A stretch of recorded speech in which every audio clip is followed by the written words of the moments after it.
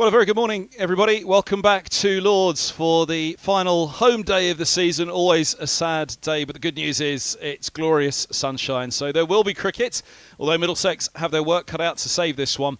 They still trail by 98 runs in their second innings. 96 for one. Sam Robson and Mark Stoneman giving it a really good start last night. Stoneman out, the skipper, just before the close, but Jack Davies digging in hard. And Middlesex, well, they'll be looking at the skies a little bit later on today, but blue skies at the moment, that will help their cause for sure.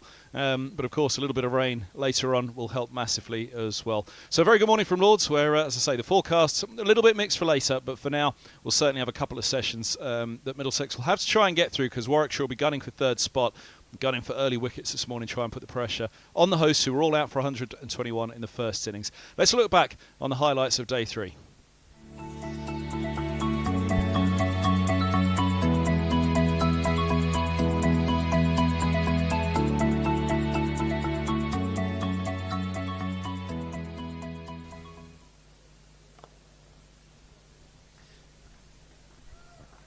Clipped off a leg stump there from Rhodes. Brings up a very well-earned 100.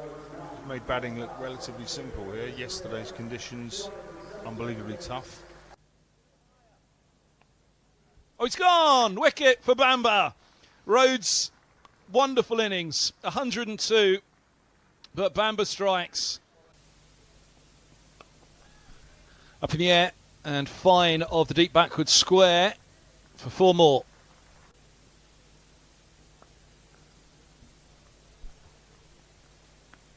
That's a lovely shot. Another boundary. Briggs is on to 89. Oh, he's bowled him. Miles comes down the track. Huge swing, looking to go over mid-on. And back down the grounds. And Murtagh has 6. Oh, he's in the air. Up in the air. Simpson holds on. No doubt at all. 99. In swing and in the air. Nice pick up that by Hannon Dolby. Around the wicket to him, rather swung into the slot. Oh, where's that gone? Yeah. Up in the air. And there he goes. Well, Helm takes the final wicket. That's it. All done for 315. And he's off the mark. First ball in the second. That's a lovely shot. Short, a little bit of width. Gets that one through. It's a lovely shot. Square drive for 4. That'll feel good. First boundary of the innings for Stoneman. Over the top of it. And he'll get 4 runs, Stoneman. Oh, full face from Robson. Very nice shot.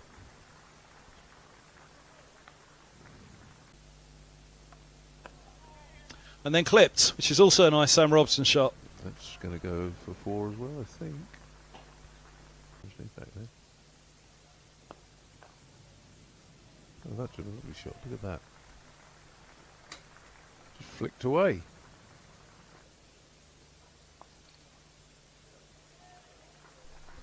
What a shot, Stoneman. Really whips that one away nicely, doesn't he?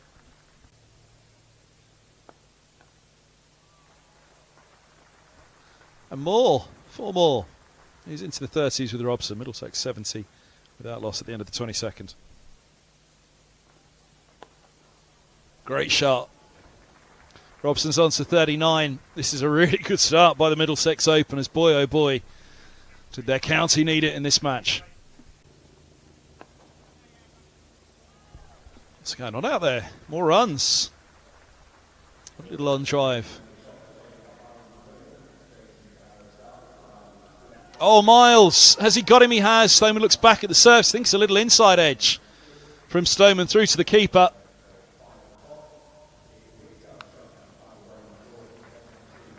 Flamboyant way to reach your 50, isn't it? 51 from 88. 8-4. A crucial one for Middlesex here. Run away by Davies. He's into double figures with his boundary.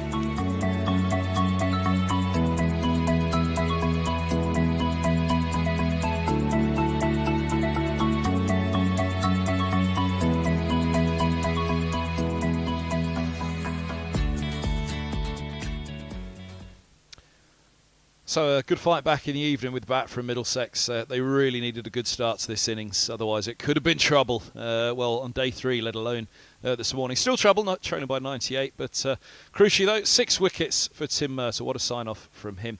And Tom Helm wrapping it up with a couple as well. He spoke to us on the overnight interview. Tom Helm, thanks for joining us at the end of day 3 here at Lord's. Tom, a decent day for Middlesex there. We've fought really hard towards the end of the day and we're very much in this one going into the 4th day.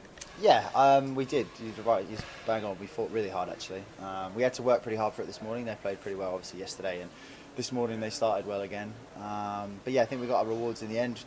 Disappointed obviously they got up to 300 odd, but it's the way the game goes sometimes. And like you said, Mickey and Rocky there fought really hard and put us in, we're still behind the game, but we're a lot better off than we could have been. So. Absolutely. In pretty tough conditions, Will Rhodes really shone out for the visitors this week. He's looked exceptional for his 100. Did he give you some encouragement that Danny Briggs coming in at 8, whilst he's got a first-class 100 before, he's not renowned for his batting, came in at 8 and made batting look a little easier, looked like conditions improved as the day went on? Yeah, I think they're different. I think with that pitch in particular, it's very much a new ball pitch. You can see when anyone gets it, most pitches are, but if you get it right with the new ball, it was really quite tricky. And then we noticed when we were bowling towards, the ball was 50, 60 overs old, it was noticeably better to bat with. So we know that, if we can put overs into their legs and get that ball a little bit older, then our lives are going to get much easier. And we're certainly, like I said, behind the game, but we're no stretch out of it. So. As for yourself, Tom, you picked up 2 crucial wickets early on in the day. That pretty much wrapped up the Warwickshire tale. How about your own form? How are you feeling at the moment? You've been in and out of the side this year. How are you feeling it's coming out? Yeah, it's so. I think I was pleased with how I went sort of before the 100 the last. I played, I think, four back-to-backs, which for my body and myself, I've not done that ever, not for a while. Didn't do heaps in the 100, and now didn't play the game down Essex. Then was unwell for the Lancs game, so I feel like I haven't played much for a little while. I don't feel at my best, but I don't feel like I'm miles away. I think this game or this innings, there were 17 overs. There were patches where I was happy with, patches or spells that I wasn't so pleased with. But yeah, all in all, not miles off, I don't think. So. Good to hear. It wouldn't be right if I did this interview in this week without talking about the old man Tim Murtagh. A quick word on him. You've obviously played with him your whole career. I know how influential he is in the dressing room, but how about the impact he's had on you as a fellow fast bowler? Well, I say fast bowler, I use that term loosely in his sense. Yeah, no, he's been magnificent. Like you said, on the field, I think the numbers speak for themselves. His record is unmatched and pretty different. But no, he's been brilliant. And he's doesn't delve too much into the tactical side of things on the field. He's more just being a bit off, patting you on the back and helping you get through the patches that you're not as happy with. But as for the off-field stuff and what goes on in that room over there, he's going to be sorely missed for sure. One last one on the state of the game, Tom. We've pretty much halved the deficit. I think we're just shy of 200 behind starting our second innings. We're 96 for 1 now, 98 the arrears. We go into tomorrow. We've shown enough fight today to show that we've got this in us. What's the attitude going into tomorrow? Just bat some more? I think so. I think it's also being positive. I'd be naive to sit here and say, we're going to win this game for sure, but there's no reason we can't. I would say it's no more likely to draw this game than to win it. So if we will be positive with the bat, and it's something we spoke about, and we were disappointed with how we went in the first innings, and I think some of the boys have got to be in their bonnet and want to put that right in the second innings, and we made a great start of doing that. So yeah, it could be a very exciting day for us tomorrow. So. Absolutely. Well, Tom, thanks for your time. Good luck tomorrow. I hope it goes well. Thanks, Fetch.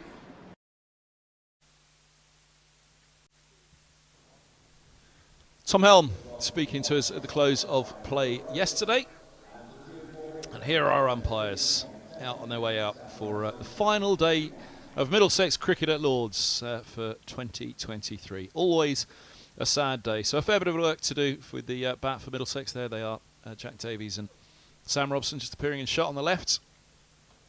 And, well, the sun is shining for the final day at Lord's. I'm not sure whether that's a good thing or a bad thing for Middlesex at the moment. The chances of winning the game for Middlesex are obviously very, very slim. It would take an outstanding day with the bat, but then probably require Middlesex to be bowled out at sea because I can't see them declaring. So would it have been better that it was just grey skies and bad light and they never got on and rain? But crucially, blue skies overhead. Middlesex will hope on this 4th day that they can get in and go big and finish the season on a high with the bat here at Lord's. But Warwickshire very much are thinking about 3rd spot this season, which of course brings prize money. I'm Kevin Hand. Alan Coleman's alongside me, Director of Cricket at Middlesex. And yeah, it was a good start to this innings yesterday evening for Middlesex, as much really as they could have asked for. It was a very good start. Good morning to everyone. Sam Robson obviously resuming on 51. Looks again very fluent, like he did up at Lancashire last week, where he really carried the batting innings for Middlesex. Jack Davies, 19 balls for his 10 runs so far. Looked pretty assured last night as well. Stoneman, 32, disappointing dismissal. Had a little bit of a fiddle outside off stump, didn't he? But it sets it up for an intriguing day of cricket here. Middlesex trailing by 98 runs and looking to bat the vast majority of the day, you would say. Potential of a few sporadic showers this afternoon, but I think, although some Middlesex members and supporters would have been praying for some rain today, I think it's great to be out there on this final day of cricket at Lord's. Craig Miles starts the day from the pavilion end. And a bit of bounce again. Through to the keeper, Jack Davies, 19 deliveries, 10 runs. That's his 20th. Just looking to dig in again, bat long. Difficulty for Middlesex today is if it is a full day's play, then they obviously need to score runs as well. If, for example, a couple of sessions batting and they're all done by tea, then Warwickshire have a chase tonight. So can't go completely into their shell. But certainly for the first hour this morning, caution will be in their mind and won't be thrown to the wind. No, and a lot of interesting possibilities throughout today. This is just coming up to the end of the 30th over, which would mean if Middlesex is still batting at that point, the new ball will be taken in the middle of the afternoon. So that will create a new conundrum. So even if Warwickshire don't make too many inroads with this older ball, or as the ball gets older in this period, that will almost be a second wind for them. A new ball due sort of halfway through this afternoon session. So lots of interesting conundrums to play out.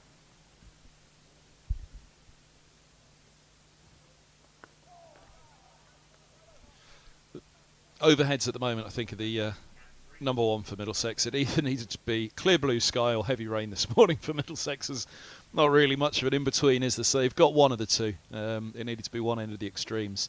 On the weather front, there is the threat of a shower around tea time. How heavy that will be, how much cloud cover it will bring with it, of course. And if Warwickshire were to get through Middlesex, what it does mean is one more bowl at Lord's for Tim Murtagh, which I don't think anybody would be against tonight, although as long as it is in a position whereby Warwickshire are chasing something and not just tapping off a few runs to secure the win. Eyes on the game at Taunton as well, 404 for 4 overnight, Somerset against Kent. Team who started 2 points behind Middlesex and 1 place behind them, second bottom. And Somerset have declared there as well, so Kent start their first innings this morning. Kent have only got 4 wickets, so have only recorded 1 bowl. Or what would have been more likely, 5 more wickets. And how far through the innings were they actually? It was about 80 overs, was it? 85? Yes, about that I think. And Kent obviously suffered the injury of Michael Hogan as well, so we're a fast bowler down during that innings.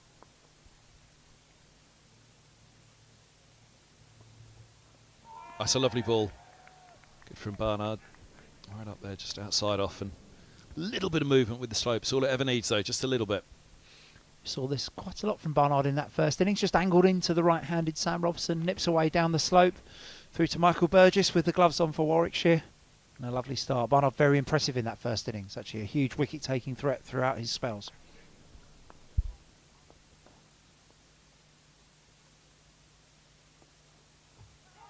Oh, and he has Robson fiddling. Follows that one a long way outside off. Drawn into it as much by the previous delivery, perhaps. Yeah, it was 86 overs, the Somerset first innings, so they had another 24 to claim those final 5 wickets, or 2 more for a second bowling point. Yeah, Hogan just 11.2 overs before he was withdrawn. Edged short of second slip. They both went for it. They had to. Second slip only really with the chance to try and get his hand underneath it, but he couldn't. Perhaps a little bit of luck that Robson needed. Barnard's been very much on the money here. First thing in the morning at Lord's. Another good length delivery. Robson just pushes forward. Falls short of both first and a diving second slip there. Chased down by Burgess. Down towards the third man boundary. 2 runs for Middlesex, 2 welcome runs. These Middlesex batters will take any run that they can get by any method. Short mid wicket in place as well. No third slip though. There is the short mid wicket. I've seen an advanced third slip with a helmet on in this game from both sides indeed, but the pace and bounce still good in the, well, what is effectively the 5th day of this pitch, because it was the one-day international as well.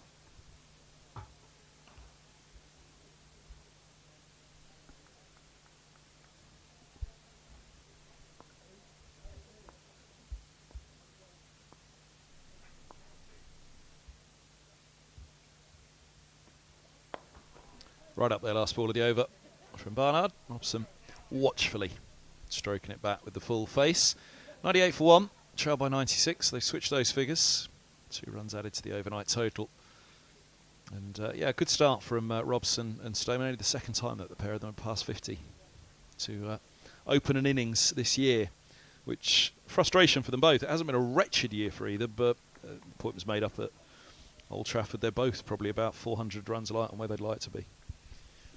I think so. 2 batters who average well over 30 in their first-class careers have both not had the returns that they or Middlesex would like this year. And I think the crucial thing has been that they haven't done it together either. They haven't had a partnership where both of them have gone beyond 50. And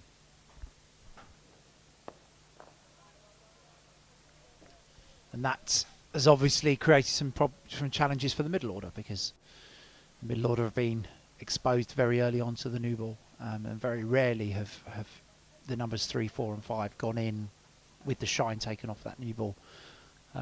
But 2 bonus points, I think, says it all. 2 batting bonus points as Middlesex have recorded this season.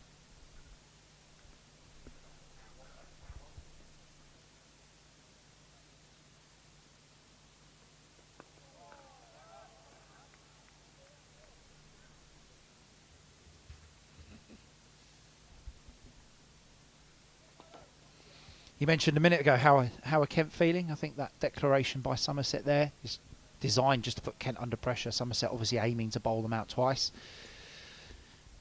Middlesex a long way away from getting a draw in this game, but to keep the deficit as it is, Kent would need to record 300 in the first innings to get their 2 bonus points, which make up for the fact that Middlesex got 3 bowling points and Kent only got 1.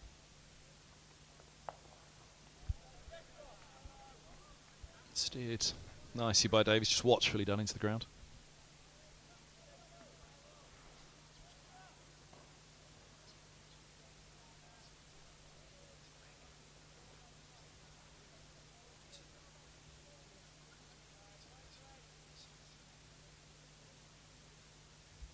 Yeah, one thing that's up for grabs, we've talked about, is prize money. Warwickshire looking at the 3rd spot there, 4 points behind Hampshire at the moment. Hampshire taking on 2nd place Essex.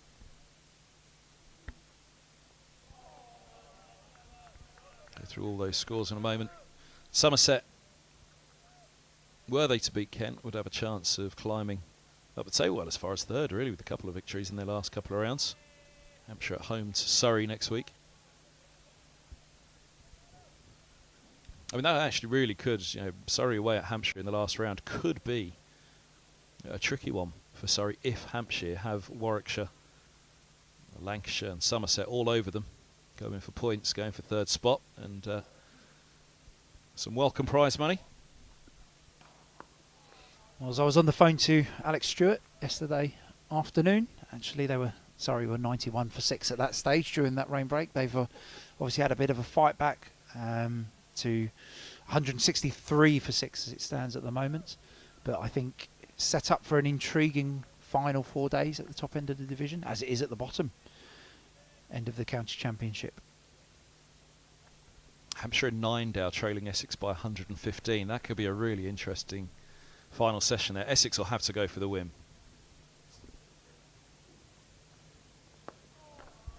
And the first wicket of the day at Taunton, as Compton has gone. So 98 for 1 here at Lord's at Taunton.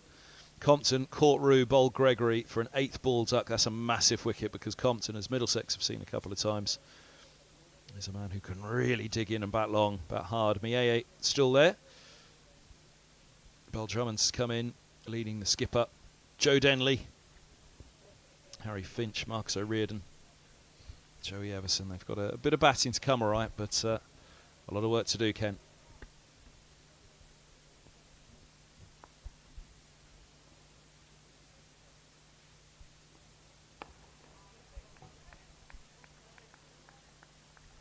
But yeah, top of the table. Interesting to see what move Essex make against Hampshire at Chelmsford. Abbas has 4, Prest has 106 from 131 deliveries. You'd almost say there, Essex, if they can pick up these final 1 wicket of Hampshire, will have a few wickets of a bit of a dart at the Hampshire bowlers here to try and build up something for them to bowl at. Robson just defends that full Barnard delivery down to Rushworth at mid-on. Do they go with Cook and Brown to open? Wesley at 3, Lawrence at 4, Critchley 5, Walter, Rossington. Lawrence, final game at Chelmsford, Well, final day of yeah. cricket. I think I'd probably be going with Sir Alistair and Lawrence with Rossington up there as well. Save Brown just to shore up that middle order, a bit like Kent did last week with Compton.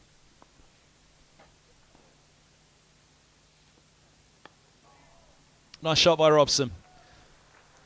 An assured push outside off. He did reach for it a long way, but the foot went a long way as well, crucially for Robson. And that takes Middlesex just over 100 with this square drive from Sam Robson. Another full delivery, but a well-controlled push through the point region. Warwickshire's point is just behind square here, probably there for more of a thick outside edge, and Robson able just to find the gap for 4 runs down to the tavern stand.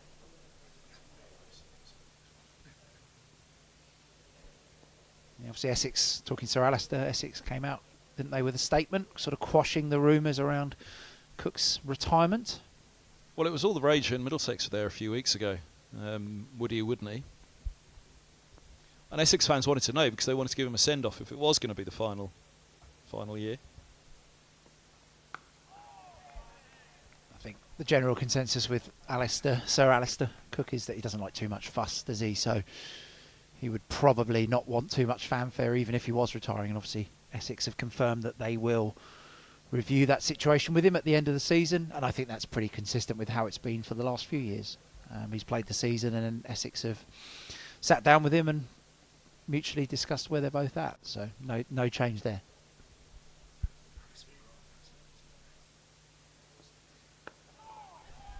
Don Topley says he asked Anthony McGrath, Don Topley, father of Reese, but one of the BBC Radio Essex commentary team as well. He asked Anthony McGrath about it, and McGrath said it'll be the same as it always is. At the end of each season, a month after the end of the season, he and Alistair Cook will get together, have a natter. Will you play for me for another year, Alistair? And the answer will be yes or no, and it'll be as simple as that.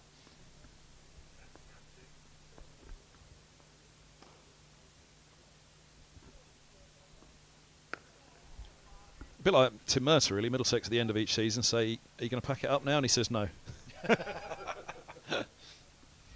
Very true.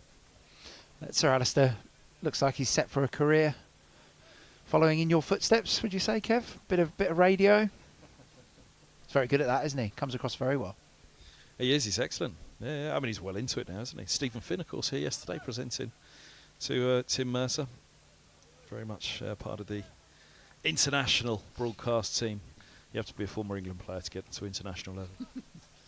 No, it's a lovely moment. Stephen Finn and Ben Scott both invited back to present Tim Murtagh with his memento.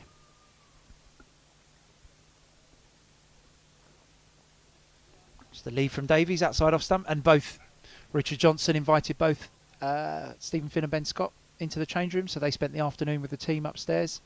Lovely moment for all involved, really. Stephen obviously announcing his retirement as well this year. He's out saying yesterday he's out to the World Cup, do some commentary out there in October, and he's another big retirement from the Middlesex, that fast bowling sort of quartet or quintet through the mid 2010s.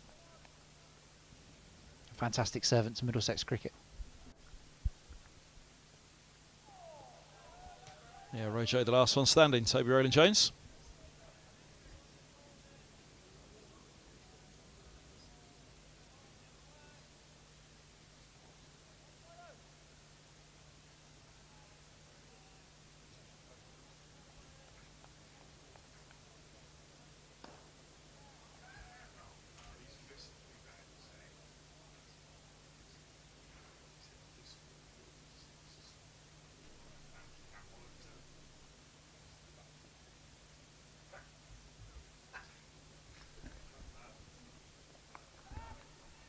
Now he's gone after that one, and this time he goes. A little bit more in it from Davies, and he sends it straight to square leg. First wicket of the morning for Warwickshire.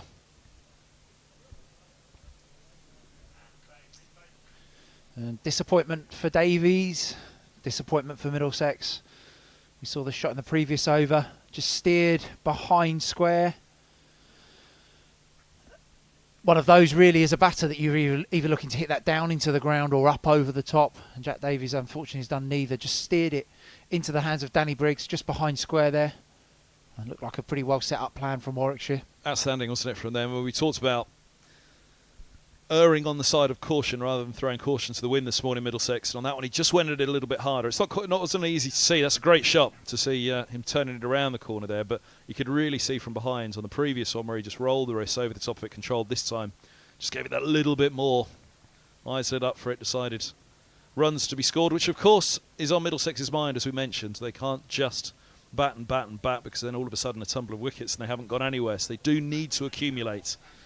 But perhaps just a shot too early in hindsight for Davies. 10 to his name and only 15 minutes played this morning. So Joe Cracknell, out he comes. I think this will be a day of a lot of twists and turns throughout. It'll be a fascinating day of Championship cricket at Lords. And that's the first twist towards Warwickshire and away from Middlesex. I think there'll be some delighted Kent fans who are following this stream as well as their own one at Taunton to see that Middlesex are already a wicket down this morning at Lords. So Joe Cracknell comes out at 4. Now he is a man who likes to get on with it. He was positive in defence at Old Trafford the other day.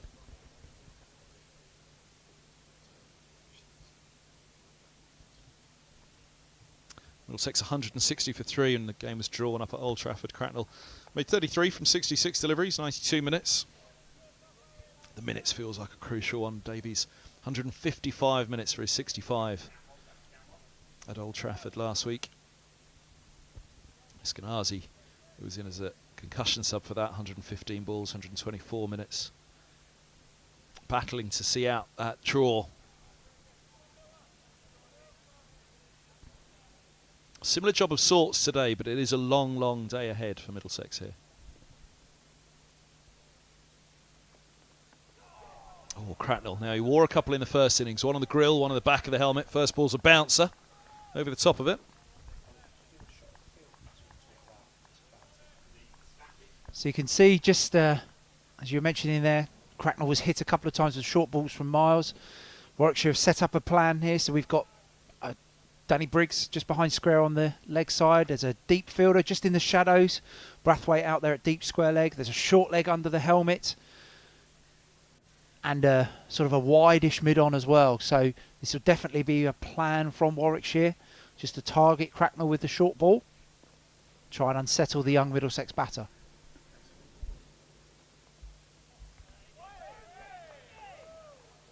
It's a brilliant piece of keeping by Burgess down the leg side. Cracknell just happy to sway inside the line of that one. And again, he's going to have to resist an inner temptation. It did feel to me when he got struck on the grill, he was caught in two minds. Natural positive intent that he has. But also match situation in the first innings. I think the positive for Cracknell in this is that probably Miles is the only bowler with the pace to consistently do this for Warwickshire. Now Cracknell's gone down and underneath that one, which is dangerous. Brings the top edge into play, gets away with it. Really in the position to play that shot. Some real uncertainty here for Joe Cracknell. Third shorter delivery on the trot. Cracknell almost, as you said, underneath it. Perhaps looking to duck the ball and then plays at it late. And the ball just loops into the vacant area at short fine leg. Plenty of encouragement there for Warwickshire, and can perceive that that will be a plan for a little while. Let's have a look again.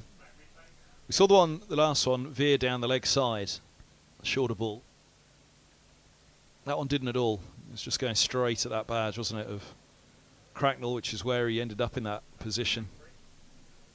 And again, the slope can do that, so you think, can I sway inside this one, can I let it go? It did look as though he was caught in two minds again, Cracknell, didn't it?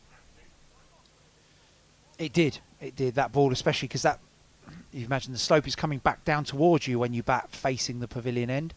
And that ball was on the right side of Cracknell's head as it was being sort of coming through to him. So it would give you that uncertainty of how much the ball's going to nip back. Do I need to play? You'd assume from Barnard here the challenge for Cracknell is again going to be much more around that front foot, that front pad, the forward defensive. And Miles will continue with this short ball plan, no doubt, to Cracknell. There'll be some interesting choices for the young Middlesex batter to make when he gets back to face Miles from the opposite end.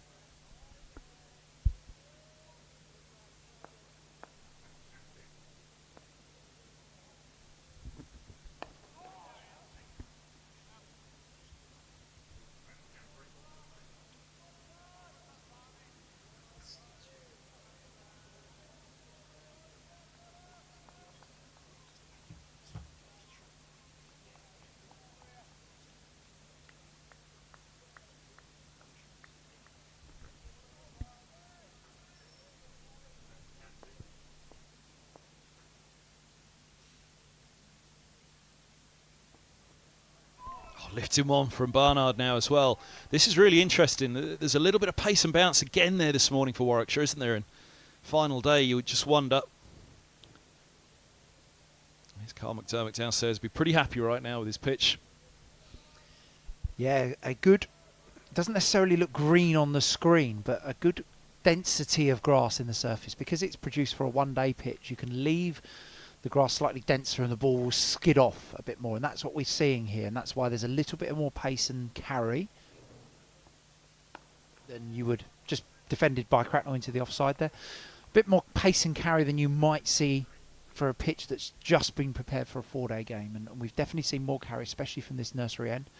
I think the challenge from the other end is the ball does tend to skid at you a little bit more at Lords, so you know, the viewers on the screen might be saying, well, why doesn't Cracknell just get underneath the ball? But sometimes a bit of a challenge at Lords because the ball does skid at you a little more than perhaps at the Oval where the ball will bounce a little more. So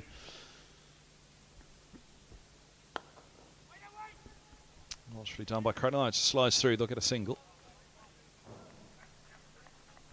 And one of the challenges, how many times has Cracknell faced a Duke's ball at Lords? It's one of the unique Middlesex challenges, isn't there? Batters don't get a huge amount of time out there in the middle. Somebody like Sam Robson, obviously very accustomed to every pitch across the square, you would say. But for the younger guys, it can take a little bit of time to adapt. Just unsettles your balance a little bit and understanding the differences of how the ball bounces. End of the over, 104 for 2.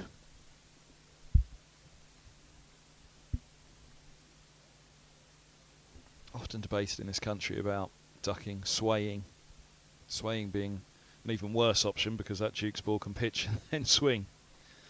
All of a sudden it starts to follow you, and that's something else here at Lords, of course, with the slope that can be an issue. Is it going to seam? Is it going to swing?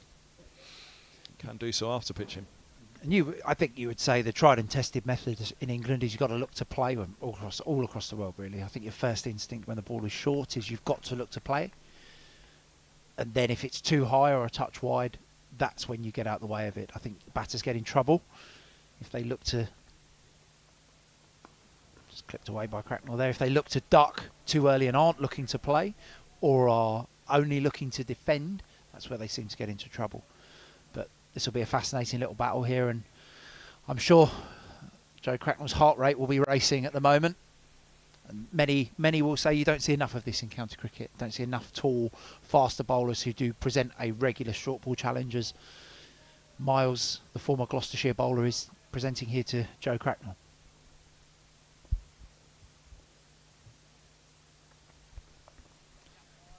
Goes after it this time and gets over the top of it.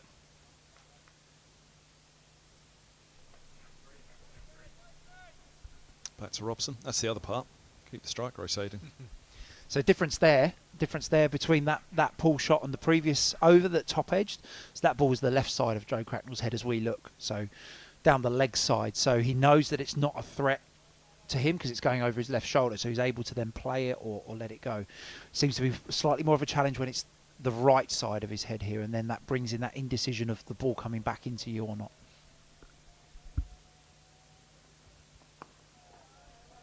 Interesting score at the Oval. Surrey 169 for 8. They still trail by 188. Folkes is still there on 35. Overton's gone, so is Worrell. They've both fallen to white. Would they enforce the follow-on? Not yet. Well, of course they would at Northamptonshire, but will Surrey get themselves into a mess, I guess is the question I was going to ask. Surely not. Yeah, Northants will no doubt, if they can take these next 2 wickets for less than 37 runs, will no doubt be enforcing the follow-on at the Oval.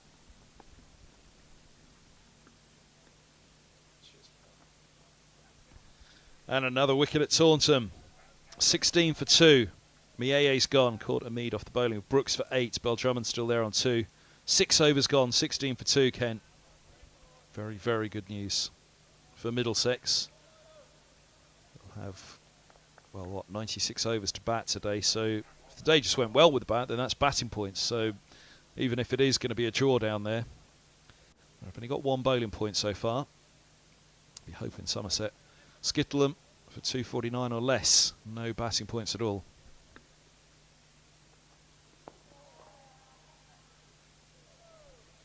Just clipped by Robson there. Fuller delivery from Miles than we're seeing towards Cracknell.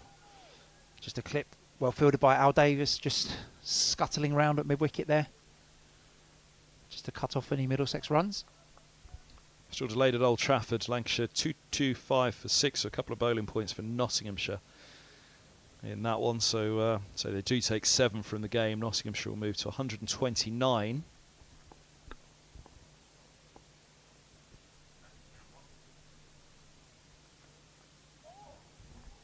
Middlesex were able to get out of this one with a draw. They'll move to, what, 103? So they go into that game a long way behind Nottinghamshire. They'll be safe tonight then, Nottinghamshire, if they take the draw from Old Trafford. And if, well, Middlesex and Kent, they're as good as safe now, aren't they? Because Kent aren't winning that game down at Taunton from there. So Nottinghamshire next week will be eased of any woes of looking over their shoulder at all.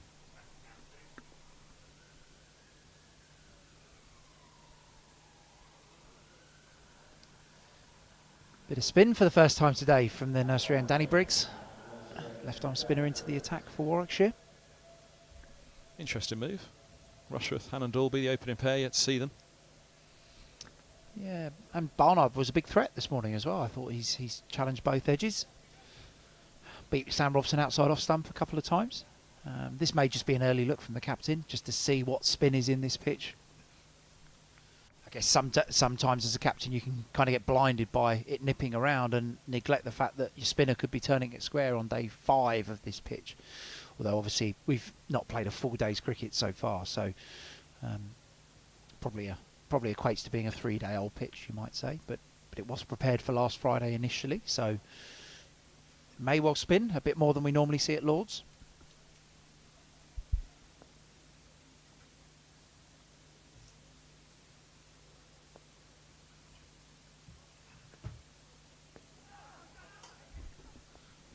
Little yelp from Briggs. Missed out on his century, gone for 99. We're making the point that perhaps the wicket of Miles had unsettled Briggs when he charged down the track and was bowled by Murtagh. Looking for that single for the century, worried that wickets were running out at the other end. I think with the intent that Miles showed with the one that he was bowled with, that ball could have ended in St John's Wood High Street had he connected, because he did throw everything at it.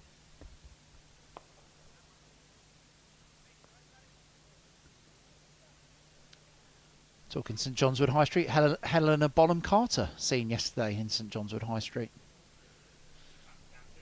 Harry, are you a Harry Potter fan? Kev?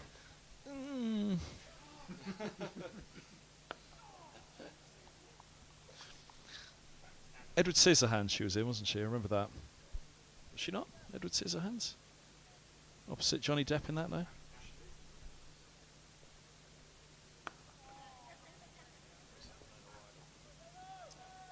Just a punch off the back foot there from Cracknell, just wide of mid-off for 1 run. Was that Winona Ryder? Winona Ryder it was, wasn't it? was the love interest in Edward Scissorhands. Not actually sure I've even seen that film, to be honest. But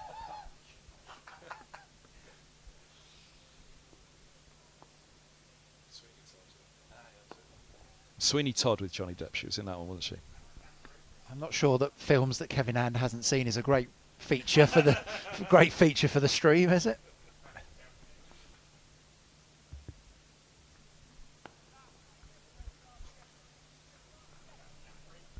A local of these parts, I think, isn't she? Yeah.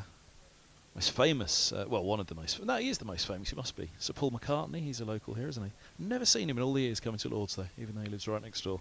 Seen him in the gym a few times. Has been known to use the gym at the top of the Lords? indoor school. Really? Yeah, Ah. he is, yeah. But I think when you're Sir Paul McCartney, you probably get in anywhere.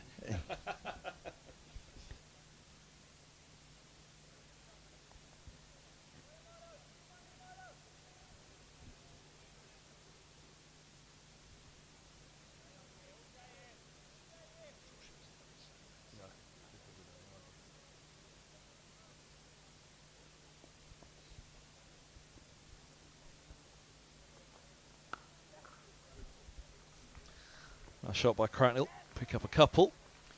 It's a lovely punch up the slope there. Just square the wicket up the hill towards the grandstand. Nicely controlled by Joe Cracknell.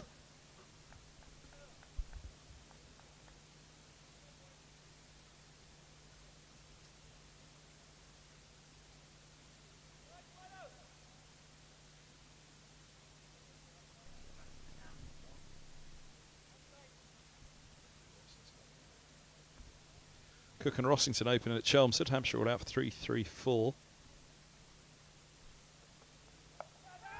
All goes after that one as well.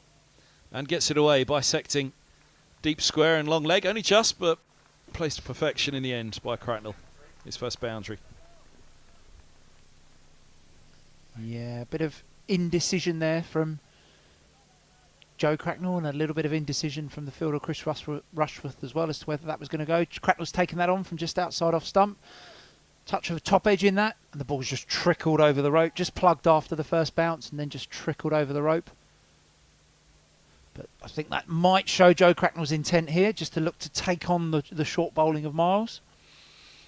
As we said, Brathwaite just patrolling out in the shadows at deep square leg, with a couple of catches as well around the corner. I think Miles will pursue this tactic for a little while longer. Oh, look at that lovely scene. I'll soak that up right now. As I was saying to Selv yesterday, it's a long way to next April, isn't it?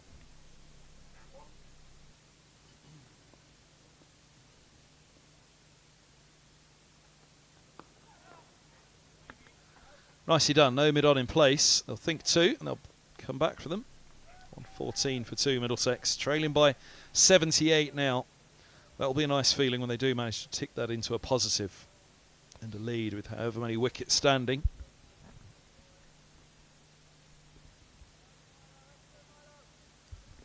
A match to this point which it feels has been defined by the toss. I know Middlesex won't hide behind that, but first morning, everybody was focused. 10 o'clock, who's going to win the toss? Cloudy morning.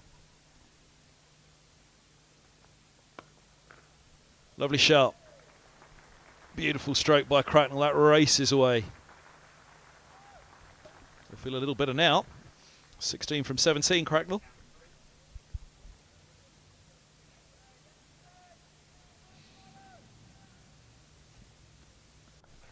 Obviously the rain has, outwards just slightly damper, so that one just trickles over the rope despite being pretty well timed by Joe Cracknell. Lovely extra cover drive there.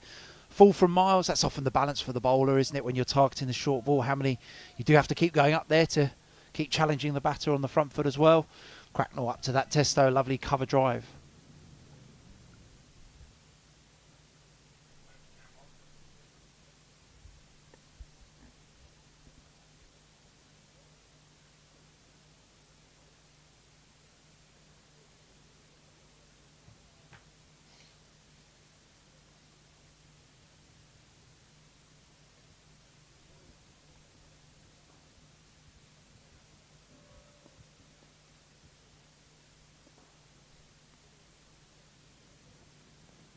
Around the wickets, Cracknell, he goes up in the air with it. and departs. Miles celebrates. Cracknell takes him on. Falls to the trap. Around the wicket, he gets the leading edge. And a third wicket of this Middlesex innings. 2 in this final morning in 35 minutes. We said it looked like Cracknell was going to take on these shorts deliveries from Miles. That one just looks a touch high. Ball coming across him from Miles as he's changed to go round the wicket. And Cracknell has just hit that straight up in the air, caught by Michael Burgess.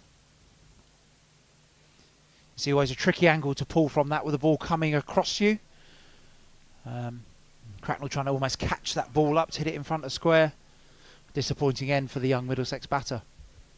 The lack of a mid-on has probably got him excited with that one. He'll have known what Miles was thinking coming around the wicket. He'll have expected the shorter ball. No mid-on in place. He'll have just thought, keep it in front of Brathwaite in the foreground there. But underneath it, and back he goes. So out comes Higgins on 20 for 3. Still trailing by 74, Middlesex. Higgins, who more often than not is on the side of positivity as well. Saw him counter at Old Trafford last week. Robson needs a partner this morning as well. That's the other thing. Needs someone to stick with him. Robson going nicely on 58 from 109. Seen a couple of wickets fall at the other ends. Higgins, the player of the year so far for Middlesex. Bat and ball. He was leading the charts as they went to Edgbaston, wasn't he? Leading wicket taker, leading run scorer going to that game at Warwickshire. Ethan Bamber's got ahead of him with the ball now, but didn't take away for what a wonderful season it's been for Higgins personally. He'll want to end it on a high here at Lord's. And he'll want to support that man, Sam Robson.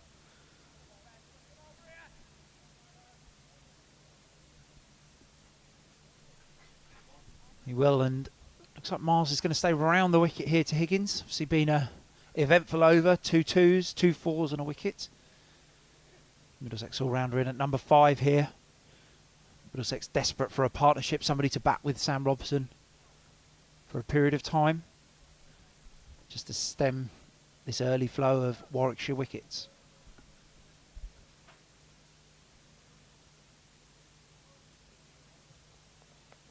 Oh, wow. That's nasty from Miles. Higgins wears it somewhere.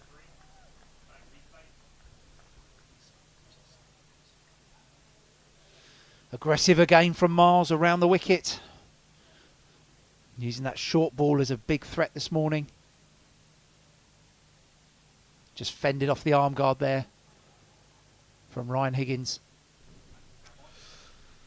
Yeah, went off injured with that side injury.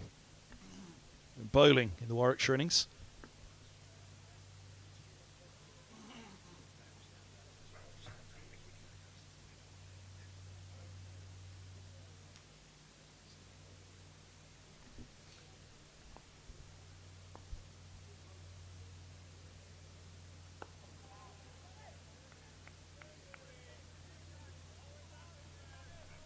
Still haven't seen Hannon Dalby or Rushworth this morning. Ball only into its 39th over, so Briggs in his 3rd over now. I do wonder. With a new batter at the other end. Rushworth and Hannon Dalby would be itching to get into the attack, you'd have thought.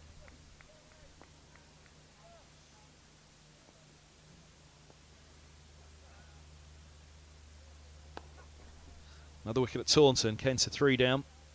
And a wicket at Chelmsford as well. But Taunton first. And Kent are. Beltramond has gone there. 3 down.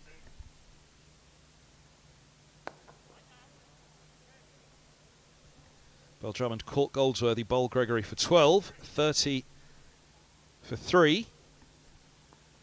Leaning still there on 2.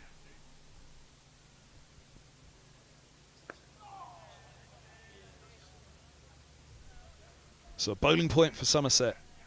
Crucially, this will be damaging Kent's chances of getting many batting points today with a slow start.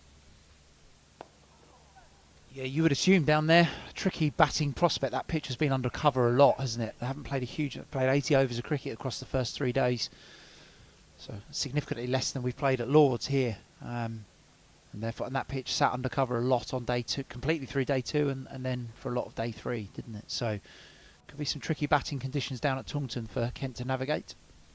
Mentioned the wicket at Chelmsford, but very quickly a wicket at the Oval. Laws caught an air, bowled Sanderson for 7, 176 for 9, trailing by 181. Folks still there on 39. Surely Northamptonshire aren't going to upset the title race at the last.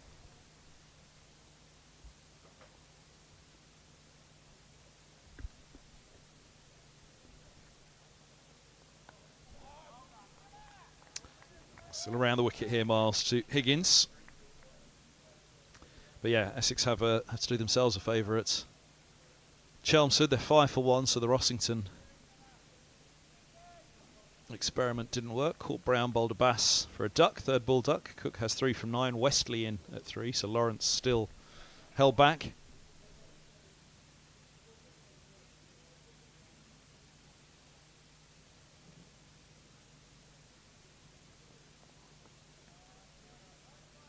Just down the leg side from Miles, persisting with his short ball around the wicket tactic to Higgins. Yeah, it's all with the Essex Hampshire one, all well and good. I'm sort of sitting here saying they'll go out and go for it, but 2 international bowlers to do it against: Kyle Abbott, Mohammed Abbas, one of the finer opening bowling pairs in county cricket at the moment, you would say, consistently over a period of few years. So no easy task for Essex to move that scoreboard on.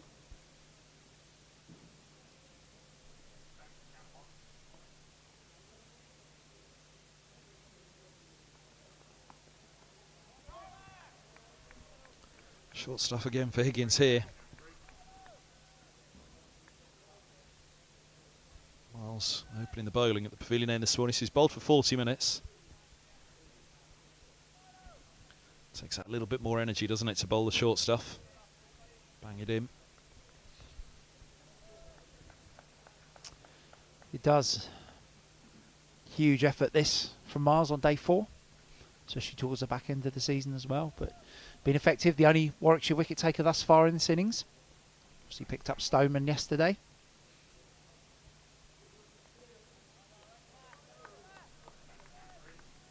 It's obviously a tactic that sort of re-emerged in the game this year, isn't it? We saw it a lot in the Ashes, didn't we, earlier on in the summer? England used the short ball theory a lot. Got bemoaned a little bit by the paying public. Said it was a bit boring to watch. But it's proved successful for Miles this morning in Warwickshire.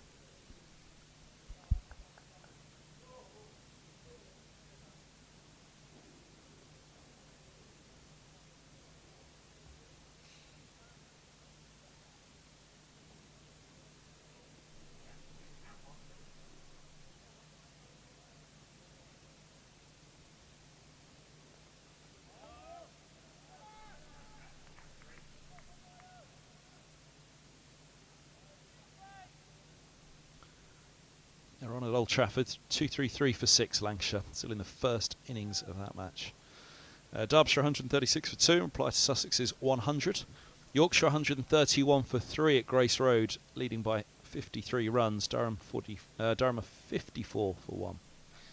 Reply to Worcester's 313 for 9. So can Leicestershire force the victory at Grace Road today, which Worcestershire not going to pick up a win, you wouldn't have thought, at home to Durham. Takes Division 2 promotion to the final round. Durham up and up as champions, confirmed yesterday. Having confirmed their promotion last week. 120 for 3 here. Higgins 0 from 7.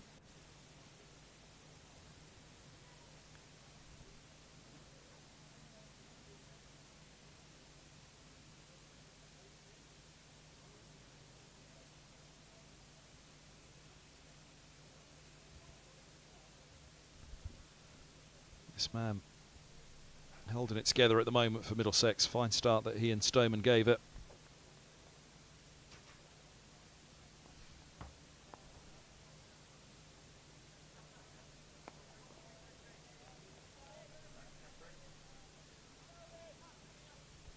What would he give for a second century of the summer right now? What would Middlesex give for Robson to get one?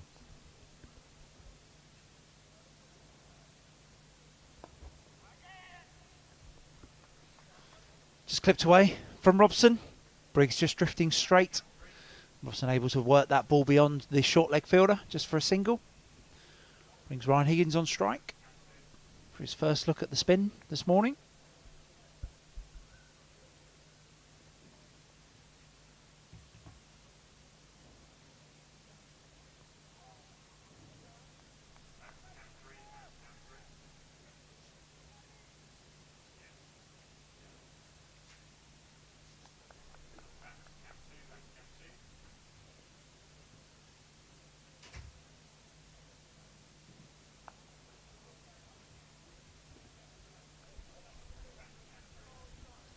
Next stat I'll have to reach for is how long Higgins has been on naught for this season for Middlesex. It won't have been long.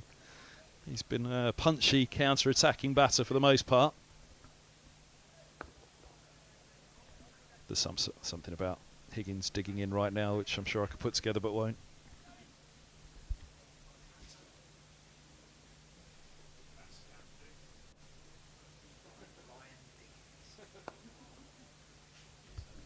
Well, if he saves the game, he'll be Ryan Diggins tonight, won't he?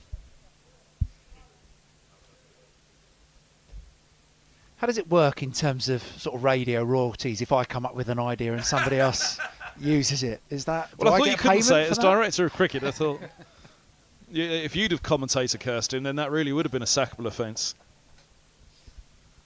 So I didn't put it on you. But full credit, there you go. Another wicket in Taunton.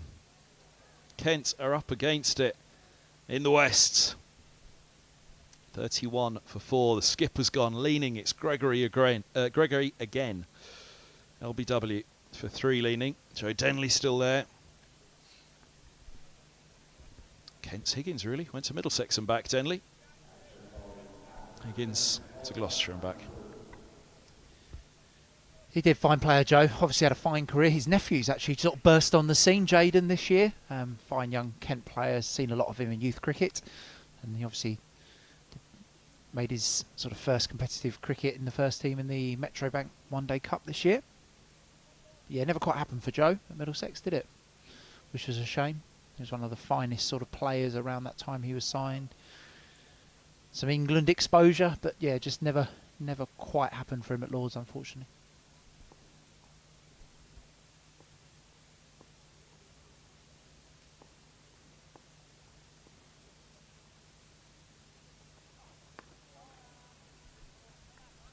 Hannon Dalby into the attack. First look at him for this morning. Miles, obviously a opening spell, picked up 2 wickets. This will be a very different threat now, I would say, for the Middlesex batters. Obviously, Hannon Dalby's got the ability to bowl the shorter ball, but Miles, the quickest bowler on show, has proved a real threat with that short ball tactic for Warwickshire. I suspect we'll see that throughout this afternoon and later this morning as well.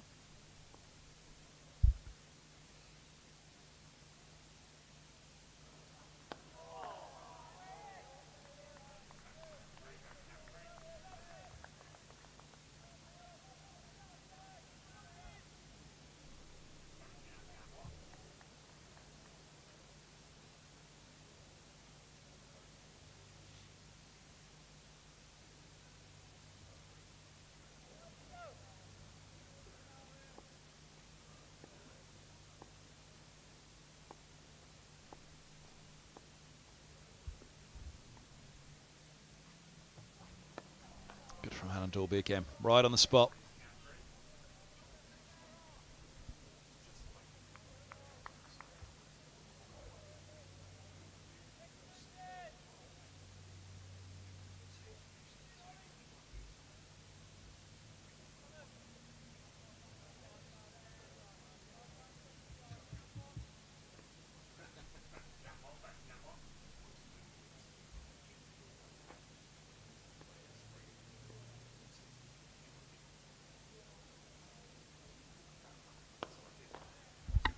Lovely shot down the ground from Robson. Shot of the morning so far.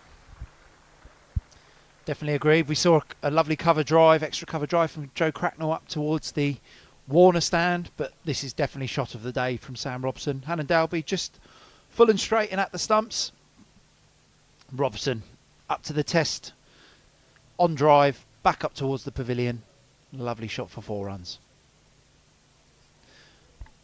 I do miss, though, I'm going to say I miss the rope not being up the top of the slope at the pavilion. You know, when I grew up, there was the rope. You had to hit the pavilion. You had to hit the pavilion to get 4, and you got the ball trickling up the slope.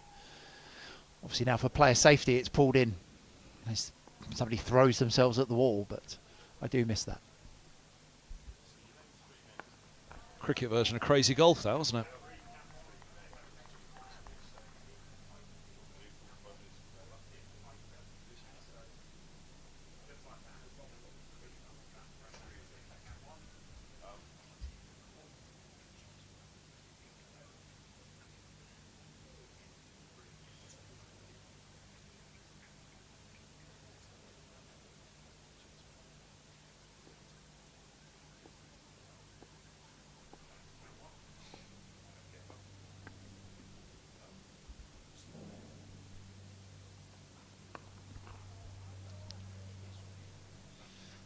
Just a back of length ball to finish from Hannon Dalby. Middlesex 125 for 3 off 42. 69 behind. Robson 63 off 123 balls. Played a wonderful hand here so far for Middlesex. Middlesex hoping that continues well throughout this morning's session.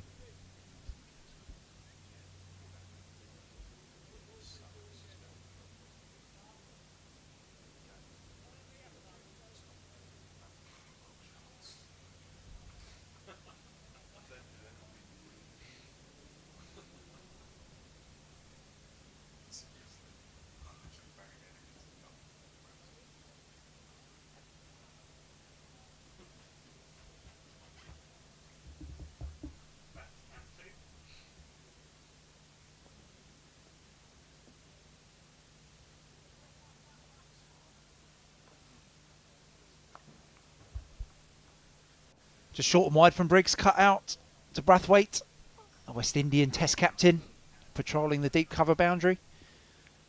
Higgins off the mark. 12 balls it took, Kev. You did ask that question in the last over. Have you looked it up? No. I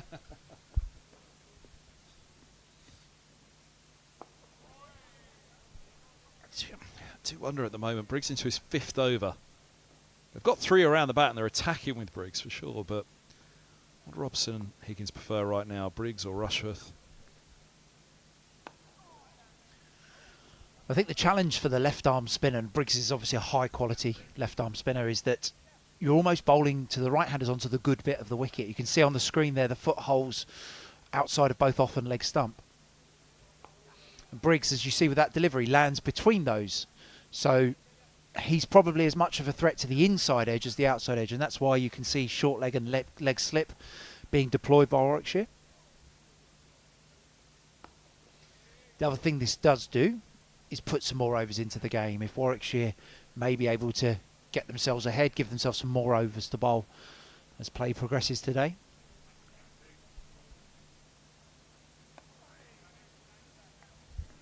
Accelerate the move towards the second new ball. End of the over, 126 for 3.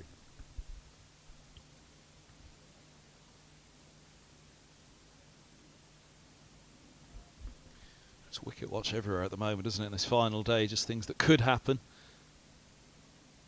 Essex need to make it happen at Chelmsford if they're to catch Surrey. And again, a victory over Hampshire would actually help them, because Hampshire will want that higher placed finish this season, so they'll want to beat Surrey next week at Hampshire to finish things off. So there's a real incentive for Essex at Chelmsford today. Problems again with the bowlers' leap at the pavilion, and we had this yesterday. Yeah, it's been a challenging part of the ground. This obviously a lot of rain has got onto the outfield across this game, and although obviously the grounds will do a fantastic job, but just a bit of a hole worn away. Is that Ryan LaRue there, I think, managing the repairs, assistant groundsman to Carl McDermott here. They've done a fine job this year, the Lord's ground staff again, as they always do. No easy task. Just a few running repairs to the foothole for Hannon Dalby there.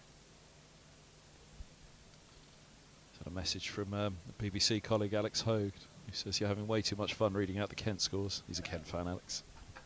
It's the commentary there as well. Well, Connor, you can't see the celebrations that Kev's doing off screen either here, so There is a lot of enjoyment being had. Little fist bumps.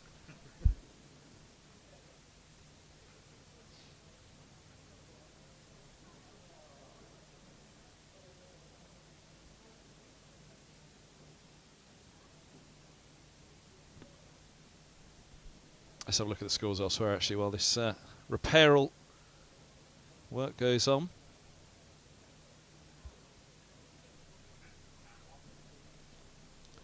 Quite the job. So Chelmsford 15 for 1. Essex, they lead by 128. Westerly 7, Cook 6.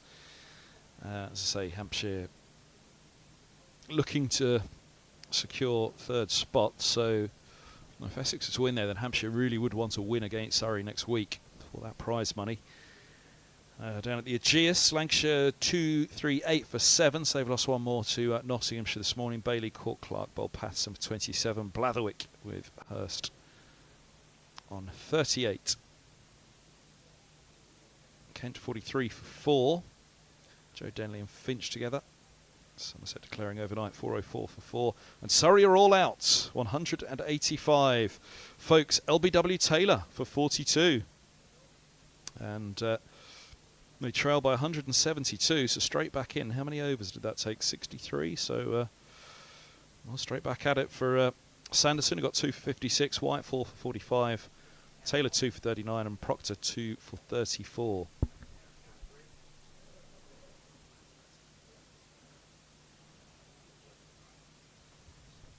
Northamptonshire not mathematically relegated, but it would take 2 enormous wins and 2 heavy defeats for Kent and Middlesex in the final 2 rounds. So it's as good as down, but they could have a say yet in Division 1 on other matters right up at the top of the table. Looks like they've bowled about 11 overs there this morning. So you would assume that just over 80 overs left in the day. Obviously they'll lose 2 for the changeover, so about 82, 83 overs left in the day at the Oval.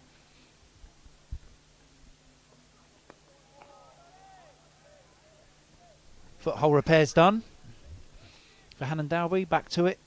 Back to that usual nagging length that we expect from the former Yorkshire seamer. Now been at Warwickshire for 10 seasons or more, actually. This might be his 11th season at Edgbaston. And Essex are at Northamptonshire in the final round, aren't they?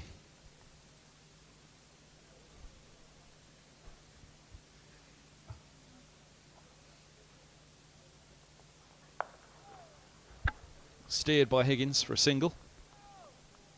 Just over the top of it, not going hard at it.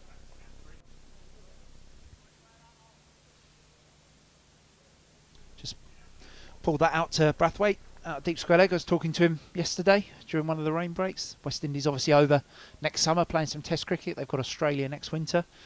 And then they'll be over here after the T20 World Cup for some Test matches.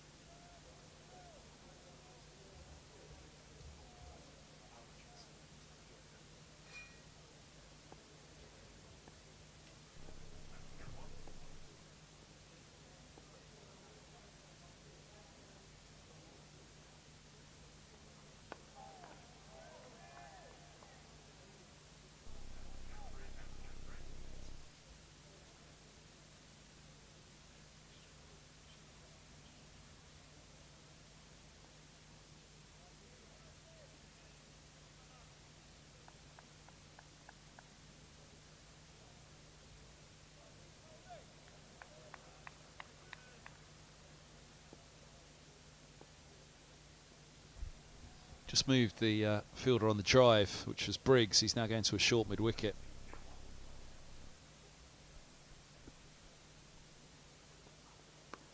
So that's put right up there by Hannon Dalby. You can see there just Warwickshire only employing 4 fielders on the offside. So a first and second slip, a man just behind square on the offside and a mid-off. And then it's the leg side field, which really shows indicates where Hannon Dalby's looking to bowl here. Very full, very much at the stumps. Catcher at short leg, a catcher at this kind of just off the pitch at a straight mid on, very straight mid on, then another mid on, and then deep square leg and fine leg.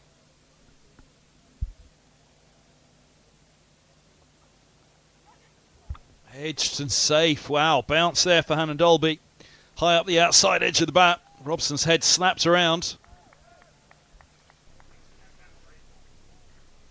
As we just said, 2 slips in place, only 4 fielders on the offside. Warwickshire trying to bowl a straight line. Had a man been over, would he have been at 3rd slip? And would he have caught this? That's from very straight that. Looks a catchable height, hard to tell the angle. 4 very welcome runs for Middlesex and Sam Robson.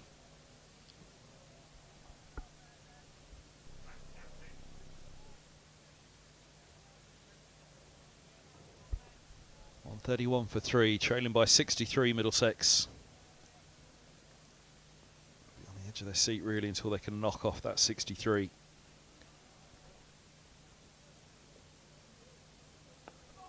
Then look at the wickets column. How many are still standing at that point? They'll hope 7 still standing. A lot of cricket still to be played here at Lords and around the country today. Oof, there's the first real ripper from Briggs, which won't come as a welcome sight either.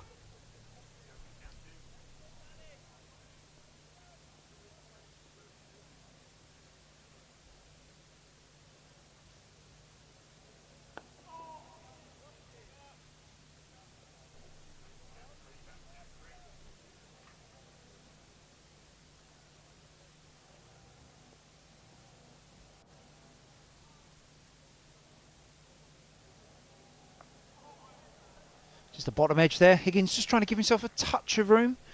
Covers back on the boundary. Brathwaite's been patrolling that boundary all morning so far. Higgins just looking to work the ball into the cover region, but a bottom edge.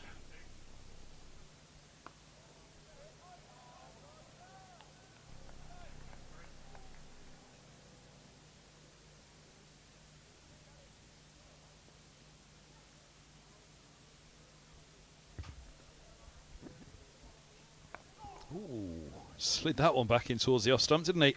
Higgins nicely in behind it. End of the over, 131 for 3. That's the sort of ball you expect to see Briggs bowl more in the white ball form of the game. Obviously got a fantastic record in both white ball formats. And that's kind of what he's known for, just sliding the ball back in and cramping the batter. Nearly deceived Higgins, but the Middlesex all-rounder just up to the task.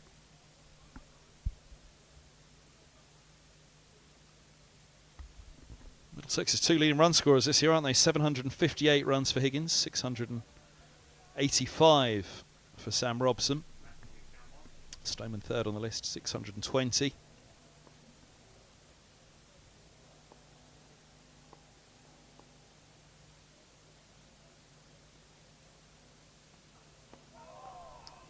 Comes back in to Robson. He's played it well, played it late.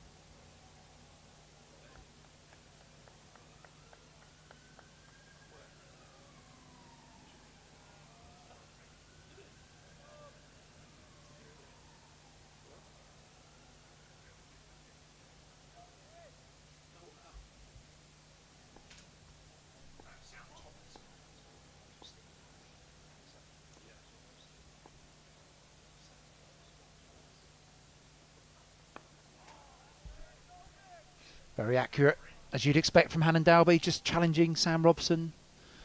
Do you go back, do you go forward? A great length from the tall seamer there.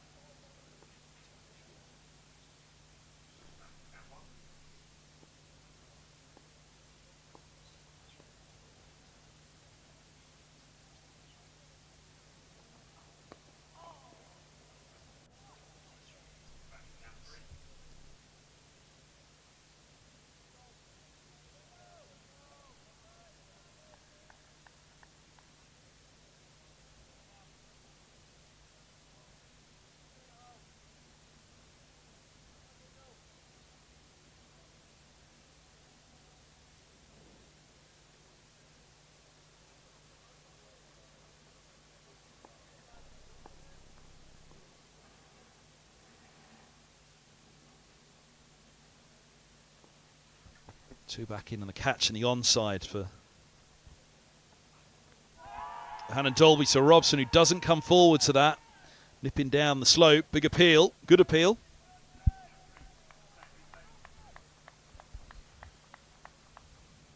Yeah, as you rightly say, Kev. Big shout from Warwickshire, nipping back down the slope, this delivery. Just catching Sam Robson on the bottom of the thigh pad. Going over, going down. But just a warm-up of the vocal cords for the Warwickshire slip cordon. I reckon they'd still have gone upstairs though, wouldn't they? On the off chance. Umpires call it very, very best. But you can see the ploy, those two in close on the onside, almost putting Robson off, plunging forward there. Back to Briggs. Still no Rushworth. Stands at mid-on, not warming up yet. Oh, that was into that foothold, but starting wide, that it's not a problem for Higgins. I think that will create the when Middlesex do lose the next wicket, hopefully not too soon. John Simpson coming in as the left-hander, that's really for Briggs when the footholes will be into play. So Briggs will obviously come over the wicket and bowl into the footholes as you look on the screen, just sort of behind Ryan Higgins. But Middlesex blessed with right-handers here throughout the innings. Chopped away, fine at the backward points. Higgins may have his first boundary. It's a damp outfield, as we've been saying, but it does continue away down the slope, meaning a long, but in the end, fruitless chase. On first look, this didn't look that wide from Briggs. Yeah, not too wide, just enough room for Higgins just to drop his arms through the ball, steer the ball behind point. Not really what the fast bowler wants in between his rest, between his overs. Hannon Dalby just having to chase after that one down the slope towards the tavern stand for more welcome runs for Middlesex.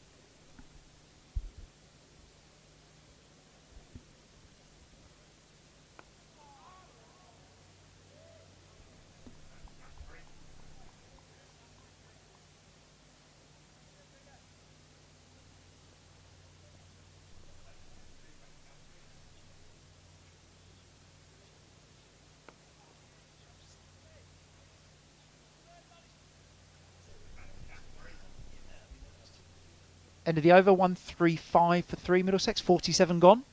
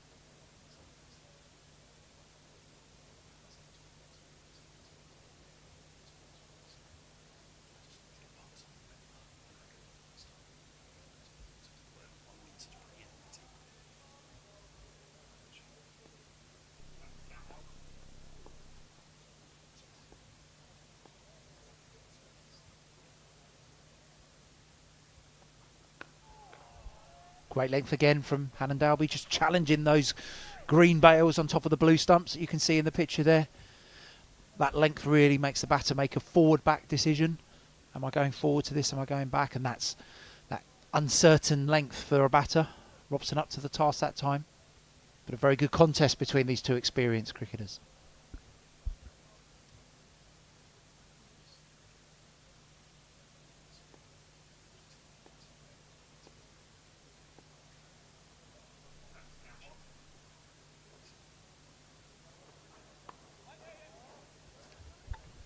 It's nicely steered away by Robson. So he takes the strike as well.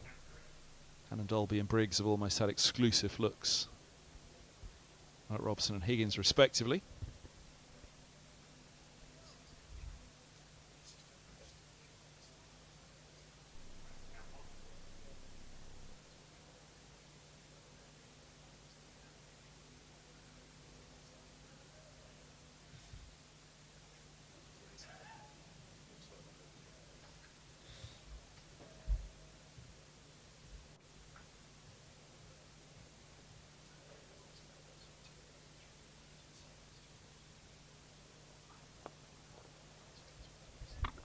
Nicely steered again by Higgins, just getting a little bit too full and straight there, Hannon Dalby.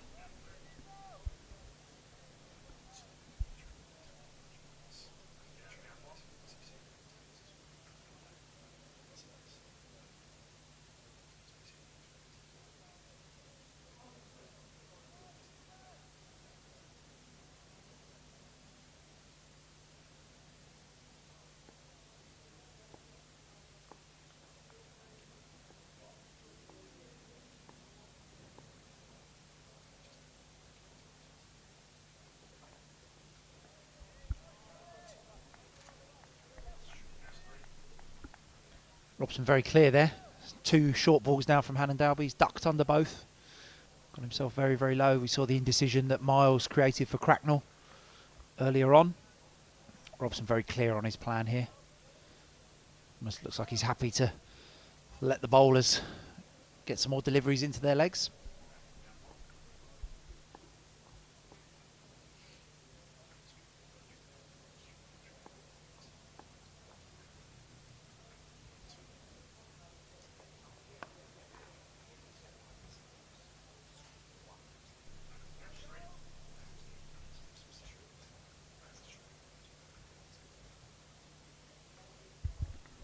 On 37 for 3 after 48, so we've had an hour and 10 minutes. No overs to be made up on the final day. It's 96.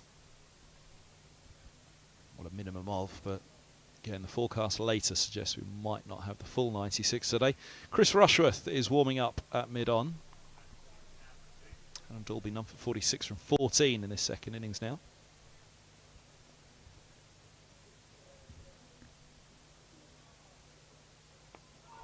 It's a nice start for Briggs to the over. That's where he wants to leave it.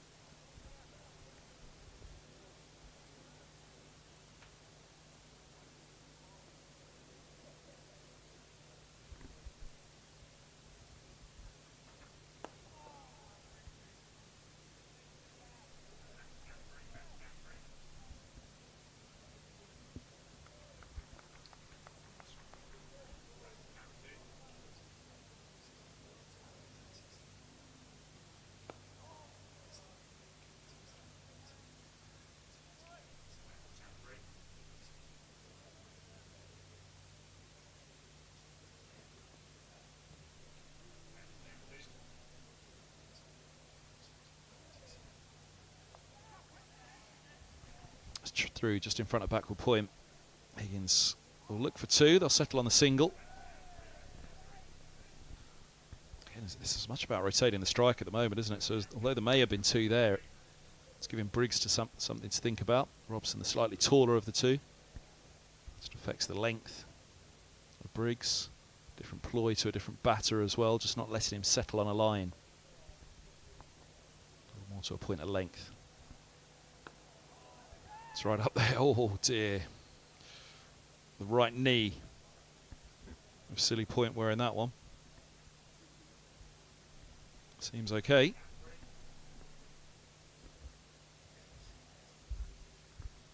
Yates under the helmet. Change the sides.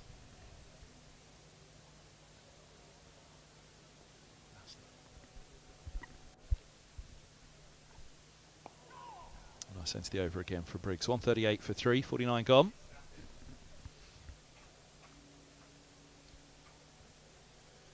What a beautiful sight for the final day of cricket at Lords this summer, final day of any cricket at Lords this summer. As we've been saying, that rain, if it were to come, some sporadic showers from the southwest today, that would be between the pavilion and the floodlight on the right hand side. It's generally where the rain will come from if it does come today, but a beautiful spectacle at the home of cricket. Almost looks like it's been painted on that background, doesn't it? The backdrop there. Fluffy cloud for now. Is fluffy cloud a technical term? Are you a meteorologist? Very. Oh, the Simpsons cloud if you want. Not John Simpson.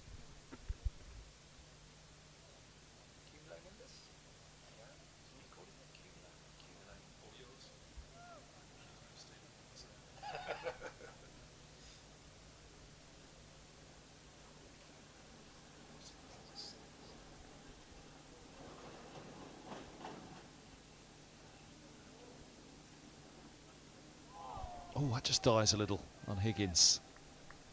Back and across, belatedly perhaps. Some good signs here for the bowlers.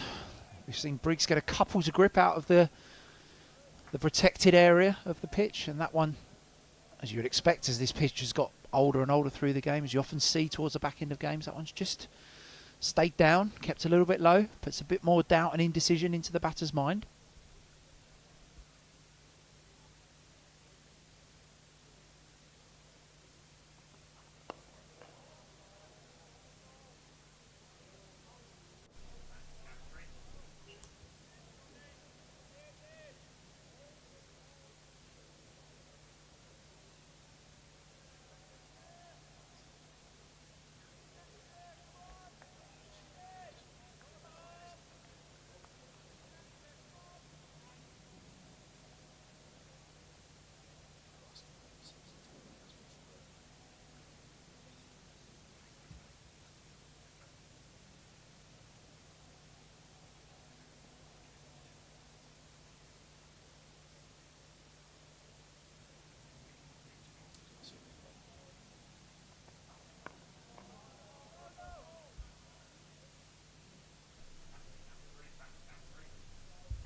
Essex 34 for 2. Cook's gone.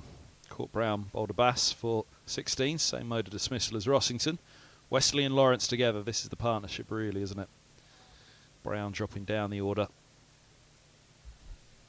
Suspect Paul Walker, seen him a lot in the T20 cricket, can hit a long ball. Critchley very positive as well. So still some tactical decisions there for captain and coach to make down at Chelmsford.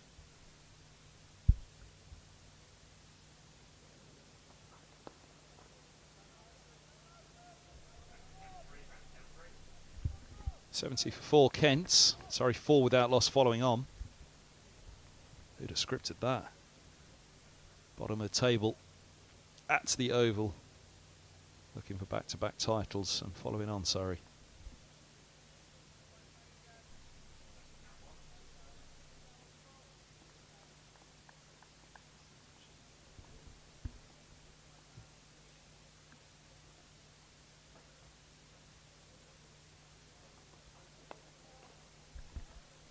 Quite move the feet to that one, Higgins.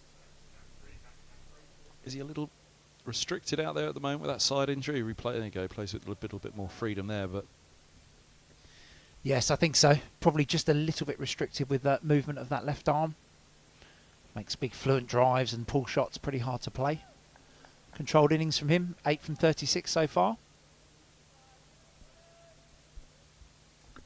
3 close catches on the onside. You'll see one on the drive first of all, and then 2 short mid wickets alongside him, but a bumper to end the over. Higgins happily underneath it. 138 for 3. End of the 50th over of the innings. 30 to the second new ball, and 40 minutes to lunch. So yes, midway through the afternoon, Middlesex will hope, not 30 overs time, they'll be somewhere around 30, 40 runs ahead at that point, but again, it'll be all eyes on the wickets column. Talking of lunch, lamb jalfrezi for lunch in the final day in the players' dining room. Richard Johnson, Middlesex head coach, has requested it from the kitchen team, and they've delivered. Bit of uproar in the changing room this morning about that. Normally, bit of fire in the belly when they come out to bowl later. Richard Johnson, a big fan of his Indian food, and players often get a steak on the last day of the season, and oh really? it's caused uproar. Murtagh's last day, and he's not got a steak. What?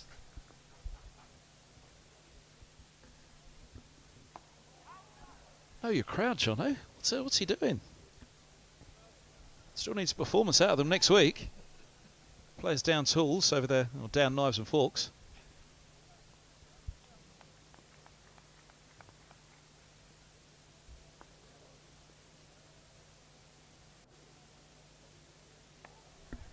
Bit of width there.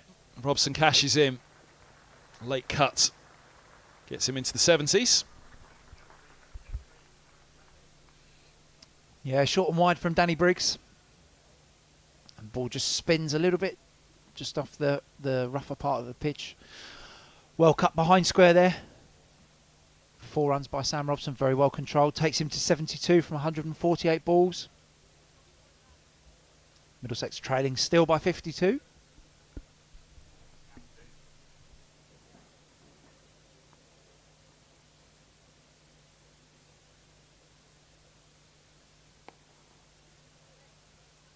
A bit of news out this morning. Sue Redfern to become the first female umpire to stand in a men's first-class match. She'll stand in the Glamorgan Derbyshire match at Sophia Gardens next week.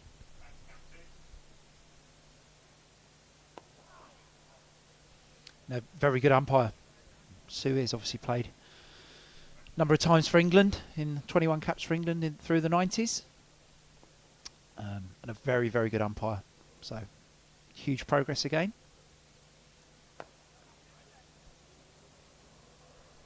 In the world of cricket and umpiring, great to see.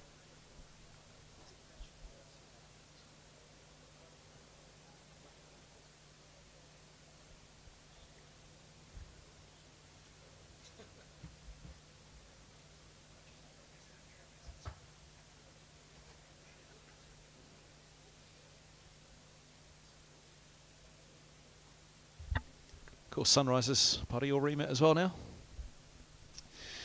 Yes, they are. It's a bit of oversight over the professional women's team that Middlesex, along with Essex and Northants, take responsibility for the London and East, as well as all of the national counties from sort of Hertfordshire up to Norfolk, so quite a big region. Finished 4th in the Rachel Hayhoe Flint Trophy this year, which is fantastic progress from where the team have been. Coach Andy Tennant came in, former Scotland international, has done a brilliant job. Saw a change in the captaincy. Kelly Castle stood down from the captaincy. She's done a very good job in some very challenging circumstances over the last couple of years. Darnay van Niekerk, South African cricketing legend, took it on. A fantastic acquisition for the Sunrisers for next season as well. And then Grace Scrivens took it over when Van Niekerk injured her hand in the 100. Grace, one of the more high potential female players in the country, but a really, really good season. Oh, bounce for Rushworth straight away, replacing Hannon Dolby. Smile from Higgins. He wore his first one on the arm guard, didn't he? He did. Just a bit of extra bounce there from Rushworth into the attack from the pavilion end.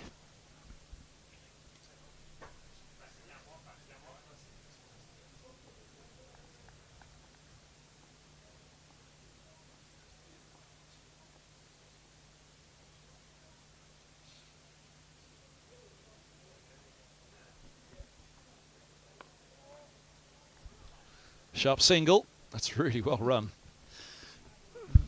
Very, very well run there. Higgins just drops that at his feet. Shorter delivery from Rushworth. I was a bit worried there that Robson was a bit unaware at the non-striker's end that he was going to be called through. Just keep your eyes on Robson here. Yeah, a little bit of a shuffle, a little bit of a Sam Robson shuffle there, but comfortably through for a single. He's used to opening with Rocky Stoneman, isn't he? Has to be on his toes. Quickest runners around, Stoneman, isn't he?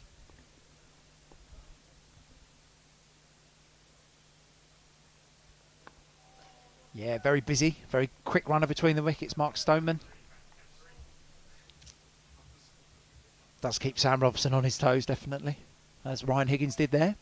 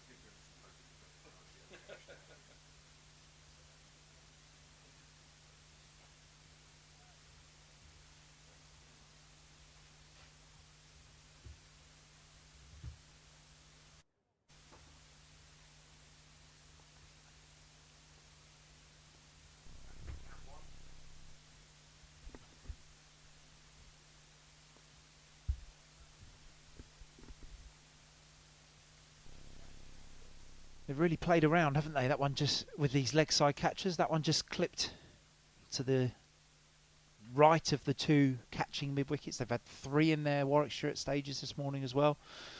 So really trying to be creative and find a way of taking some wickets. As you can see, still pursuing with 4 fielders on the offside, 2 slips, backward point and mid-off. 5 fielders on the leg side, including those 2 catchers at mid-wicket.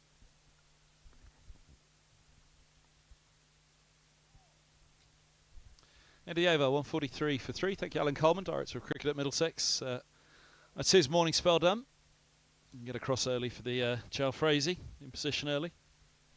Is that extended to Director of Cricket? It must be on a match day, isn't it? Robbie White, alongside myself, Kevin Hand on the mic for the stint up to lunch. Afternoon, Robbie. Hello, Kev. Nice to be up here. Another beautiful day at Lord's. Right behind the bowler's arm here, so yeah, can't ask for a better view for the day. Sadly, if you want the Jalfrezi from lunch, it's going to have to be across to the supermarket and a microwave job, I think. The players' lunch only goes so far. Sadly, yeah, not included. One of the perks of being in the squad for the game. So yeah, I've got my own lunch. But if you're recruited in as 12th man last minute today, does that mean you get into the players' dining room, or you do get lunch as 12th man? So yeah, if you manage to get yourself in for a short stint, you could get the best of both. But yeah, it's always much desired part of playing at Lord's is getting your seat at the table in the players' dining room. Yates into the attack at the nursery end. Briggs done for now.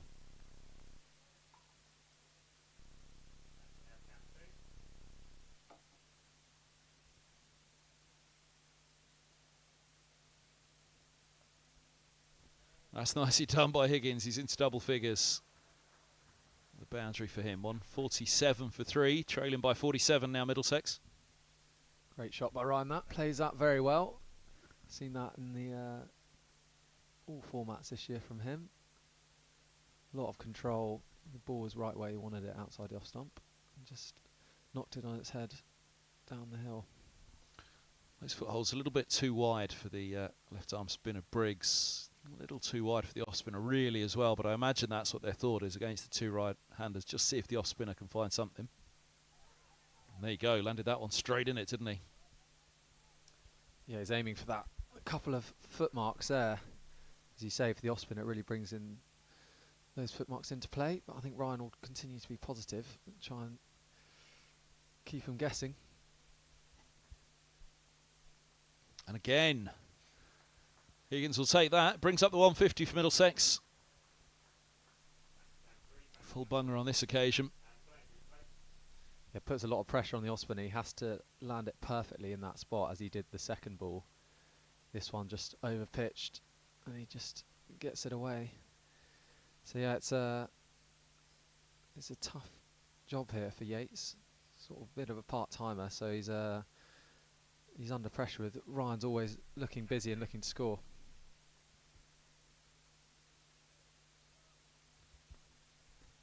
"43 runs behind."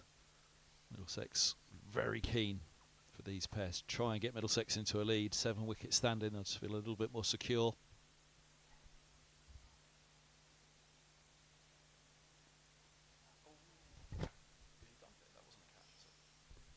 What's that on the bump? It's a slip. Thought he played it into the ground, but there was a hand on head. Oh, that was a chance. I think that's a straight to him there. Oh, now on turn from that foothold. Good from Yates to end the over. 151 for 3. Skipper at slip Rhodes, so he was worried about that reverse sweep again from Higgins, but got up rather than staying down, and once he was up, that was the chance gone. I mean, it would have been quite the catch if he'd have stayed down and taken it. Got to be brave with that poor reversing. Well, you'll know that well as a glovesman behind the stumps. Perilous stuff nowadays behind the stumps. Yeah, absolutely. It's not easy at all there when they're playing those attacking cross-batted shots. You're more there for a defensive nick that you feel you get a pretty good sight, and there's far more regulation. So, yeah, not an easy chance, but one that Warwickshire would have really liked to take, with Higgins in looking more proactive now.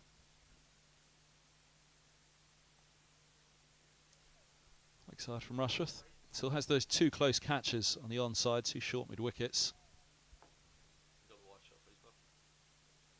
Mid on, mid off, backward points.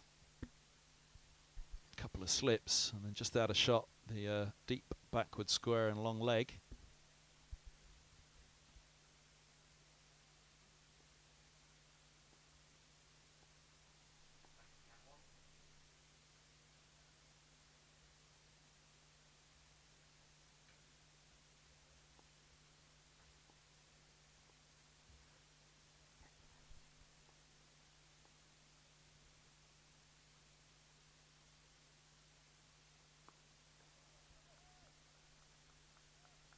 Do you know the lunch menu in the players' dining room today? Oh, it is. It's Jar Fraser. Oh, yeah, it is yeah, a Jar yeah, Fraser. yeah. Oh, I thought that was just a just a suggestion. It's a no, rare curry. Yeah, Alan Coleman says Richard Johnson has requested Jar Fraser on the final day. A big fan of curries. Yeah, knowing Jono, he'll be adding a fair bit of hot sauce to that. He's a big spice man.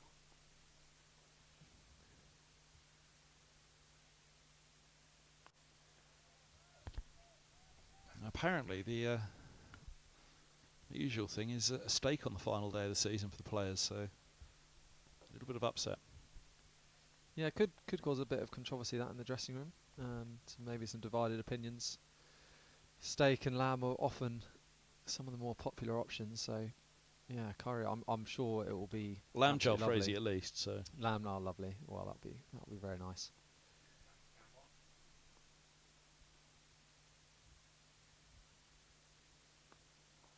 one of the lads burgling out a doggy bag. Yeah, it'd be nice, wouldn't it? Often, yeah, you see some of the guys not eating much of their bowl and you think that's sort of a bit of a waste there. Could definitely take more advantage of it. But I mean, yeah, sometimes you think it's a bit of a fancy lunch for guys who are just about to go out and bowl. It's a bit wasted on them. So yeah, when you're doing nothing like today, you feel like you want to tuck in. Just died a little on Robson. That one didn't quite get up as much as he thought. Low on the outside of the bat. Wicket at Taunton. 5 down now, Kent. 85 for 5. Finch, Courtrue, bowled Abel for 26. Somerset 404 for 4 declared overnight. Still the first innings of that match, so Somerset closing on a second bowling point. Kent a long way from a batting point, which is quite crucial. These two games at the bottom of the table. Middlesex obviously keen to get away from this one with a draw at Lords. 3 bowling points. Kent just the 1 bowling point in that game. End of the over from Rushworth, 151 for 3. How much do the players keep an eye on the scores elsewhere? Is there either a designated watcher in the dressing room, or is there one in particular who's told, stop looking, and if you do look, don't tell anyone else? I think with phones now, you know, everyone's got access to it very easily, so you can sort of end up checking more than you probably should. I think for guys playing in the game, obviously you know that there's only one thing you can control, which is what you've got ahead of you. So, yeah, I mean, inevitably guys end up spending quite a lot of time looking at highlights and stuff just by being interested and, you know, wanting to look at what's going on around the grounds. But on days like today, where there's obviously particular games that have a direct effect on our situation, it's easy to sort of get focused on them. So you probably want to stay more focused on what's going on here. That's a lovely shot. Clip through the onside from Ryan. Mainly bowled wide in that first over, and he's just strayed straight there. And Ryan's put him away through mid-wicket. Lovely shot.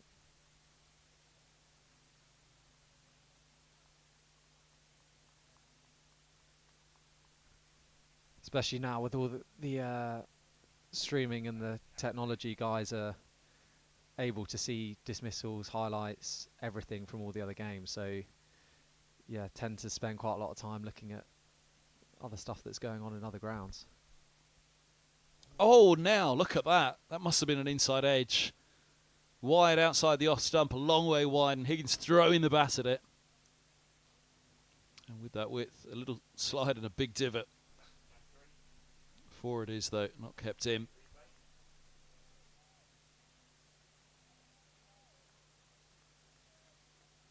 Eyes lit up on that one, Higgins. Probably the second one that's really hit the rough and turned quite significantly. The other balls haven't really done very much, so it shows it's, you know, you understand where the tactics coming from here. If they keep plugging away there will be balls that do something and create an issue for the batters here. Reversing again. Deepish gully, preventing another boundary, although Brathwaite set back at deep point.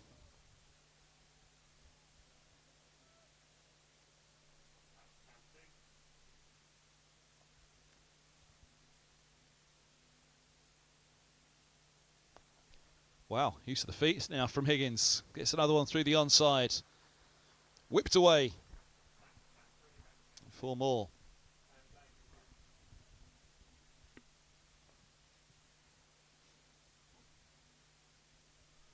It's really good batting again from Ryan. He's sort of toying with him here, employing the reverse sweep quite regularly, but then also in this over he's looked to go through the onside a couple of times as well, just to keep Yates guessing on his lines. So yeah, it's been quite a productive couple of overs here, which, you know, runs are really important here for the Middlesex side as well as time, in terms of trying to take the game away from Warwickshire. So yeah, it's really good batting from Ryan here. A bit of momentum coming back to the Middlesex innings.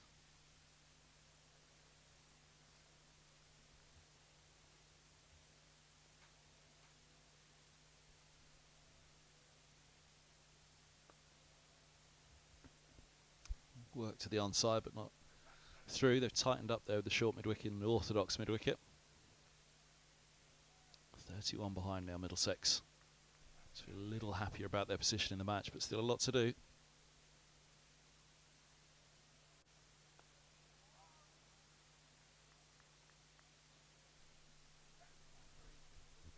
One 6-3 for 3.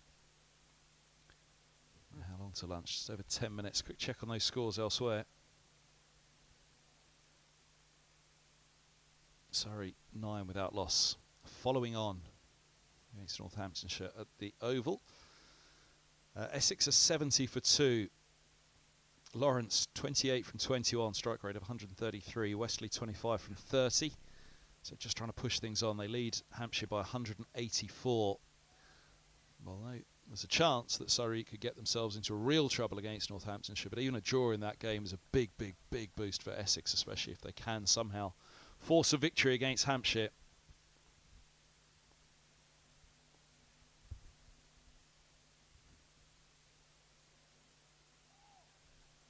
points are 86 for 5. At Taunton, and they're off at Old Trafford. 2-7. 2 for 7 Lancashire against Nottinghamshire, still the very first innings of that match. Derbyshire 198 for 4 in reply to Sussex's 100. And Yorkshire still only 4 down, 183 for 4.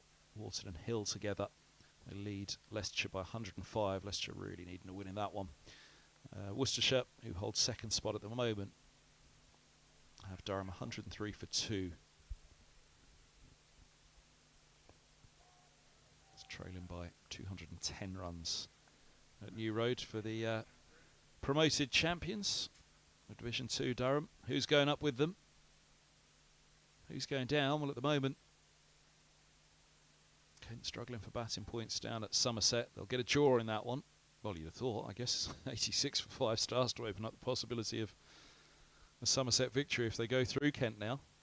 Joe Denley has 25, O'Riordan with him.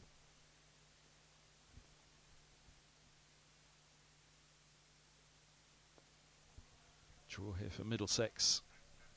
Be massive going into that final round. Put the pressure on Kent to try and win that home game against Lancashire in the final round.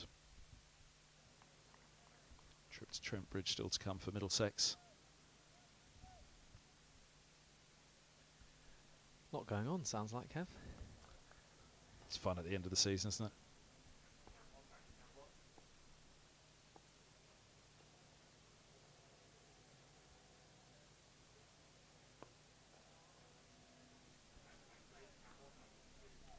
Interesting with that Essex game, how much they sort of dangle the carrot there. You think, I suppose, depending on how Surrey are looking, but you think that they would be able to get a draw out of that one, so Essex really need a win. So I wonder whether they'll set a enticing chase for Hampshire there to try and force a result.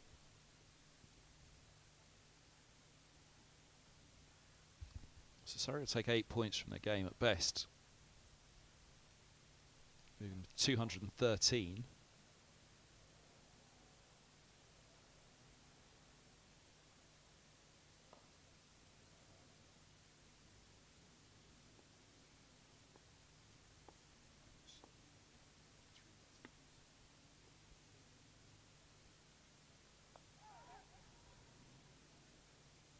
So 4 batting points for Essex and 3 bowling points, so they take 12 from the game.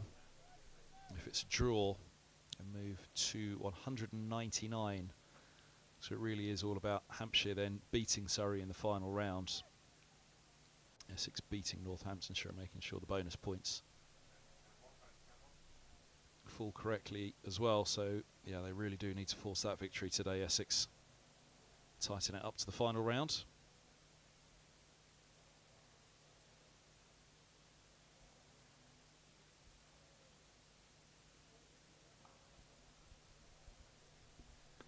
Might be some more short ball stuff here. Having seen some earlier in the day, watching on the stream.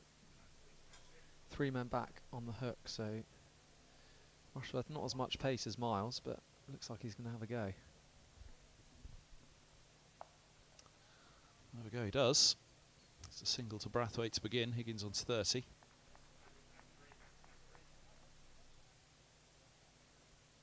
Trail by 29 Middlesex. 165 for 3.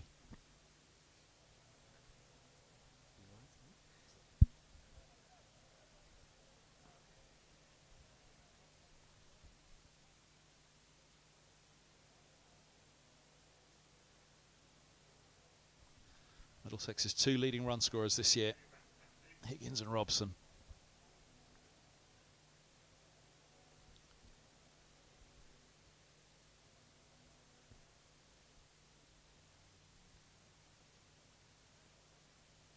Higgins with a first class average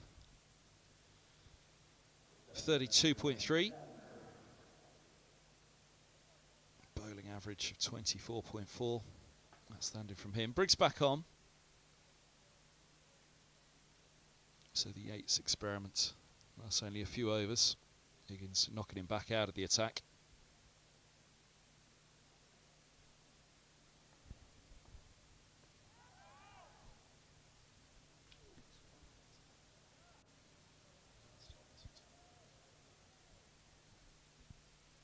So Higgins pushing on for 800 runs for the season now. Robson has hit 700.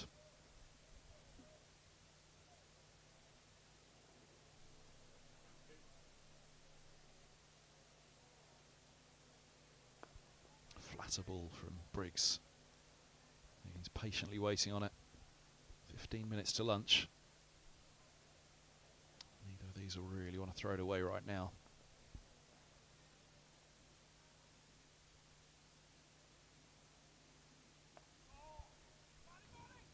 So a run. Just a couple of wickets this morning, Davies and Cracknell. Two batters that you'll know well, Robbie. It was a frustrating year for the backup batters this year because it took half a year before you could all really get a bat with the weather at the start of the summer. Yeah, 3 games rained off at the start of the year, which wasn't ideal. Yeah, really wet April. Yeah, just had another one rained off in Blackpool, so there's been a fair few days lost to rain, which is always frustrating, particularly when you're trying to build your case and get in form.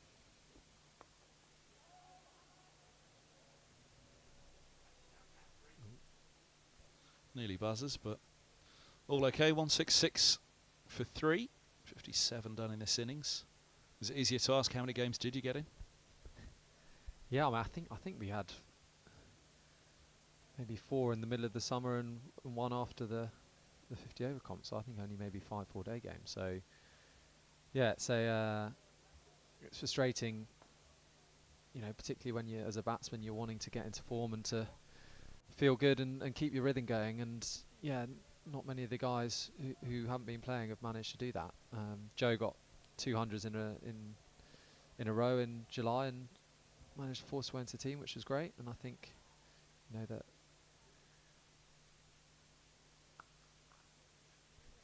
That's nicely done by Higgins. Stroked away off Rushworth. The bumper at the end of the last over starts with a couple for Higgins at the beginning of this. Yeah, I remember when I was sort of starting to play second level cricket, guys like Ryan Higgins, Steve Eskenazi, the amount of games we were playing, and I remember one year I think Steve got about 700, so there was a lot more games, and they were obviously outstanding players, and they were trying to get into a team that was very well established. So yeah, it's frustrating now there are less games, and it sort of feels... Hooks him again, just a single. tougher to get a rhythm going, especially when the weather's not on your side.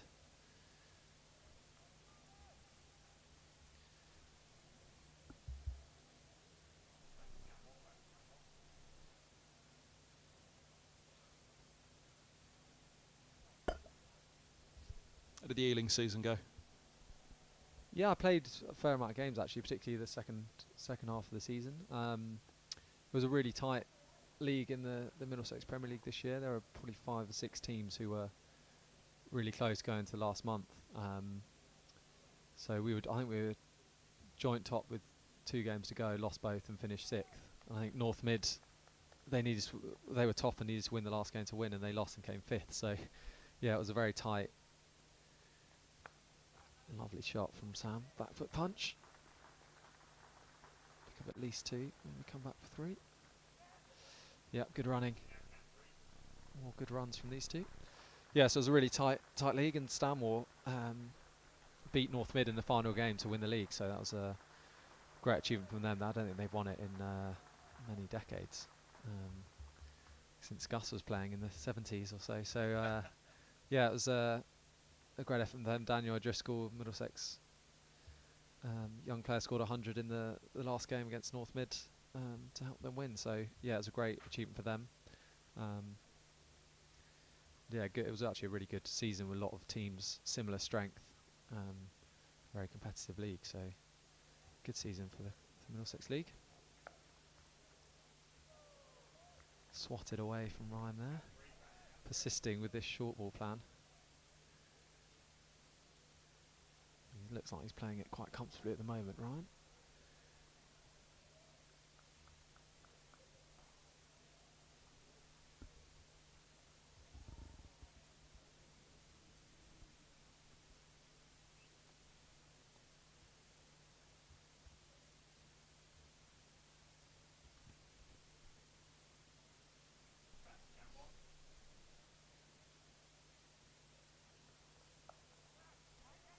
the top of it again. Gone for the short stuff a lot this morning, sorry, Russia throwing me there, Warwickshire.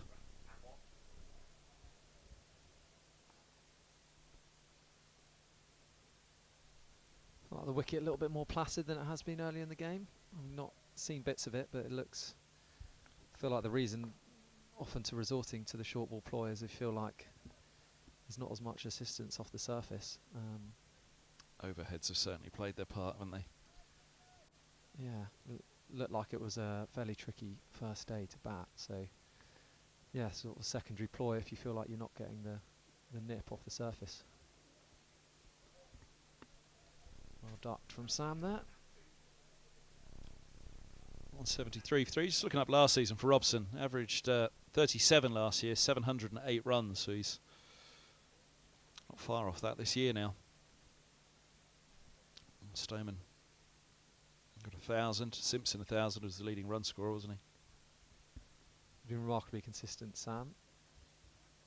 The way he goes about it, the way he practices and trains, it's fairly obvious why he is such a consistent performer, particularly at the top of the order where, you know, it's very tricky here in England and not many batters can sustain the performances that he has done at the top of the order. So he's been a great role model for a lot of the young batters at Middlesex and continues to perform really consistently. Single more, they're 20 behind now, Middlesex. 21 overs away to the second new ball for Warwickshire.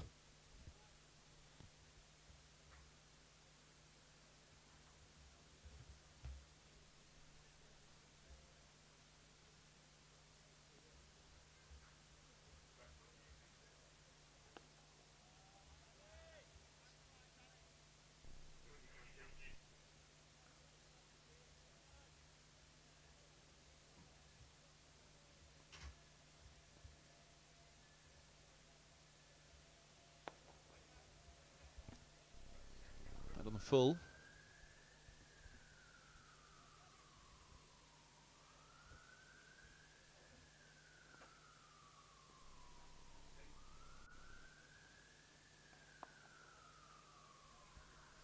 Now Robson this year has just gone past 700 runs.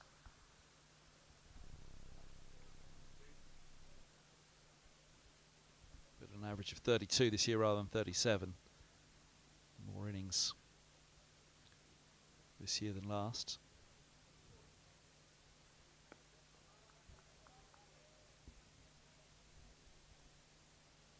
I'd probably say this year there have been a fair more wickets that have been challenging compared with last year, so an average of 32 is probably more flattering than it looks. End of the over, 174 for 3, and of course the return to Division 1 bowling attacks. Always going to be a tricky return to the top flight for Middlesex. I think if it was offered at the start of the season, you'd still have a Division 1 status. For 2024, that certainly would have been taken.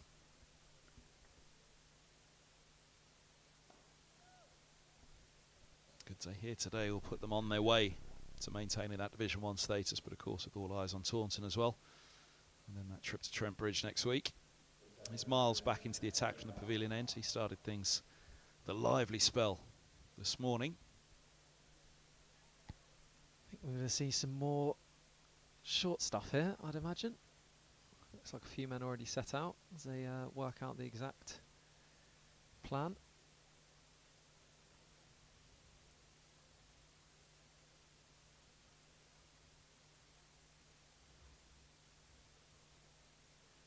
Interesting to see if Ryan continues to take it on like he was with Rushworth, or whether he looked to just get through to lunch here. Quite a key moment in the game. A couple of wickets here for Warwickshire and they'll feel like they're getting a real foothold in this game. If Middlesex can see it through the next sort of period to lunch and after, then they'll feel like they're in a pretty solid position to secure the draw. He's basically going to have 2 overs here to let rip. If he's quick though, they need to get moving. What is it? Well, I need to get the 1.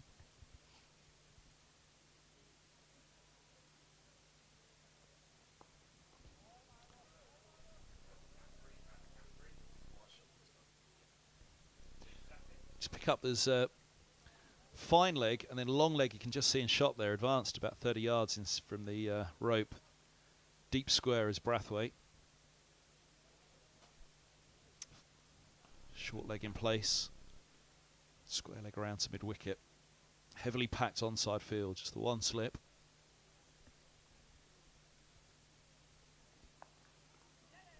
Higgins having to fend at the short stuff with that side injury. 175 for 3.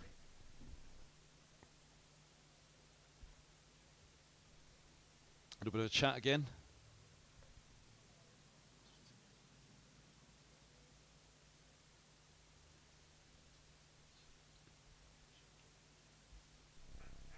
Ryan, feisty character, always gets in the battle.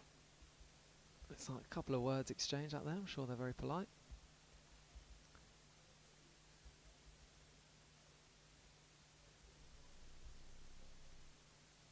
It's a real tenacious character, Ryan. It's been a great addition back to the Middlesex dressing room last year.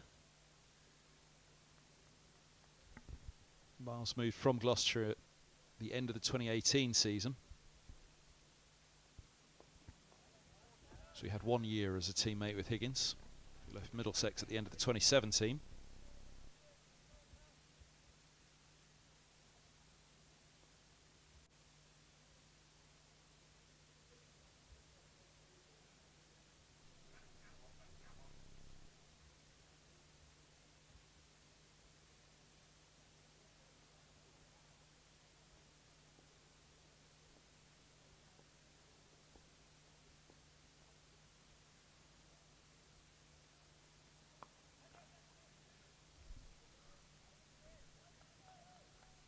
Single more, so back to Higgins for a couple of times against Miles before lunch.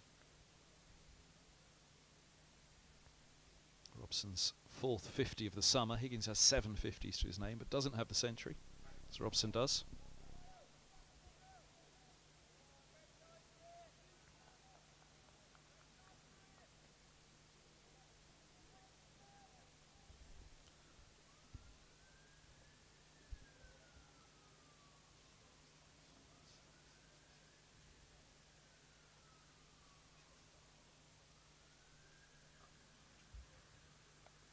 Short and guided. Oh, there's a gully. Deep third heads around. It's a boundary. Higgins into the 40s. Middlesex trail by 14. It's well played, slightly wide there, and he's taken advantage. One thing with this ploy, if you get it wrong, it can be quite expensive. So I think Middlesex batsmen are still keen to look to score when they get the opportunity.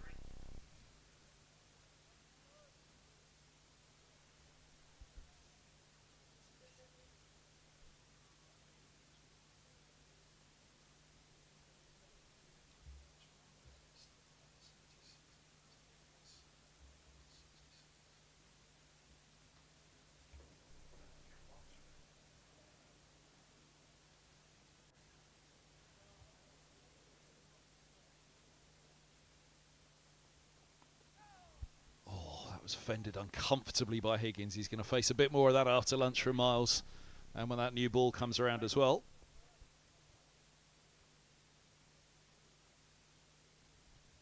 Ouch. Bottom hand comes off. We've seen through that one, and one more to go until lunch. 180 for 3. Well, in fact, they only just got the time for lunch. That over took nearly 5 minutes, but Briggs is in position, ready to go.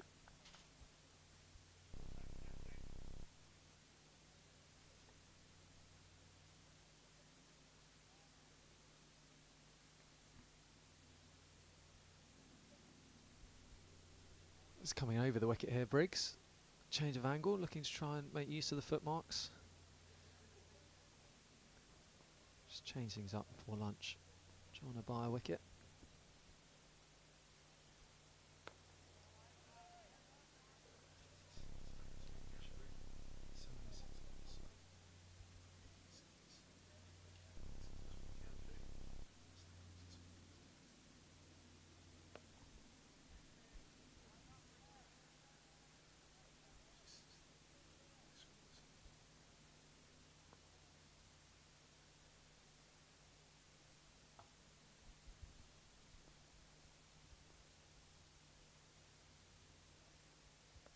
Oh,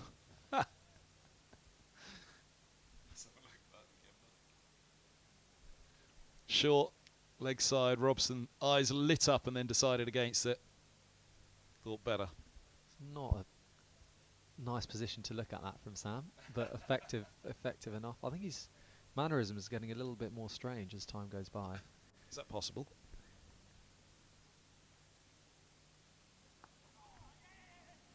Oh, well run. Briggs just really eyeing up those rough spots, wasn't he? 2 slips coming into place. Higgins will have to fend it off now. It's well played, well played. Yeah, I think he revels in a bit of mischief and making people laugh, Sam. Always entertaining to watch.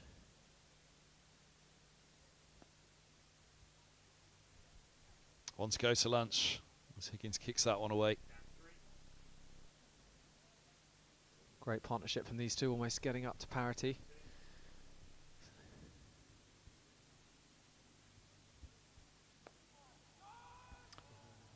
And nearly a yes/no to end, but that is lunch. Higgins looks back at Robbo. Where were you going, he says. But that is lunch. 2 wickets falling in the morning. Middlesex resuming on 96 for 1. Trailing by 98 at that point. They trail by 13 and got a crucial 85 runs added by Middlesex this morning. Just taking a little bit of time out of the game as well. Forecast for a little bit of rain later. Enthused by what happened at Kent this morning. Taunton this morning against Kent, Somerset. But at lunch, that's brilliant from Robson again. His 3rd highest score of the summer, so he'll be keen to try and push on for another century if he can, but well supported by Higgins as well. Yeah, it's a great last hour before lunch from these two. They played really, really nicely and just sort of settled the nerves in the change room a bit for the Middlesex lads. So Sam leading from the front, as he often does, looking sturdy in defence. So hopefully it can continue after lunch, and as you say, can push on to that second 100 of the year. Robbie White, thanks for your time this morning. Much appreciated. Good to see you as ever. Cheers, Kev. Pleasure. All the best. I'll see you next season. If not at Trembridge, of course, for the final game of the year. But lunch here at Lord's will be resuming at just gone 1:10. You can join us back for the stream. Middlesex 13 runs behind and battling it out with Robson on 78, Higgins 41, and Middlesex at lunch on the final day at Lord's for the summer at 181 for 3.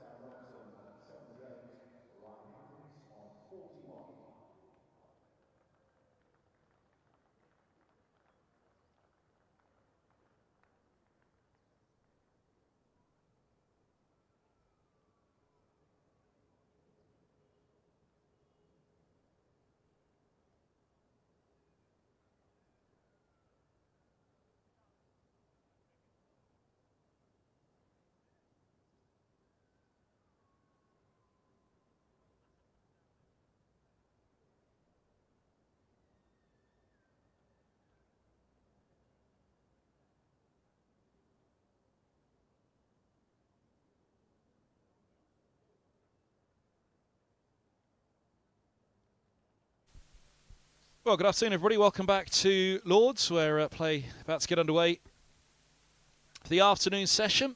The final day of Middlesex Cricket at Lords for the year. 181 for 3 Middlesex. Still trailing by 13 in their second innings, but Sam Robson 78 and Ryan Higgins 41. Nearly there for a lead. So crucial. If they could get there 7 down, 7 wickets standing, then that was going to be big moment for Middlesex to feel a little bit of relief and feel that little bit closer to safety in this game. This man's been a bit of a thorn in their side.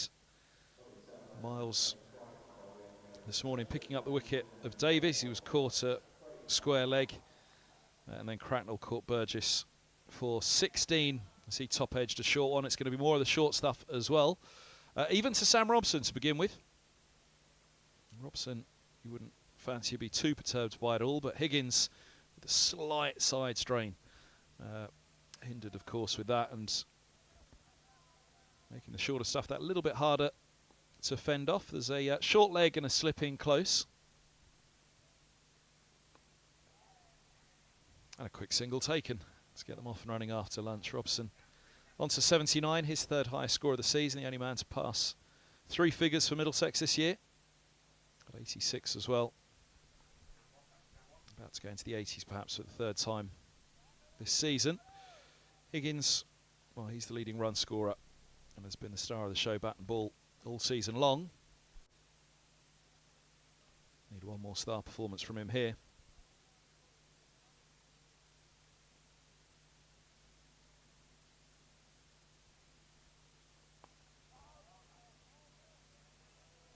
Eased away. 41 from 67 deliveries. Obviously a close eye on events elsewhere as well. Kent's resuming 110 for 5, trailing Somerset by 294 in their first innings. Nottinghamshire safe till the first innings of the match there, where Lancashire batting first, 2-7-2 for 7.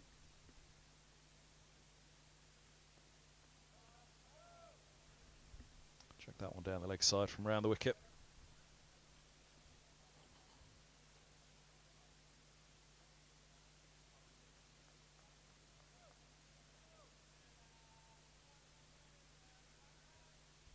Essex 114 for 3. They lead Hampshire by 229. Wesley 45. Court Dawson bowled Abbott. Walter now joining Lawrence on 48. So the game bubbling up at Chelmsford as Essex try to keep pace with Surrey.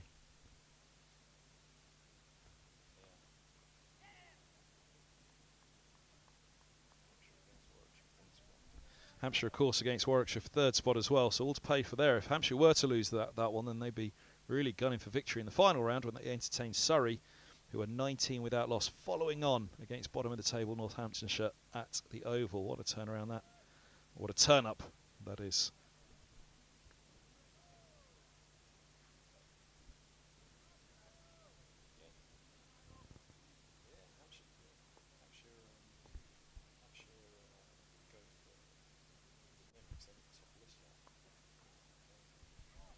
All tickled away by Robson.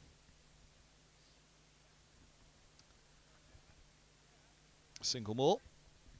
So it's 80 once more this season. Can he go to 3 figures for the second time this summer?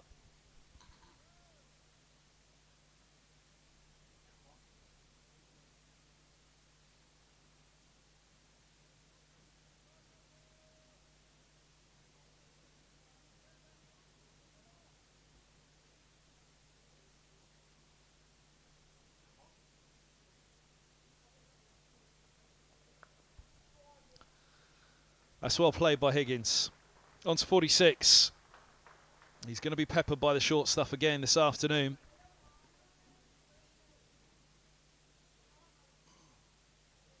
And particularly when that second new ball comes around as well. Miles will have a burst after lunch now, and you'd imagine they'll hold him back for that second new ball to go hard again with some short stuff. Try and get after Middlesex. 188 for 3. 62 done, 18 to the second new ball. Weather forecast is for a shower a little later on. Whether it arrives or not, we'll have to wait and see. But Middlesex will keep it all in their own hands and keep in control of it. They trail by 12. I'm Kevin Hand, bringing you the live stream from Lords. Delighted to say that Blake Cullen's alongside me after lunch. For us, not that delighted, because of course it meant that Blake did have an injury. How is that injury, first of all, Blake?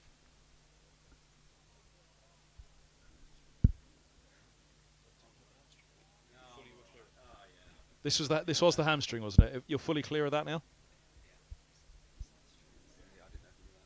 Yeah, all clear. So I played a bit of second team cricket, but sadly I washed out this week up in Blackpool. Barnard after lunch. Nice shot by Robson as far as mid-on. Bowled well this morning, Barnard from the bottom. Yeah, the hamstring injury was the start of the Royal Underwood Cup, wasn't it? Which was a real blow to Middlesex, but of course to yourself as well.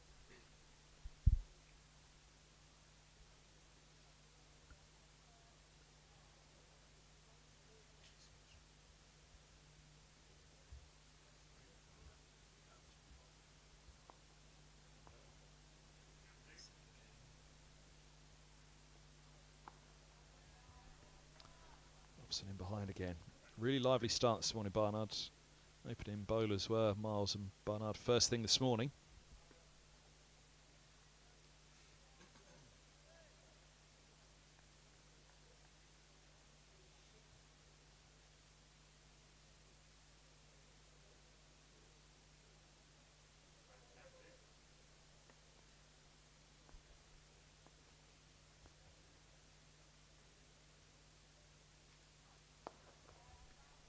Shot straight to the short mid wicket though.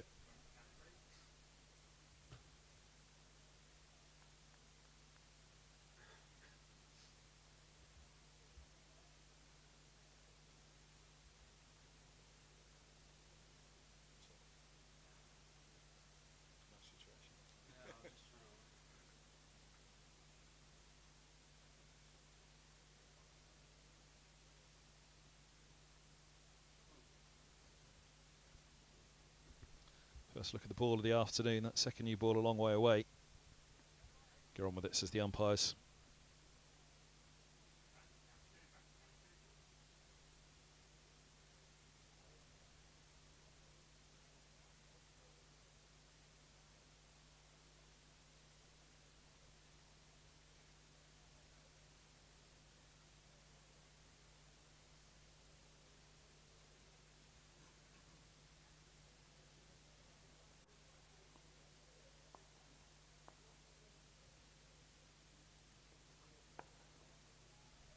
Right on the spot again here. Barnard's asking the questions. Robson will now a massive job to do. 187 balls faced so far.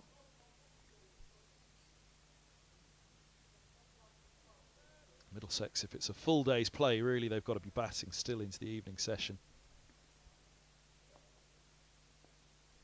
Tea taken at 3:10 come what may today.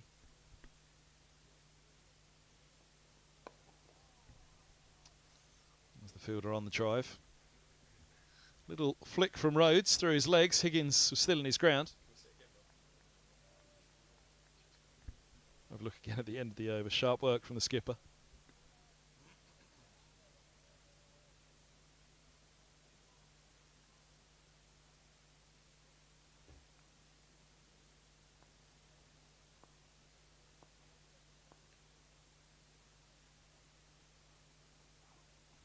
Oh, it's good. Really good from Barnard to end the over. 188 for 3.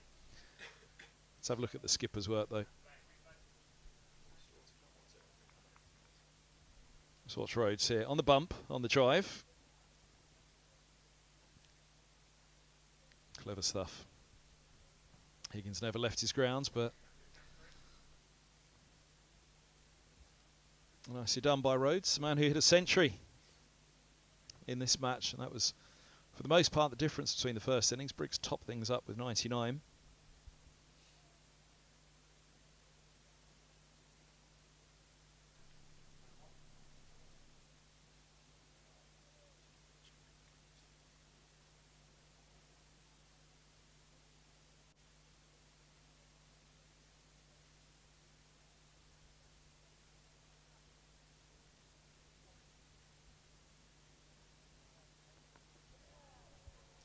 Here comes the short stuff again. This is what you'd be asked to do if you're out there right now, bang it in short and rough them up. Well, yeah, it does look fairly innocuous at the minute. The wicket, the ball, the state of affairs. Yeah, not a fast pitch with lots of pace to get those bumpers high and flying through. It just looks to have slowed down slightly. So a bit of an ask here for Miles just before this second new ball to see if they can get 1 or 2 breakthroughs to expose that lower order to the new ball when the 80th over comes.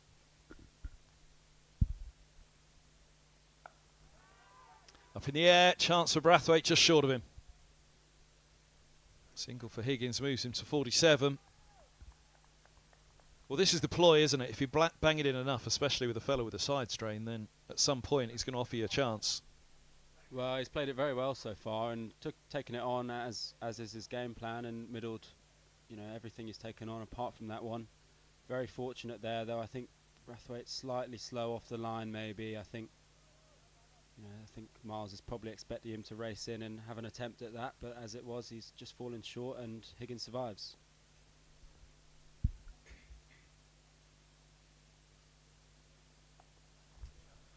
Robson, uppercuts, on to 84, on 93 for 3. Middlesex trail by 1 run.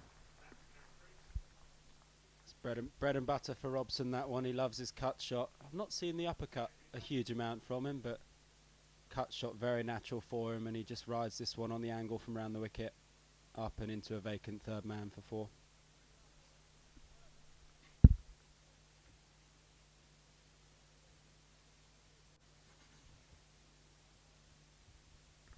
.700 runs up again for a second consecutive season for Robson. He'll want to go on in these last, 2 innings after this, but this innings as well.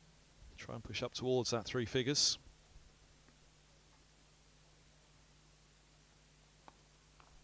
Indeed, overtake Higgins as the leading run scorer as he is at the moment. That's a no ball. Actually, in fact, he was just counting the deliveries. I think the umpire thought he put his arm out to signal a no ball, but it was just flicking the counter from hand to hand.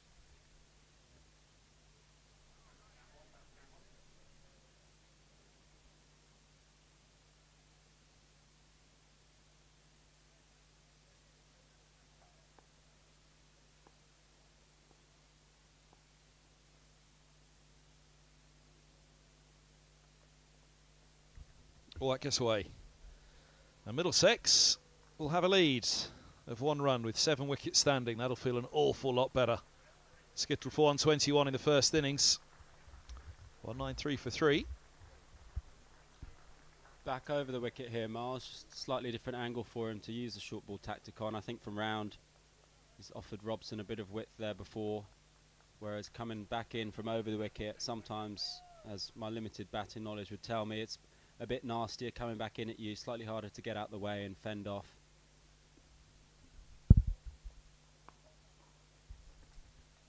From Robson to end the over, right in behind it. Middlesex leading by 1 run, 195 for 3. Yeah, frustrating year for yourself. I talked to Robbie White before the break about all the weather delays as well, how little cricket there's been for the seconds also. Yeah, another 3 days passing time in Blackpool, which was interesting experience over the last few days. Frustrating not to get on up there. Just too much rain, just deteriorated the ground far too much, and it was never going to return to a fit state to play.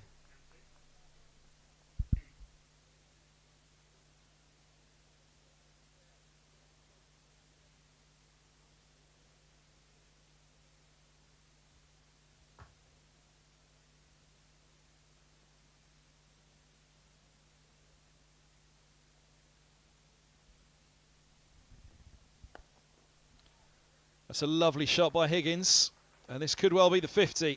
They run the first 2 quick. They can slow down on the third. Hand, ball and rope combine all at once. Higgins has another 50 for the summer for Middlesex. He has been outstanding this year. First full year back with Middlesex. And 50 from 74 deliveries, 9 fours, 100 minutes, and in a desperate situation here is trying to ensure that it is another year in Division 1 cricket for Middlesex. Another great knock by Higgins there. Yeah, no one surprised at all, really. It's almost a given now when he strolls out, and an expectation, which it should never be, but he doesn't let us down very often. and at a good pace as well, just to get us ahead and take that lead into something we can rely on. Oh, that one just dies slightly. Through it goes.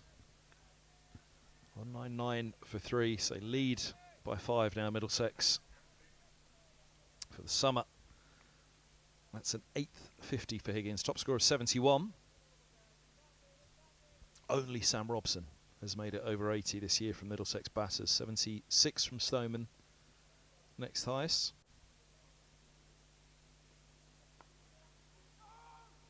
Yes, no, it does fumble. They'll get through for the single.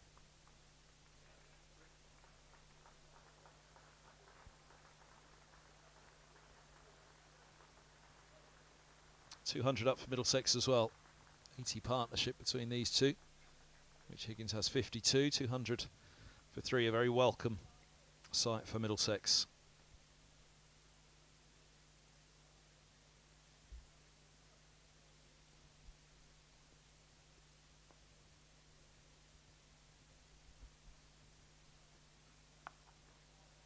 Good from Robson in behind. What's more? Yes, Higgins over 800 runs for the season now. Robson over 700.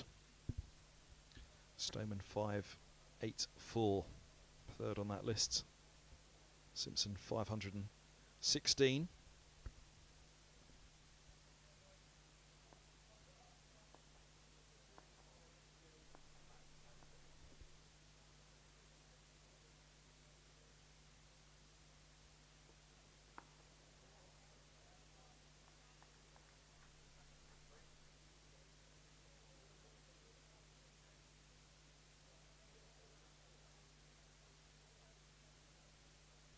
Ever Middlesex's Mr. Reliable, Sam Robson.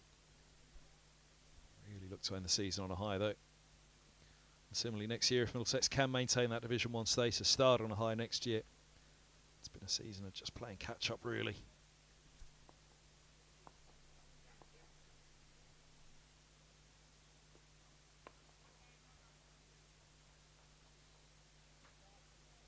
Top ball to end the over. 65 done, 15 to that second new ball, which is the next big point, really. There's still a lot of work to do. They're in the lead, Middlesex, but 7 wickets standing. They need these 2 to go on. They need them there at tee and beyond, really. Warwickshire will be coming hard with that second new ball as they look to secure 3rd spot this season. Essex 136 for 5 now. Westley's gone for 45. Lawrence 53. Walter 13. Critchley 3. So Harmer now at the crease, and indeed that's 6 down now with Critchley gone. So 249 is their lead. What do they want? 300 maybe? Miles goes short again and goes for 4 once more. Higgins steers him nicely down the slope. Dissected those 2 deep fielders again. Higgins found that gap a few overs ago and he's just steered it along the ground, straight between them, and it's raced away. Nice bit of timing there.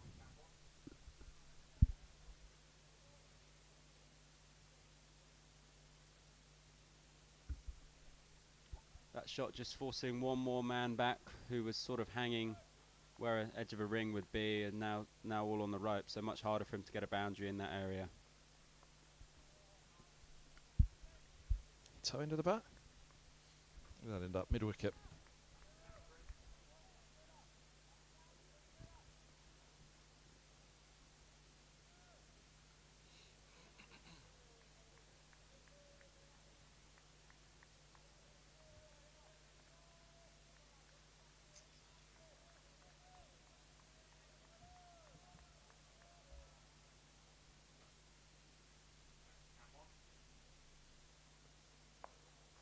Oh, rides that well, Higgins. That was a nasty bit of bounce there again. When that second new ball comes around, it will be tough for Middlesex.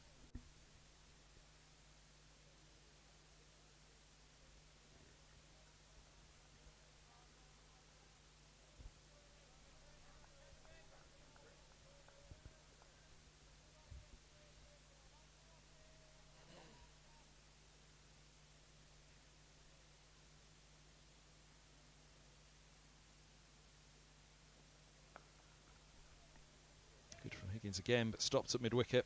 Just the single.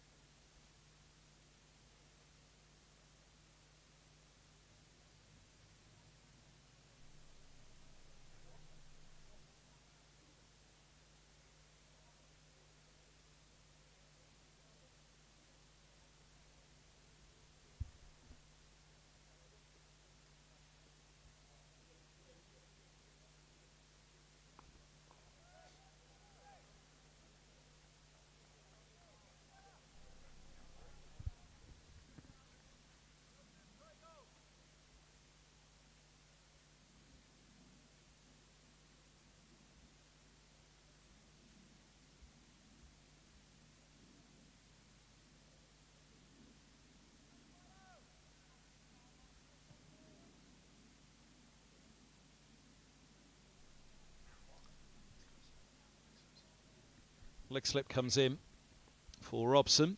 As Miles just moving tighter to the keeper. Very precise with it. Trying to get into the mind of Robson.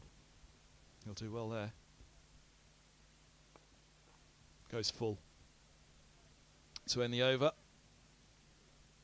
205 for 3. So the lead's 11.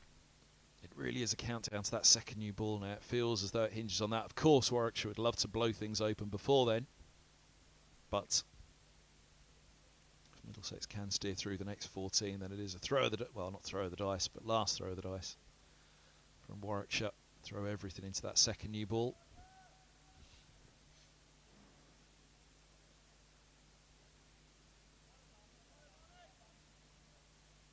What's a winter having store for you, Blake?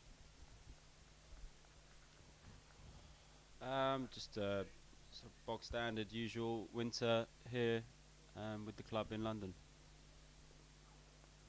Oi! Outside edge from Higgins along the floor to slip. Barnard still a threat.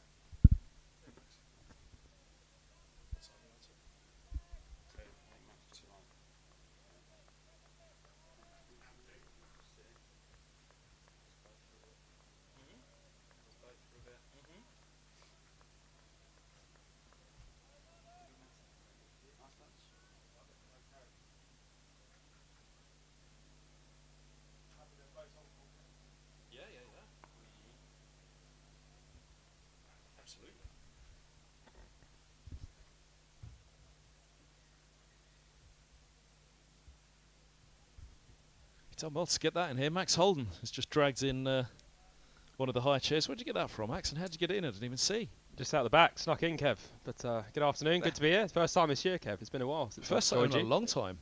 I know. I think it was one day comp a couple of years ago. I was in every game, wasn't it? I was 12th man, but it's been a while. It's good to be back. Oh, he's fouled him. What a ball. Should probably go, Kev. Higgins gone for 57. 205 for 4. That's an outstanding ball. Barnard's been at it all day, all match really. Eventually the man to get Higgins. That was a lovely, lovely ball. It's been his sort of angle of approach in the game. Barnard wide of the crease, angling in, everything feels like it's coming in. This might not look like it's done a lot, but as a batter, that feels like it's done a lot more than you'd see there on the replay. From where he's bowled it from, to get it to straighten that much and take it off stump, that's a peach with a 60-over-year-old ball as well. Yep. Perfect line, perfect length. Exactly what any bowler's looking for. Another top knock from Higo there. I said, gutted he's not gone on to get 3 figures. He's really deserved it. 100 for the season he's had. He's been Mr. Consistent for us, but him and Robbo also partnership there and sort of set us up to hopefully be able to get the draw here. And obviously Simo, man of experience coming in now, is just what we need. But yeah, awesome partnership there from those two, and hopefully a partnership that wicket doesn't disrupt Robbo's bubble, because when he's in this zone, he's very difficult to dismiss. So fingers crossed he keeps going. Yeah, Simpson, best statistical season with the bat last year, as he said, 2016 Division 1 title. Division 1 cricket last year, Division 2. But 516 runs this year and an average of just below 25, 450s. Top scorer 75. He and Higgins really at the start of the season have managed to dig out a few runs against a slightly older ball, just try and get through. Tricky start to the summer. They're going to hope it's not a tricky end. 205 for 4. A lot of hard work done by that last partnership, worth 85, but the lead just 11. Middlesex need to be careful here with that second new ball around the corner, so they're going to need Simpson to dig in. To carries to come, then Yadav, Helm, Bamber and Murtagh. Yeah, it's a big moment here. These 14 overs, 13 and a half before the new ball. I think things can change a lot quicker than you'd expect. I think looking up at the scoreboard now, you'd think that Middlesex were reasonably safe today, but 60 overs is a very long time. And it doesn't take long here for this game to be turned on its head and Middlesex to be right up against it. So important for Simpson to start well here and really dig in with Robson at the other end, who's shown the way so far.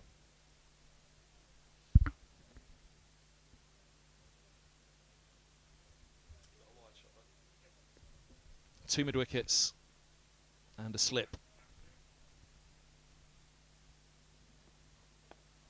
Oh, and that's clipped away. Lovely shot by Simpson. Gets off the mark with 4. Yeah, great start for Simmer there. I think runs are just as important as batting time for the guys here. I think if we can get into the lead, and obviously every run, or we're 15 ahead now, if we can keep building that lead, every run we get, is going to be a real bonus for us and taking time out of the game. So Simmo is obviously a positive batsman. It's a good guy to have coming in this situation, and with Josh and Yadav in next as well, they're both positive players. So hopefully the runs keep coming, and like I said earlier, Robbo can just bunker down and keep doing his thing, because he can be the rock for the other guys to bat around.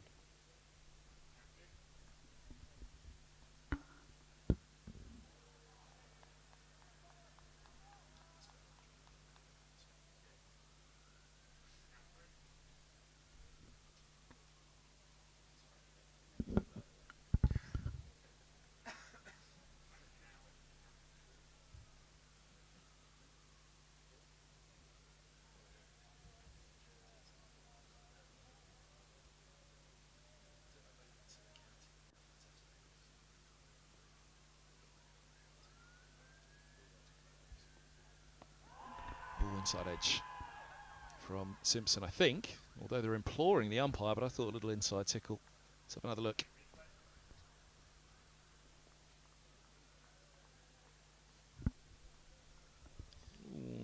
Well, outside the line of off was the biggest thing for Simpson there, whether it was a little inside edge or not. But 209 for 4. That's a welcome back, Max, from the 100, which went pretty well. Yeah, it was a great experience. Obviously, first time in a little while being in a different environment. Something I really enjoyed.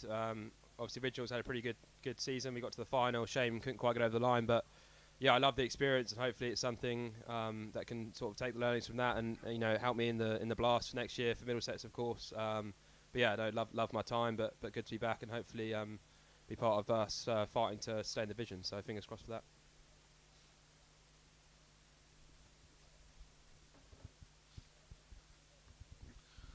Miles being very precise once more, with Robson bringing that uppercut into play. He's got the fine deep third now. Goes full first up. Well, it was off the back of an amazing blast for yourself. Century here. Yeah, no, it was good. It was obviously a different role than I've had previous years batting in that middle order, and it's something I actually really enjoyed the game. Sort of moving on a little bit more before I went into bat, and obviously it was a great moment here to score that 100. But probably the highlight was that run chase at Surrey. Being a part of that and being there at the end was a great feeling. I think even though the results didn't go our way this year, hopefully there's a lot to build on, and we show the way we want to play going forward. And I think certainly next year we can really build some better results, a bit more momentum. Nicely played by Robson, carved as he does outside the off stump, just a little opening of the blade, another boundary.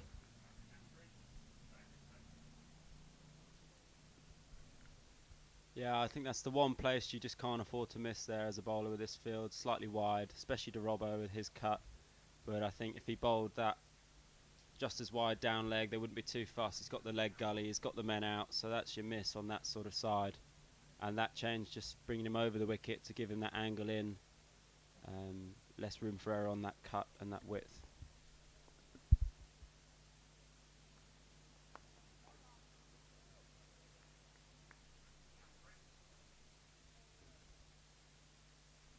As I say, that deep third that he was positioning so precisely, that was in response really to that uppercut, wasn't it? Try and stop Robson going for that one. Yeah, and he's looked reasonably confident and assured. Obviously Australian born, so I'm not sure he's too fazed by this sort of style of bowling. Well, that is the risk for Warwickshire. Wear yourself out, banging it in short to Robson. Yeah, I think it's obviously crucial these two get through to the new ball. I think it'd be great to have, obviously, particularly Robbo there, but also Simmer. I think it's important we don't expose the tail as much as we can to that newish ball. I think that's been the hardest time to bat all game. So I think if these two are there at that time, we'll be in a really good position to save this game. Obviously not relying on Murtagh too much would be ideal. Despite being his last game at Lords, I don't think we want to get down to him, but we'll wait and see. Oh, well, just talked about Robson playing the short stuff. He's got pinned by that one.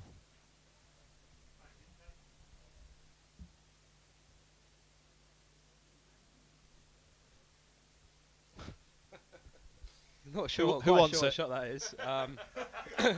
He's taking one for the team there, Robbo. But yeah, I'm sure he won't be too phased by that. But yeah, not quite sure what shot that is. But all in control. He's certainly the man I think you want. Out of everyone in this team, really, he's the guy who really can embed in back time. He's done it again today. He did it Notts brilliantly last year here. He's a man to really save many games for Middlesex. So he's the guy we want out there. Somehow seems to always do it against Warwickshire as well. Big double ton against them in that championship winning year. And a century in the second innings as well. 2:13 for 4, end of the 68th. Could be getting a change of bowling here, a bit of spin. 12 overs left. I'm not sure what will be coming the other end, but I assume Briggs is going to have 6 overs or so here from this nursery end before that new ball, just to make sure that Rushworth and Hannon Dolby, etc., are fresh and ready to go for when that 80th over strikes.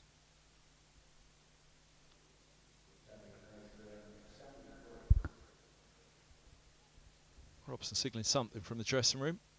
Everybody's still settling in after that Jalfrezi by the looks of it.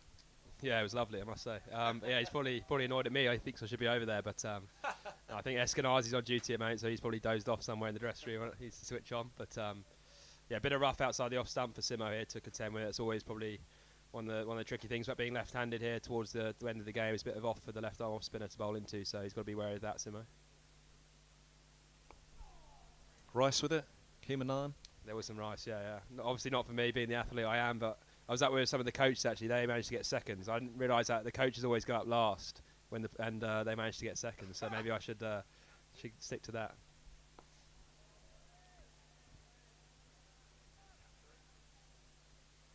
So being the athlete, is it vegetable and Jalfrezi, just no rice? No, I did have some rice actually, but yeah, the vegetables as well. I had a bat against young Noah Cornwall, who's on the academy at lunch, and then yeah, they went up there to get my food. But no, lovely as always at Lord's. Been another great summer of lunches. One of the many benefits of being here.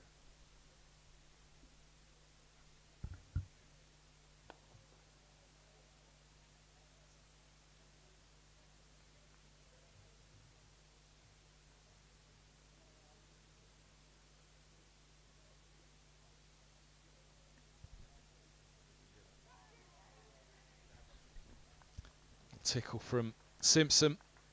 Another boundary. Back-to-back boundaries. This is his first scoring shots.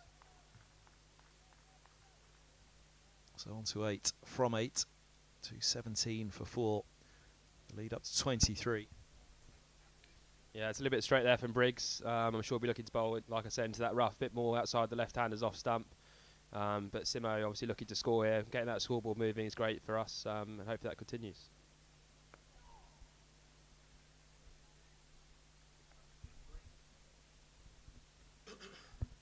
End of the 69th, 2:17 for 4.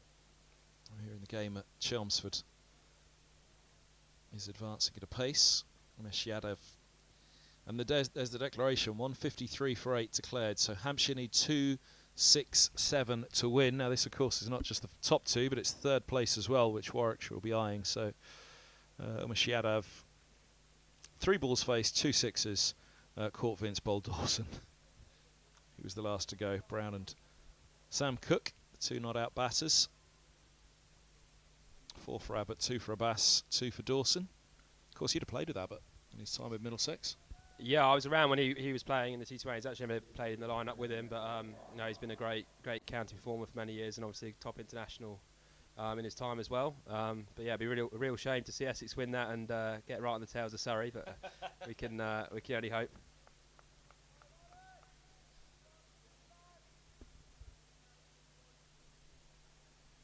Surrey still 26 without loss, really digging in. Strike rates of 20 for both Burns and Sibley, 17 and 13 respectively. Change of ends for Barnard. Not sure he's bowled at all at the Pavilion ends in this game so far. 1 for 26 from 11 in this innings. Short one first up to Robson. Yeah, he's bowled really well all game actually, Barnard. I think it's an awkward guy to line up, particularly the slope. I faced him a few times when he was at Worcester here as well, because he could sort of shake the ball a little bit away from the right-hander. But like Blake said earlier, he sort of can run it back in as well. So he's just a tricky guy to line up, and he's on you a little bit quicker than you think. So even with this old ball, he's probably getting it to move a little bit. But Robbo well in now, and hopefully can keep us going. Nicely played. Think about two, just with a single. Further in on the drive for Robson. Interesting to see what they do for Simpson now. So Barnard might come immediately around the wicket. Simpson here.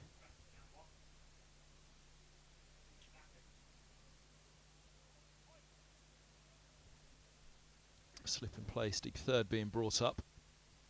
Long leg being sent back.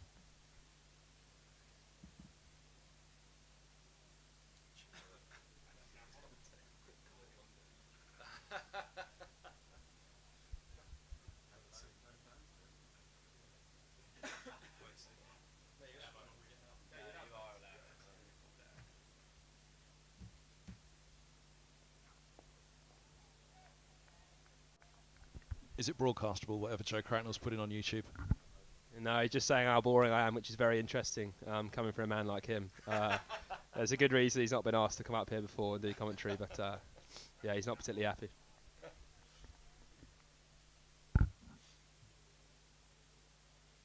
This is a first, actually. I'm looking back at producer Ollie. This used to happen in the old days when we get emails from the dressing room. How was YT before lunch? Did he put in a good shift on comms, Kev? Solid, as you'd expect, just like his batting. Yeah.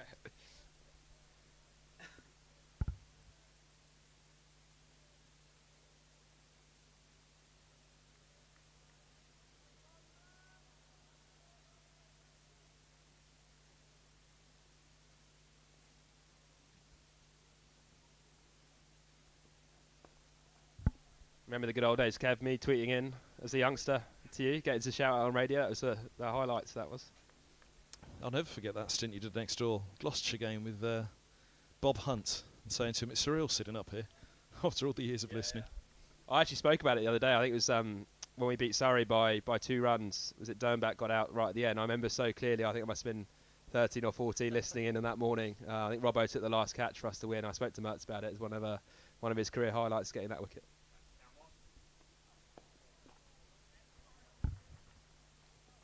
Mertz had just celebrated his 40th at that point, hadn't he? At least, I think so. I think that's his first retirement, or the first rumours of retirement were then. He's clung on since then, so.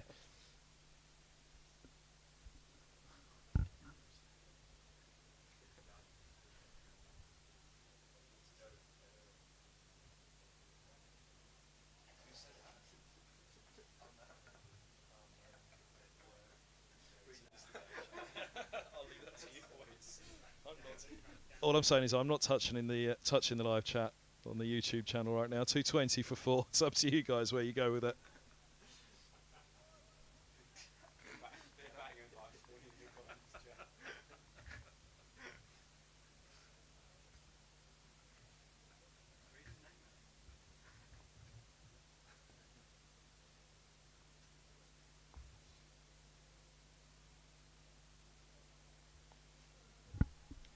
Change of angle over the wicket to Robbo from Briggs there again, trying to bowl into that foot marks. There's not been a huge amount of spin off the straight, so hoping if he hits one of those patches, could spin and bring Rhodes into play at first slip, and then just bring a second man in there now.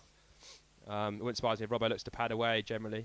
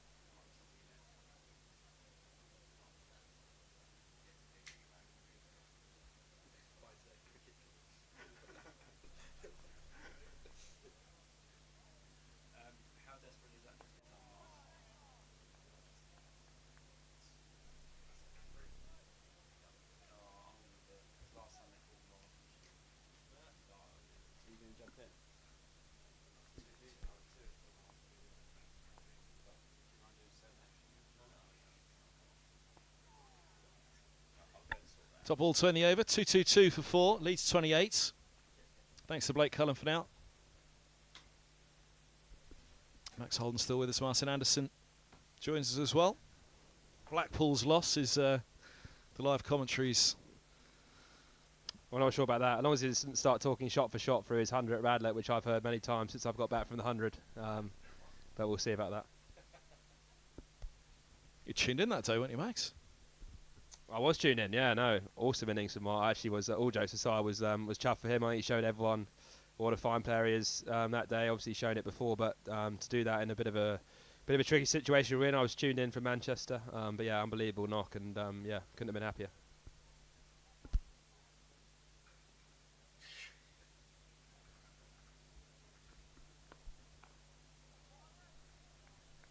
So the century, Martin Anderson. Good feeling, I'm sure. Yep, it was a very good feeling, but yeah, thanks for that, Maxie. Put me right under the pump. Actually, this is what we need to do. Max, you can interview Martin about the century in between deliveries. No thanks. No thanks. We'll talk about this game.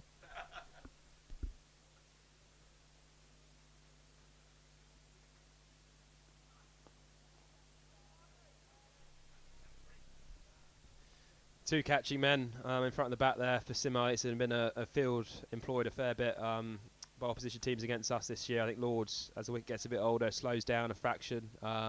Just having those two guys in front of the bat catching, just in the batter's eye line, always tricky and important. Simo keeps looking to hit straight here. They obviously want him to go square and chip it up there, so if he keeps looking to hit straight, and hopefully gets through to his second new ball. Well, I hope it's a lull out there for half an hour or so, won't they, before the second new ball. Certainly there'll be a storm at that point for Warwickshire. Absolutely. I think the dressing room will be pretty calm with these two out there. Obviously two really experienced guys, and hopefully if they nullify that start of that new ball, it sort of just relax the dressing room, keep everyone as calm as we can. Obviously taking it sort of little chunks at the period of time. It's something we've actually done pretty well in the last couple of years, sort of battling the situation and just taking it one ball at a time. So these two can hopefully be the men to do that.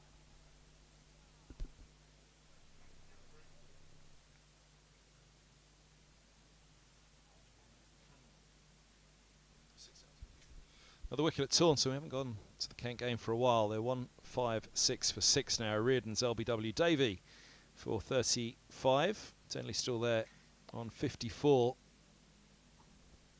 404 for 4. Somerset declared overnight.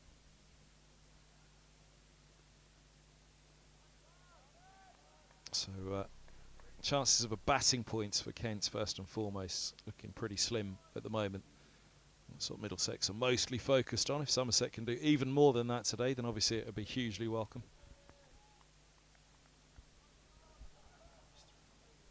Middlesex looking to take 8 points from this game. 5 for the draw and 3 with the ball. Kent's got just the one bowling point in that game, so he'd come away with 6.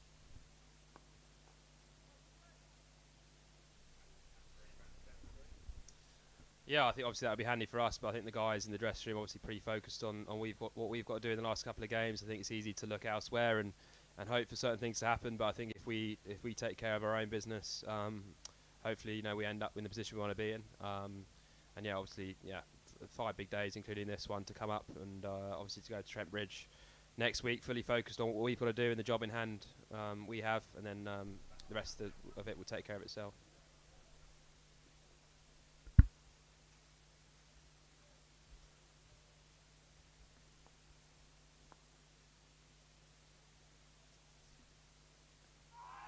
Oh, trapped on the back foot.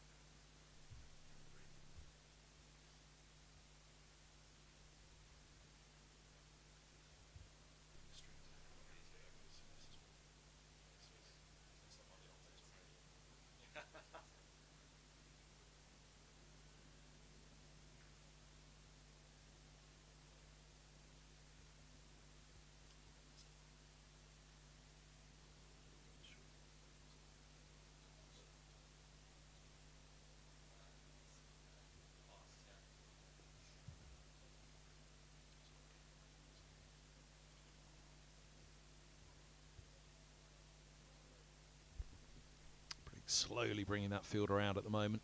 Slip, short leg. Fielder at 45, just pushed around a little bit wider. Oh, nice bit of flight on that. Good leave by Simpson. Plenty of foot marks outside the off stump there, which Simpson's got to be wary of. Oh, and there you go, a little bit of bounce. It's the difficulty of the left-hander slope and the foot marks for the the left-arm spinner. Yeah, it is tricky. I think me personally would be trying to get outside the line of off stump as much as I could with that front pad, try and take a LBW out of the equation, which Simo looks to be doing as well as possible here. But yeah, it is tricky because obviously if it misses the foot marks, it can skid on. If it hits them, it can come back into John. So yeah, I think obviously some guys would maybe look to sweep, but probably not in this situation. I think it's important to get that front pad outside the line as much as possible, and obviously play with the spin into leg side, but being wary of those two catches short and close as well. But yeah, it is tricky sometimes for left-handers later in the game, but it's something that we've been pretty used to, obviously, with the right arm over the wicket bowlers creating that rough outside that off stump for the left-arm orthodox to bowl into. But yeah, getting that foot outside the line, I'd say, is the key. Yeah, something I definitely don't envy left-handers for.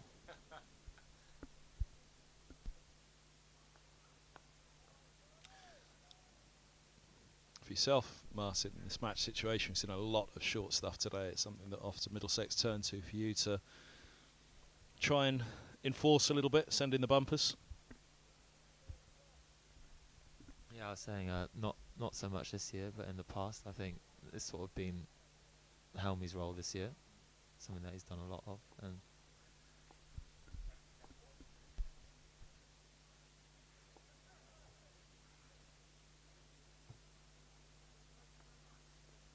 Oh, slow ball by Higgins. Did that slip out? No, it looked like a slow ball there actually. Just trying something different. Obviously, those two catches there. Maybe just rolling his fingers down the outside of the ball there. Very, very slow and watchfully played by Robson. But I think with that short ball stuff, it's the theory we saw a lot in the Ashes as well. I think it can be tricky to play when the wickets flatten out a little bit, and sort of when they've got the field set for it, it's quite tricky for a batter to know whether to get out of the way, whether to take it on. There's a good example again. yeah, I think as a bowler, in these situations, when you're looking to take wickets, there's people and you're ahead of the game, like Warwickshire are. If there are people who are taking it on, that's the ideal sort of situation, because that's the only way you're going to create chances. If they keep ducking and below it like Sam just did, you're just wasting your energy.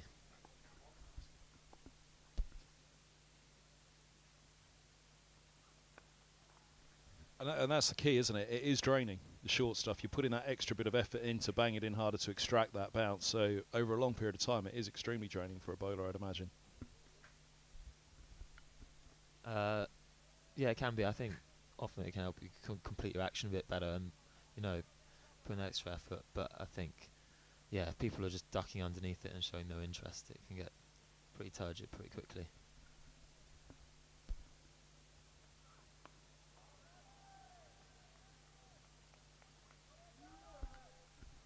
But yeah, without bringing in the commentator's curse, I think the way that Sam's played it today has shown exactly how, to do it, because then the bowlers have got bored and then gone fuller and missed. Means he grew up on those hard, fast tracks in Australia, didn't he? So that's why he's almost the worst for Warwickshire to want to be bowling at this point.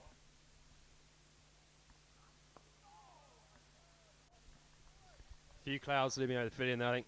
Obviously, we're hoping they don't come in too early. I think speaking to Robbo and the guys who've been out there for a longer period of time, I think there's been a big difference between, as there always is here at Lord's, when the sun's been out and when the clouds and the lights have been on. It's been much more tricky. So hopefully, particularly before that new ball, they don't come rolling in and the lights are on, because that's definitely a different proposition for the batters. I think we've been lucky today with the sun out, and Warwickshire showed in their innings towards the end with the sun out and the sun beating down. It is different than with those clouds and that lights on, which I think on day one contributed a lot to the way the wicket played. So hopefully they don't come in before the new ball.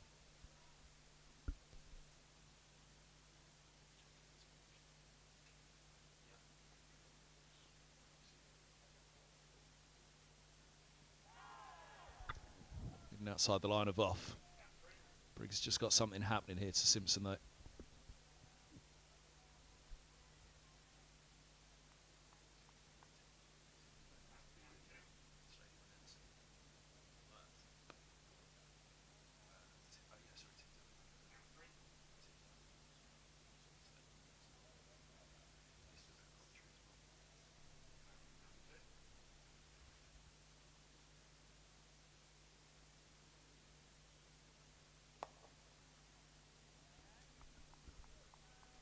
So, Kev, you've obviously commentated up and down the country this year, but how does Max compare to work alongside all the other commentators that you work with this year? Is he to keep you more interested or less?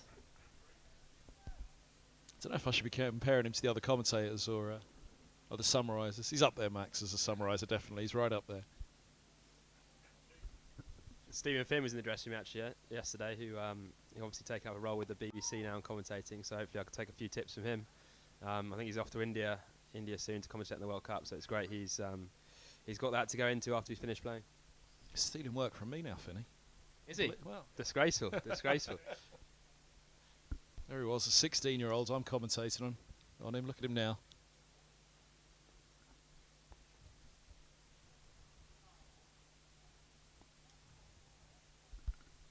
There's Robbo padding away there. I think it's similar to what we spoke about with that short ball stuff. Him getting out of the way, I think, with the left arm spinner coming over the wicket there. I think he's hoping for Robbo to sort of be prodding at the ball, defending and bringing that slip and gully into play. But with Robbo reading the line so well, now he's so well in, and just padding away, sort of keeping the bowler pretty disinterested there, and just sort of eating out the time. Only 5 overs to go until that new ball. It looks like Yates is coming on for a bit more spin to try and get through to that new ball as quickly as possible. He's promised me, Finney, when he makes chief cricket correspondent for the BBC, that he'll look after me. I'll be his assistant at that point. Yeah, happy days. Well, maybe I'll need that role as well in a few years. Who knows? So maybe me and you together.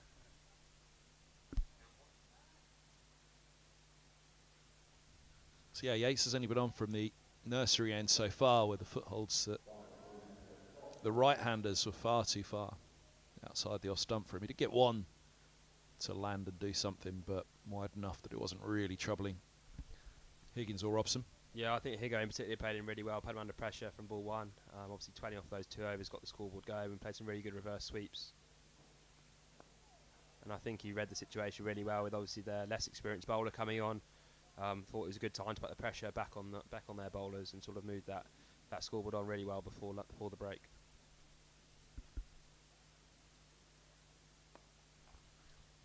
Sharp didn't quite get all of it. Fingertips at cover. It was only going to be a single anyway. Out to Brathwaite sweeping up.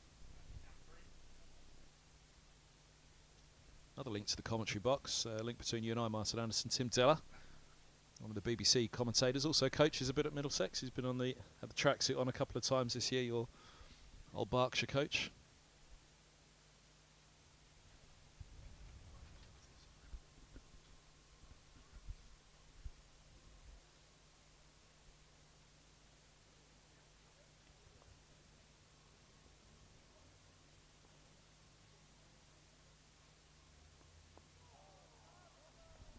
Yeah, Tim, was it all the way through for you at Berkshire with Tim Zeller as the coach?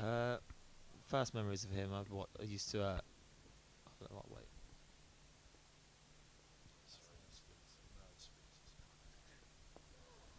He was a commentator for Reading Football Club, so I'd listen to him on the way in and after the games, and then... Is that your team, Reading? It was, and slightly still is. They're struggling a bit, but just won 9-0 the other day, so... Did they? Doing all right.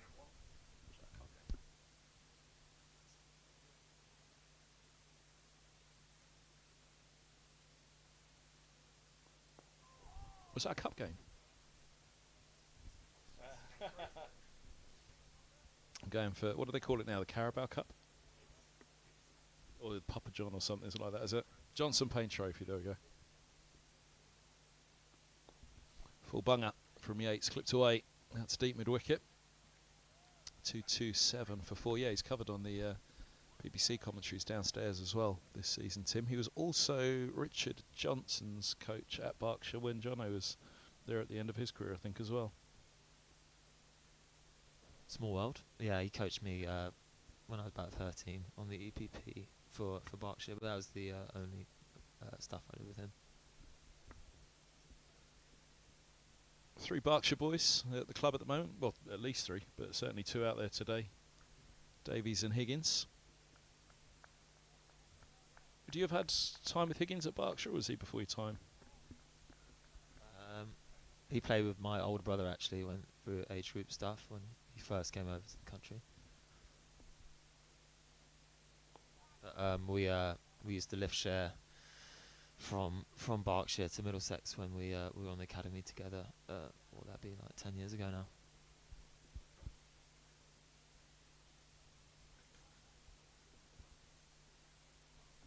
Poor bloke unfortunately had to deal with me in the car journeys on the way there and back, but it seems to be all right. Who had choice of music? Our parents, I reckon.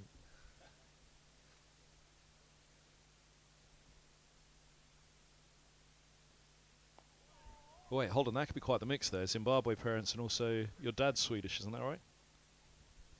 Yeah, I don't really know what it makes for music taste, but yeah.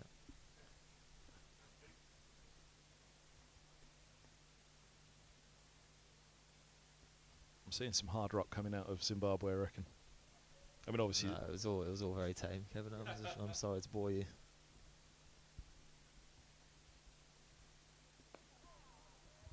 Yeah, Briggs still continuing to bowl pretty nicely into this rough here, making stuff happen.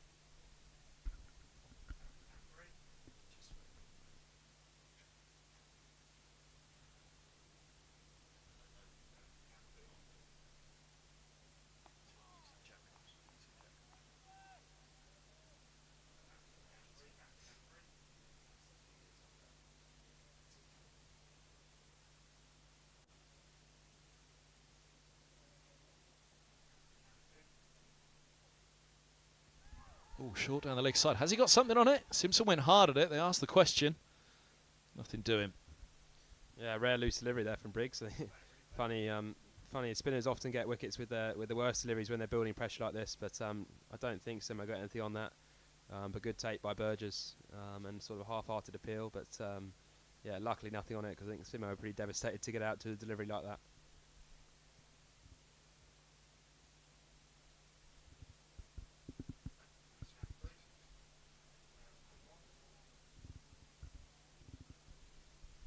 Yeah, just 3 overs left for until the new ball now. Such a critical time. I think we speak a lot about recognising these key moments in games, and certainly this new ball will be a bit tricky. Obviously, with the guy at Rushforth and Hannon Dolby's experience with that new ball, it's going to be vital we get through that first bit.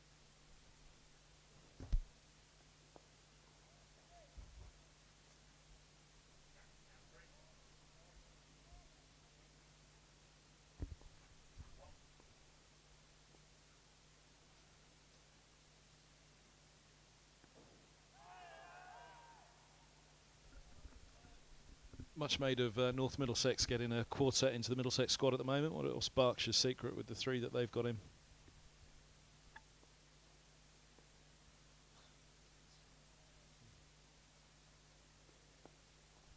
Pretty major one of the national counties, I'd say. Yeah, I think that as a county they've been quite successful with their adult teams, but also youthful teams probably punching above, like I guess in general how minor counties do. But I think a very well-run youth system through Tom Lambert definitely was very well organised. Yeah, all the way through. I can't speak for other minor counties, but definitely had very good experience when I was there until I was about 15, 16.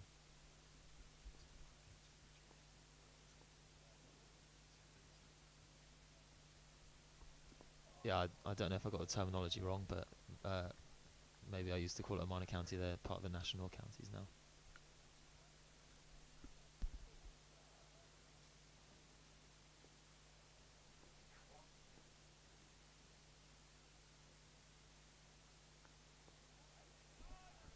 So Maxi is someone who's opened the batting a lot. Obviously, new ball just around the corner, but the pitch being day 4, but obviously with a bit of missed cricket, sort of day 3-4 wicket. How would you, when that comes around, be looking to play? Would it be similar to if it was the beginning of a game, or are there any different challenges?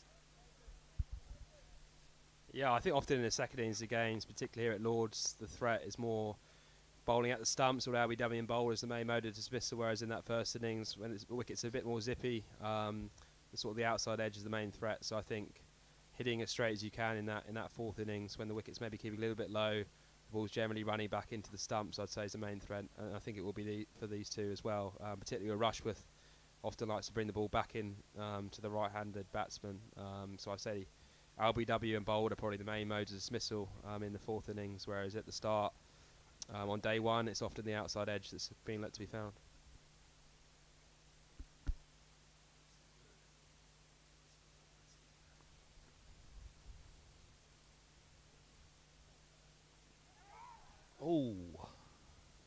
leg side. Popped up from Briggs. He had his hands on his head after that one.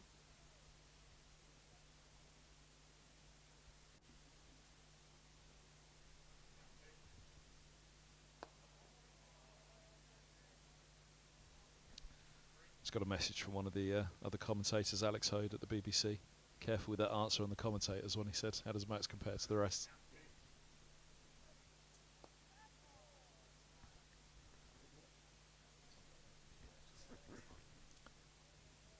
Just threw that one a little early there. Simpson has to be careful.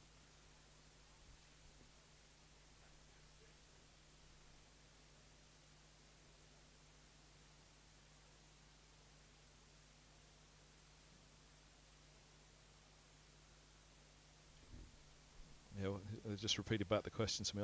Are the players better than the commentators on the circuit? When I'm on the Middlesex stream, the answer is yes. When I'm on the BBC, the answer is no. Oh, he's got him! Inside edge, taken at short leg.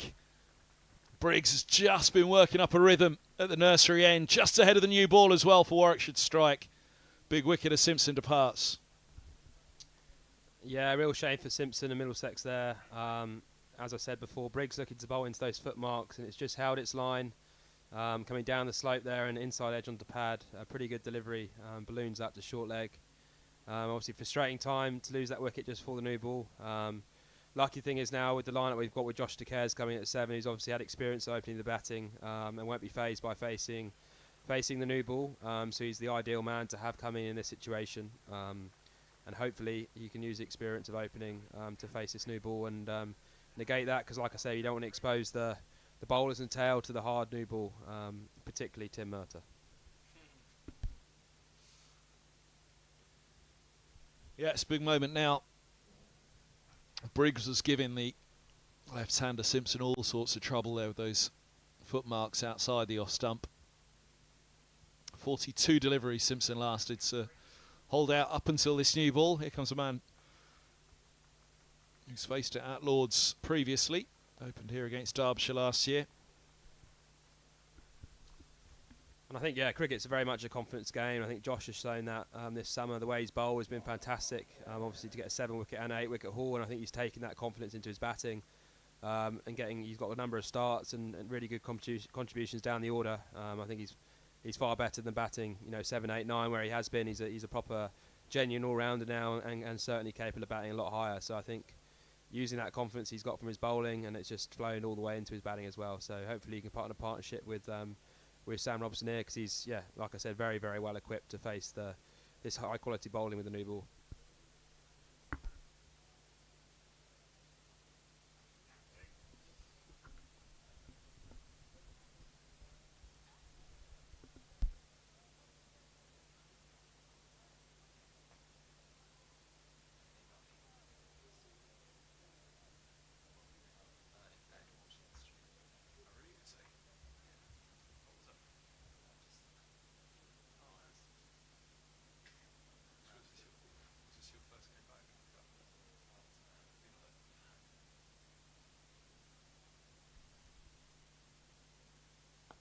Four around the bat for the Careys.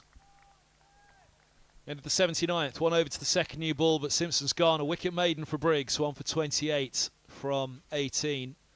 Simpson caught Mousley for 13. 2-2-7 for 5.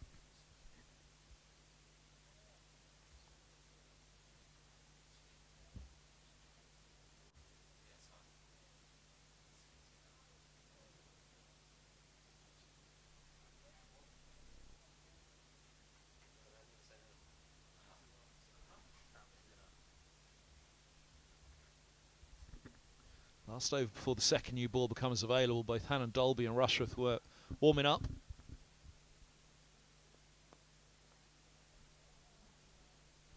.33 the lead, 5 wickets standing. Crucially, Sam Robson.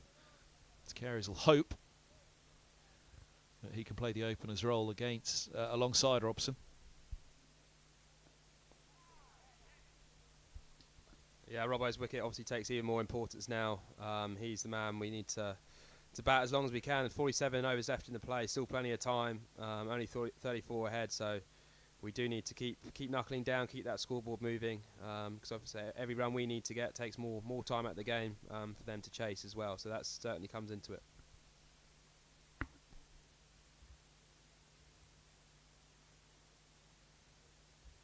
Hampshire have lost the wicket at Chelmsford, 23 for 1. Albert Court Rossington bowled Cook for 7. Middleton has 9, Gubbins 7. Hampshire requiring 244 further runs to win there. Hampshire currently holds 3rd spot, 4 points clear of Warwickshire. Hampshire entertaining Surrey in the final round. Warwickshire facing Somerset.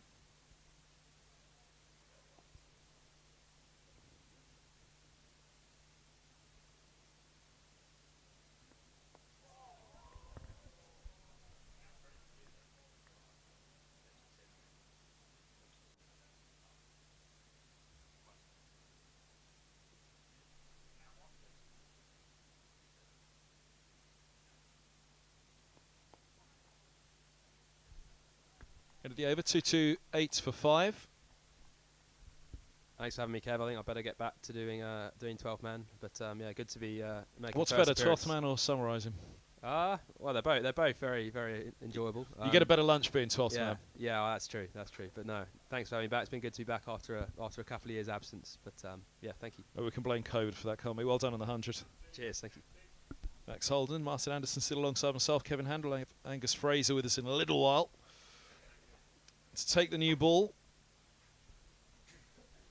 First it's going to be Hannon Dolby from the nursery end, Rushworth from the pavilion, so pretty much as they were at the start of the match. I didn't realise you'd just been laid low by sickness for the last few weeks, Martin. Yeah, it's all been very exciting for me. Watching a lot of the stream and listening.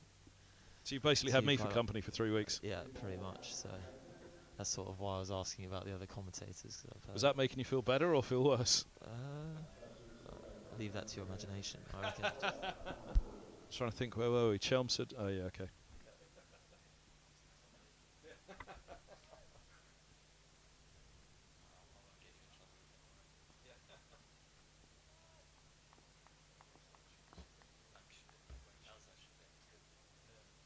Oh, you had Lancs TV to watch. Bumble, Allett, Reed, Howells, David Townsend. Yeah, they're very professional stream. Maybe just pipping ours, I reckon. No, they're no Middlesex TV. They had the players doing some of the adverts post lunch and tea. It was quite funny. Careful what you put yourself forward for.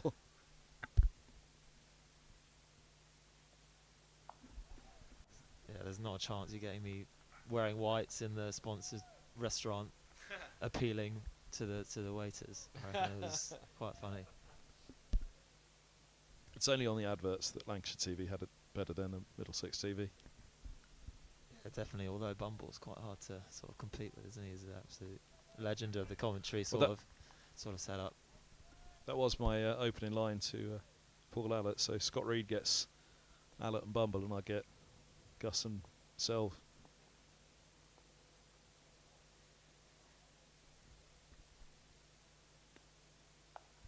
No, it's good fun. Yeah, tough life that for you, Kev. I reckon tough life.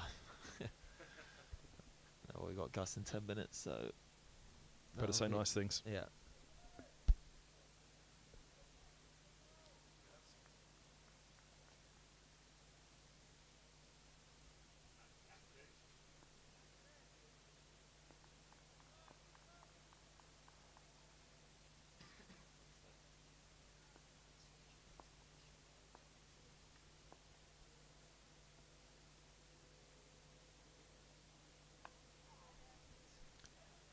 Bit of movement there for Hannon Dolby. Run by Robson onto 95.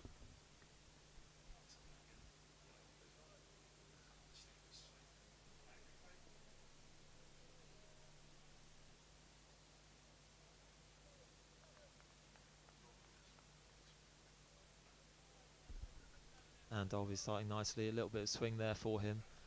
Nice shape.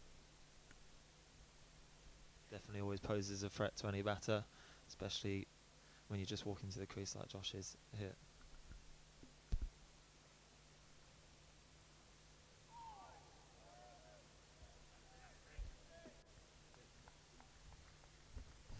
He's it's something of a test again against the new ball, isn't it? Much as he had before. He's dropped down the order. I'm sure he would dearly love to be back up. Right up at the top of the order.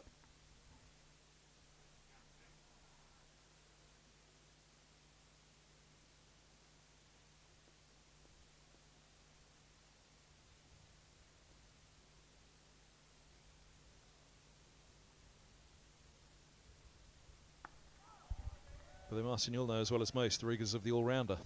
Bowling and batting, the expectation, but also what it takes it out of you both physically and mentally, I'd imagine.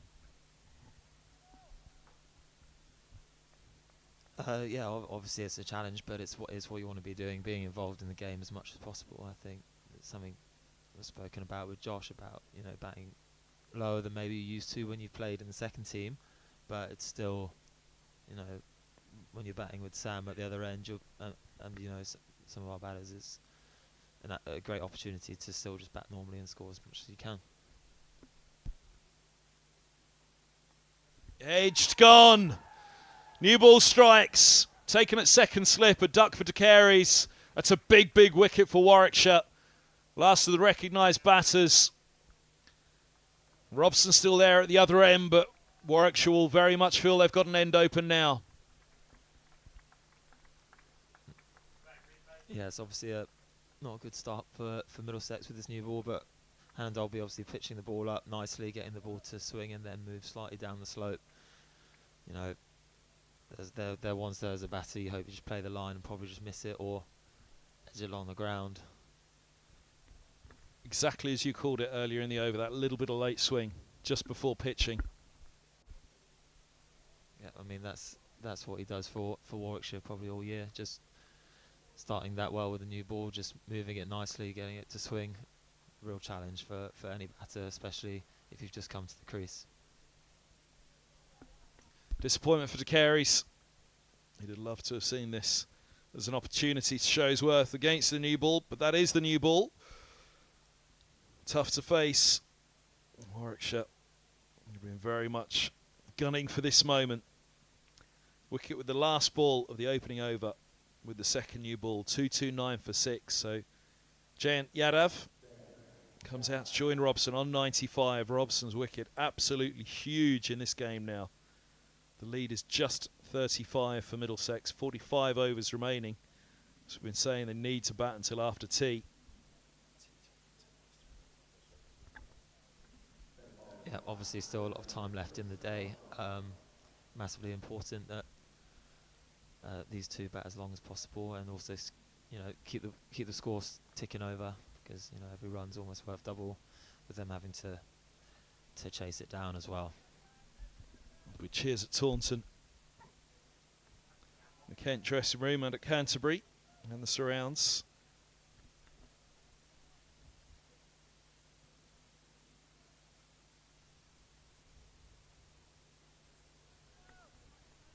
Rushworth to Robson. Massive pairing in this game now, these two.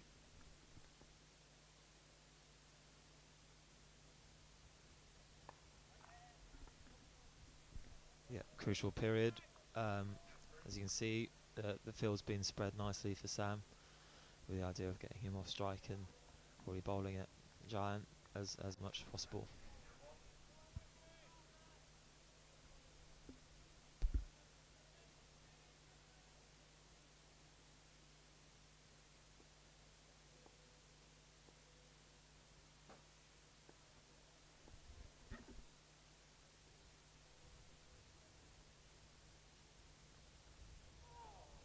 That dies.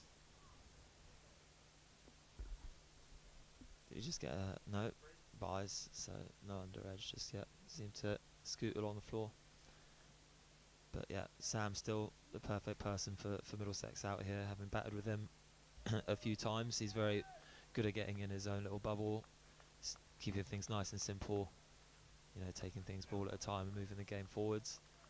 And yeah, definitely a very helpful person to bat with. Gives you good ideas on what's the best way to play each bowler. Trouble at Chelmsford for Hampshire. They're 26 for 3 now. Middleton gone, and so too Gubbins, both falling to harm after the early loss of Albert. Oh, straight away off the mark. Nicely down to third man. And I don't know if anyone can hear that, but just in the background we've got Gus just walked in and, you know, smacking away on some biscuits already. Clearly didn't have enough at lunch. So yeah, just getting fueled up for his stint. I've got 3 packets on the table in front of me, so I'm saying nothing. Although at least I went to the fruit first before the biscuits.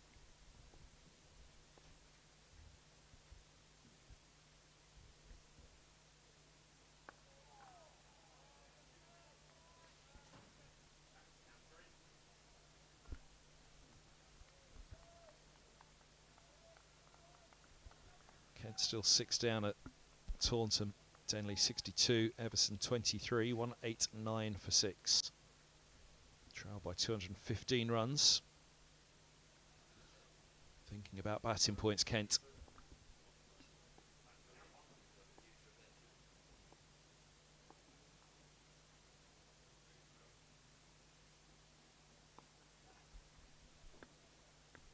Couple here for Robson. He's on to 97.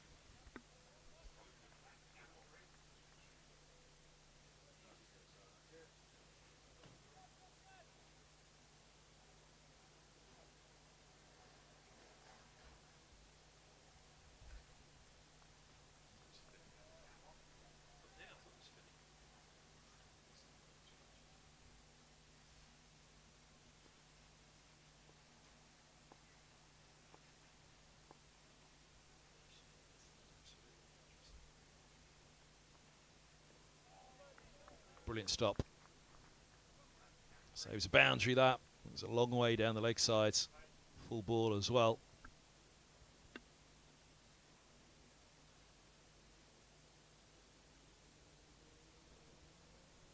Outstanding with the gloves. 2-3-3 for 6. End of the 82nd. Rushworth's first over with that second new ball.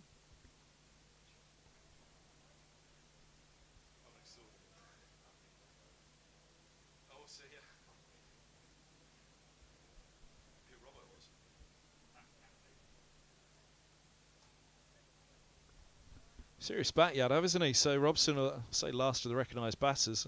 Yadav's got international credentials with the bat. Yeah, I think we'd all buy a hand off for a test century. So, you know, clearly very good player.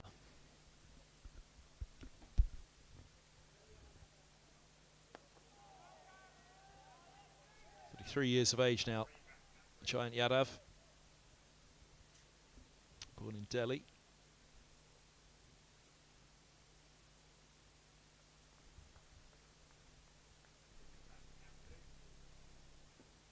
Six tests.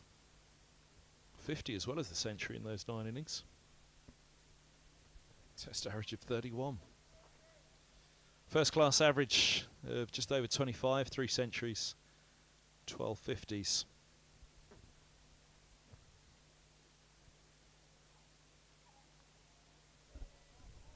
Nicely left outside the off stump there. Ball. Oh yeah, and Dalby's still getting the ball to swing nicely. Probably in general quite late, which makes it tricky to play.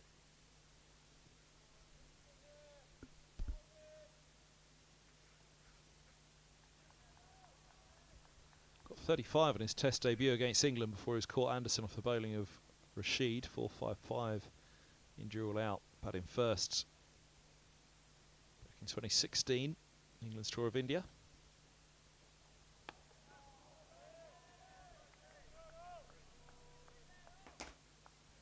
Anderson, Broad, Stokes, Zafar Ansari, Adil Rashid, Moeen Ali, Joe Root. Bad bowling lineups to go up against.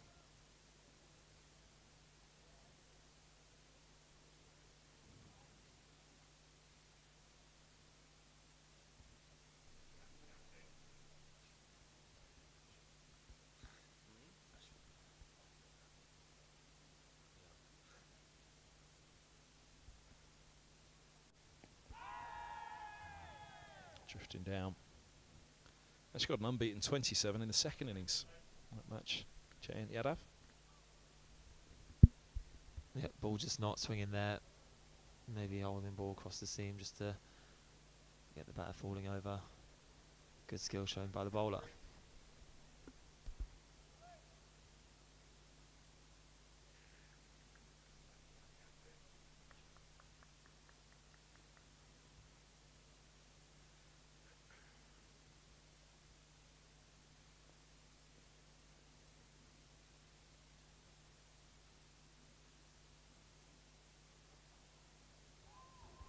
Lift on that one.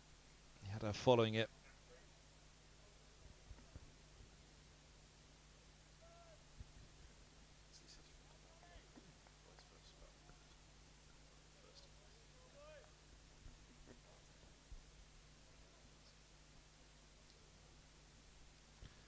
First time against a red ball at Lords. Had the first innings, of course, but there's that challenge. Phil gone back for this ball. Made 7 in the first innings for his bowl by Yadav, Hannon Dalby. Pretty much with the ball like that. Solid defence from Yadav. Last ball of the over. 2-3-3 for 6. 35 minutes to tea on the final day. Middlesex dearly love to get through. 6 down. It was looking so good at 3 down. Higgins and Robson going well, but clatter of wickets up to the new ball, and then De Carey's falling first over of the second new ball. Not the first over.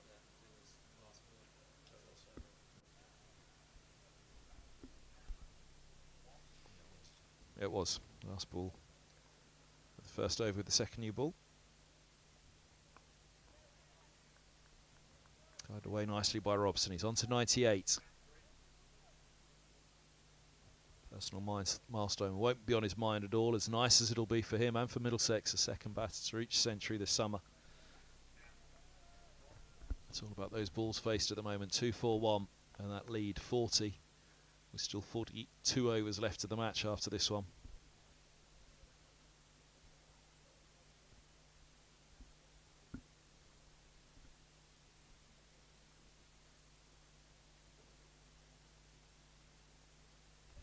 Oh, he's got him. Big stride from Yadav. Movement again from Rushworth. And the new ball taking effect here. Middlesex 7 down. Yadav last just 8 deliveries.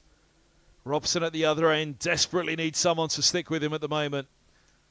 Middlesex needs someone to stick with him. Yeah, these two bowlers showing their class with the new ball here. Rushworth angling the ball in towards Yadav and it just holding its line up the slope. Pretty difficult what to do against that quality of bowling.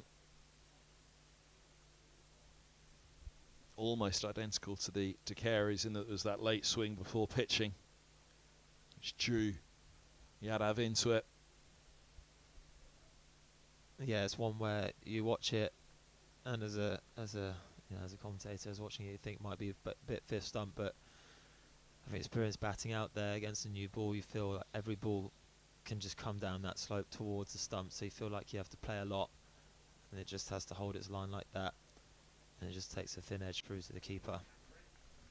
Tom Helm, decent batting credentials as well, as Bamber has as well, still to come. Middlesex really desperately need somebody to help Robson here. Take it up to tea at least. There was that threat of rain. I don't know what the forecast is like now. Middlesex will know they've got to do it themselves, not rely on the weather.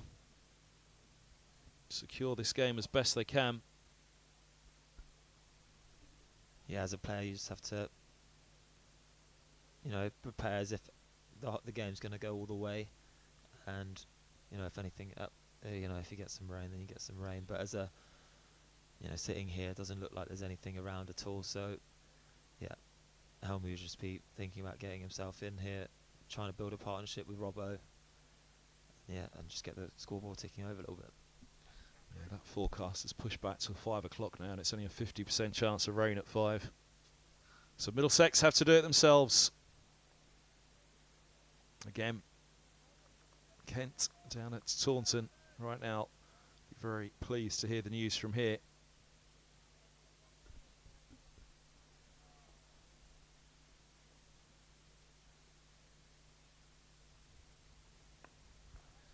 Joe Denley still going. He's on 68 and Everson on 23. Kent 195 for 6. Still trail by 209, but get out of that match with the draw. At the moment, if Denley keeps going, they might get out of it with a couple of batting points as well.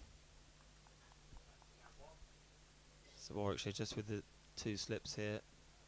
Pretty regular ring field and a third man, knowing that it's important obviously for them to take wickets, but not to go for runs either.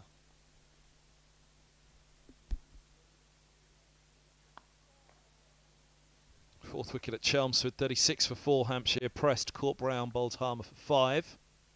Centurion in the first innings pressed, so Harmer picked up 6 in the first innings. He's got 9 in the match now, Harmer. Yeah, what a performer for Essex he is. Does it time and time again. Is that at Chelmsford? Yeah. Taking a heap of wickets there.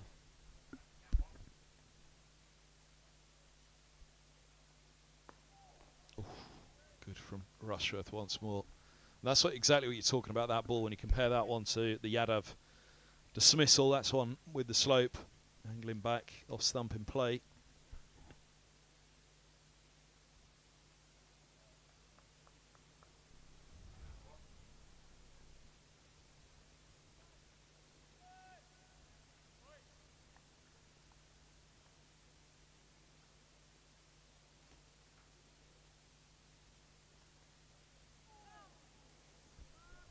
Again for Rushworth, end of the over, 2, 3, 4 for 7. Yadav gone. Caught Burgess for 1. Rushworth with another wicket. Yeah, a bit of a waft there from Tom, but you can understand why. Probably just wanting to get off the mark, and yeah, knowing that every run that you get, they're going to have to be chased down. So it's definitely going to be a balance with these 2 at the crease.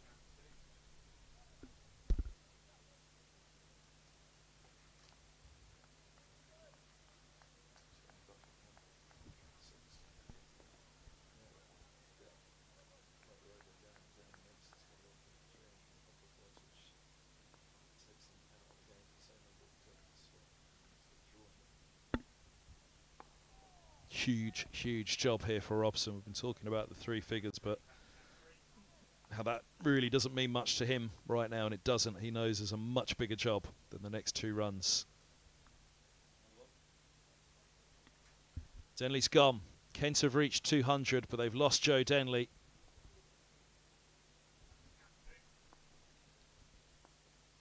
.250, remembers the first batting point this year, so still 50 shy of that. Denley LBW to Abel for 73, 200 for 7, Kent.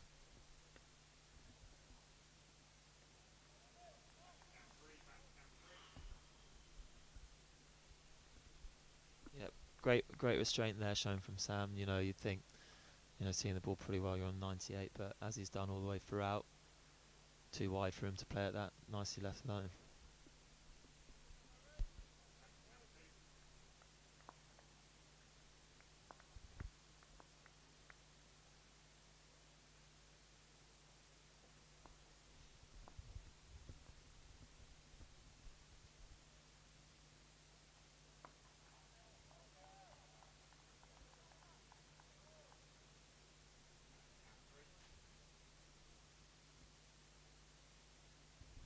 .26 minutes to tea on the final day. Feels an eternity right now for Middlesex and their followers. For that man, 244 deliveries, mammoth innings. Trying to see through both new balls.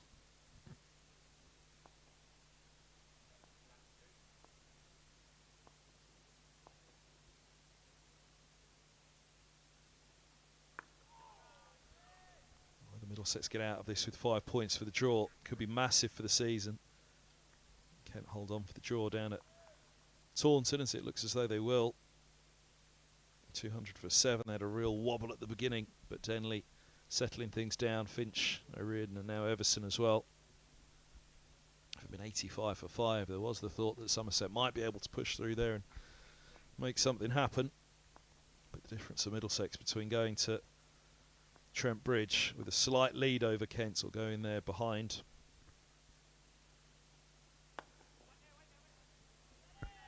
It's Good stop. Mid on. Yeah, excellent diving stop from, looks like, is that Briggs? I think so, with his left hand, stopping Sam, getting that 2 down the ground.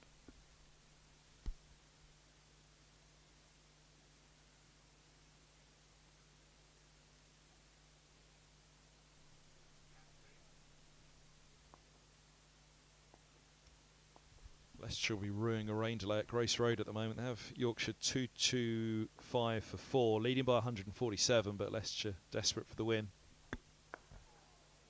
Try and catch up. Worcestershire in second spot. End of the 85th here, 234 for 7. And we'll have strike. Surrey are 61 without loss.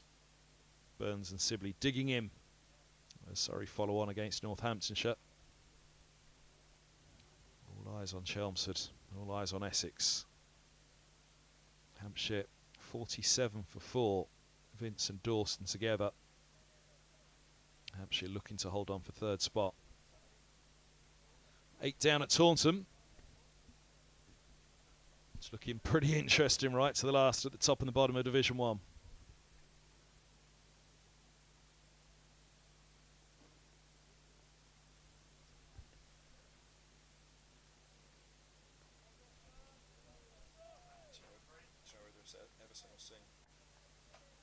Singh's gone. 200 for 8. Still trailing by 204 Kent at Taunton. Boy, oh boy, going into tea there.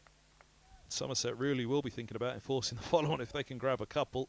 Probably similarly with about 40 overs left to that match as well. Kent's first innings lasting 49 overs so far. Abel with another wicket. Singh bowled for a duck.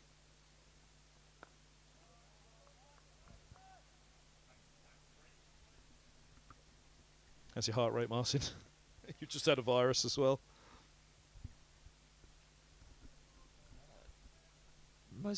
Mostly fine with these two at the crease.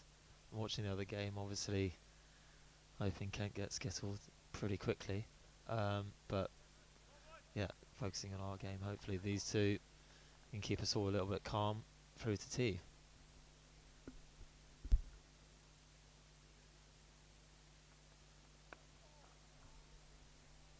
But yeah, obviously a big challenge this for Tom and for Sam. Rushworth not really missing the spot here so far with the new ball on a day 4 wicket. Definitely tricky conditions to bat in. Goodness me, that'd be something if Mercer's final send-off for Middlesex was saving the jaw with the bat. Yeah, then my heart would be going some, I reckon. But yeah, he's done it before, I'm sure. So no reason why he can't do it again. How old would you have been in 2014 when he and Harris saved the game at Old Trafford? Where is it now? 23, 18. So not actually, yeah. On the staff, on the academy at that point at Middlesex? Academy, I reckon, 2014.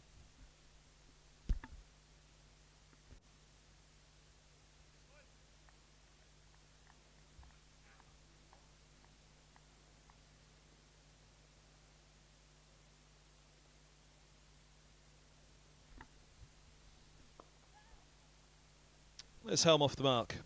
Clipping away through the onside. Very, very capable batter. Tom Helm, as is Ethan Bamber to come next. Let's cover the over with Robson on 98. Lead 41. Minimum overs remaining today, 40.1. Yep, just last week Helmy got 80 odd against the Essex second team, so hopefully bringing some good form with him into his batting today.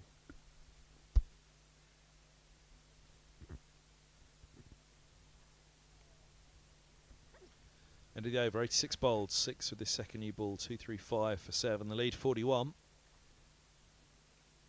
20 minutes to tea.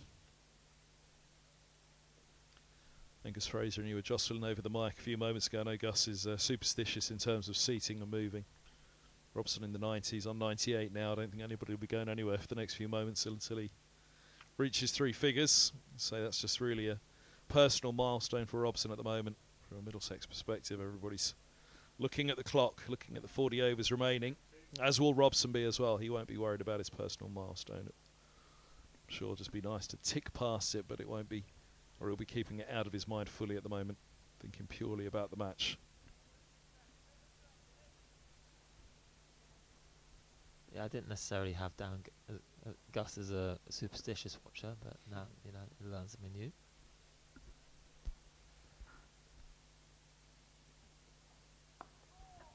Well, kept a fraction low, back and across from Helm, tall man, toe into the back, keeping it out.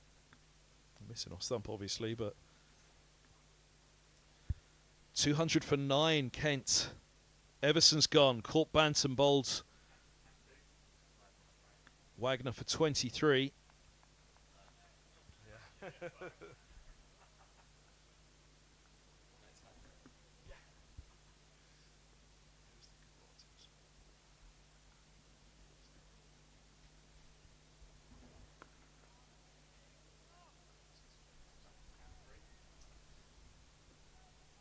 See, Ollie just shaping the ball away nicely in general here to Tom, but as a batter, I'd always be thinking that the threat, well, as obviously is a away swing as well, but when he looks to just angle the ball straight at the stumps, you've got to make sure that you don't fall over it and play across it. So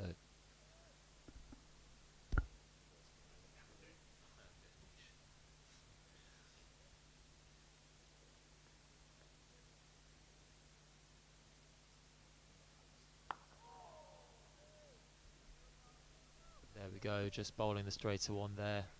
Tom back and across, but ball's outside off, so never a real threat.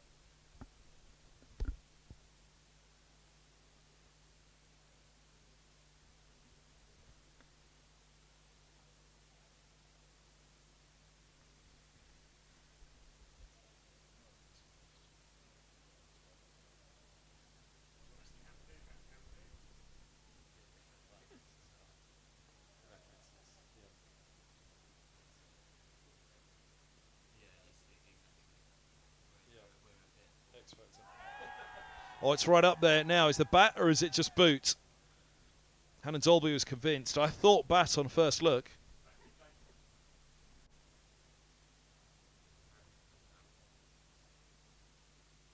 Ooh, now, was there any bat involved? I guess the umpire just couldn't tell. Looks pretty good from here in terms of, as a bowler, you'd be pretty disappointed with that not being given out, but I think Tom and Middlesex and I will definitely take that not being given out.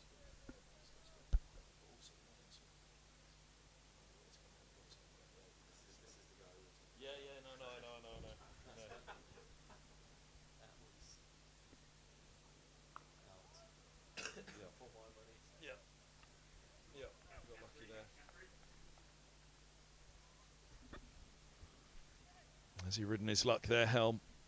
Big LBW call. As that bat slammed down. Legs flying everywhere. It looks like Will Rose was just having a little chat with Tom to ask him if he hit that, I reckon.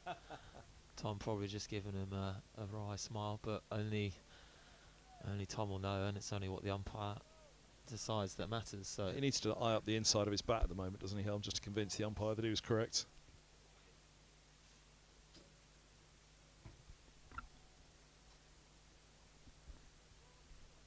Tense moments at the end of the season. 2, 3, 5 for 7. Solid defence from Hannon Dolby. Maiden from Hannon Dolby, very, very close. yeah, some great bowling there, swinging some, angling some back in.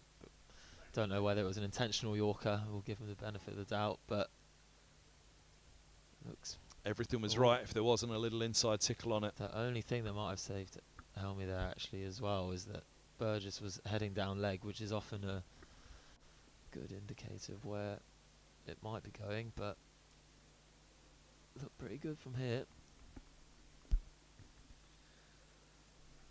So 201 for 9, Kent, trailing by 230.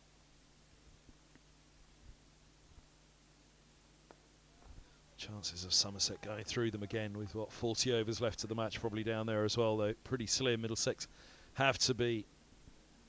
Yeah, but it's what dreams are made of, so yeah, that's probably asking for too much, but definitely would be ideal if they lost the wicket, probably got 49 more.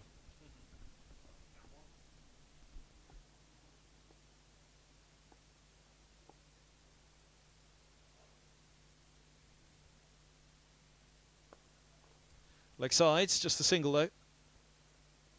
That's a Brathwaite. 99 for Robson.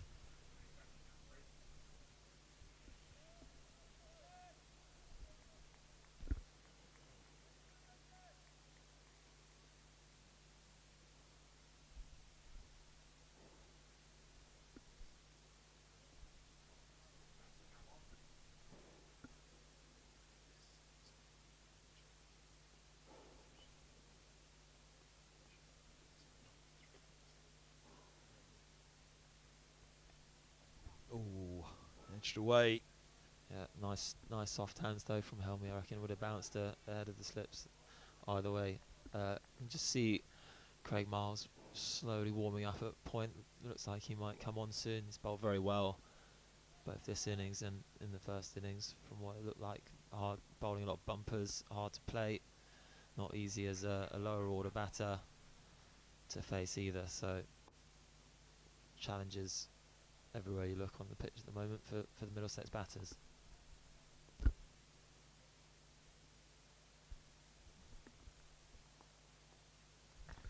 There's a century. Second of the season for Sam Robson. Second of the season for a Middlesex batter. At the moment, there's so much more riding on that. It's hanging over Middlesex though, just one century all summer. Robson now has both centuries by a Middlesex batter this year, but there's a much bigger task at hand here. Helm comes to celebrate with him. 251 deliveries, 14 fours. It's been Robson at his very, very best. They need an awful lot more from him here as well, Middlesex.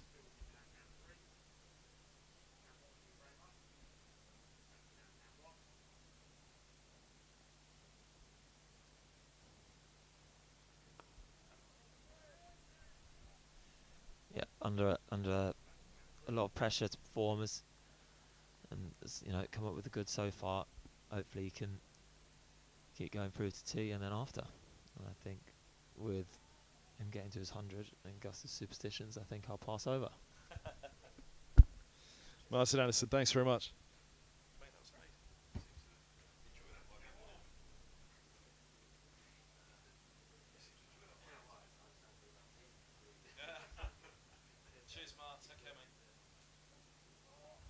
Oh, that goes through.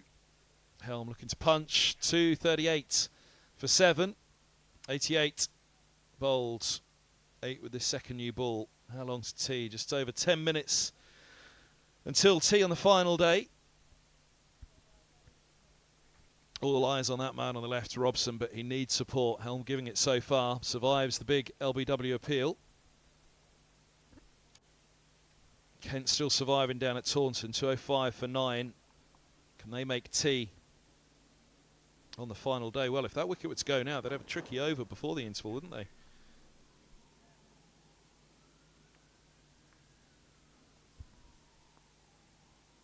Sorry, 72 with that loss following on against Northamptonshire. Robson's thinking 2 here. Runs the first hard, but it's just a single. Lancashire against Nottinghamshire, match drawn, so Notts take 7 points from that game.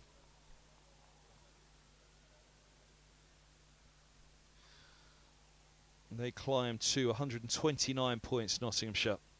So safety for them. Climbing above Somerset indeed, but that's in the live table.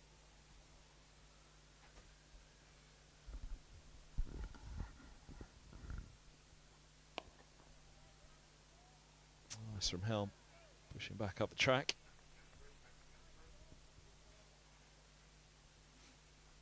What are you up to, Hand? I'm more worried about you. What are you up to? How are you feeling? I'm fine. Just see you with a table in front of you, and there's more theories coming out of that than Bletchley Park all them years ago.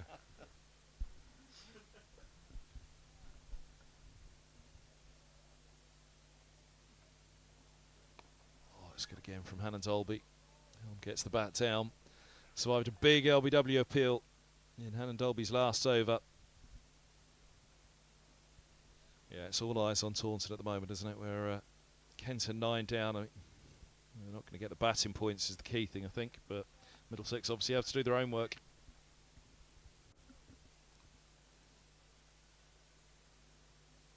Well, what are you sort of envisaging at Taunton? Then they get 250 to get the point, or that's been the they fear, lose? isn't it? Yeah, well,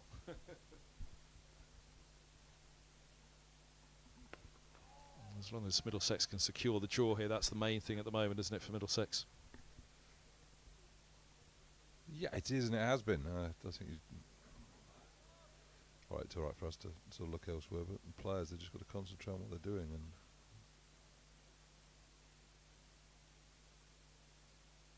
it's going to be difficult to still. I mean, they've fought hard today, fought hard yesterday, but you get bowled up 120, and it's a long way back in a game, and that's why there's so much time now, because your first innings only occupied 40 overs, and even though we've been off, lost quite a bit of time for rain in this match, you can't get bowled out that cheaply.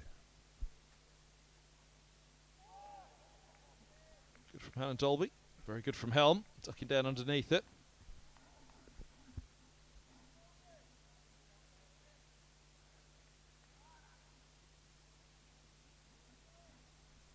So what's your theory then? I mean, if Middlesex lose, I haven't come up with one yet. I don't know, you're putting me on the spot here. Kent draw. I was just looking at Nottinghamshire because their match is drawn at Lancashire, so I was just seeing where it put them in the table. Let's move them above. Kent would move above Middlesex by a point, I think, wouldn't it? Yeah.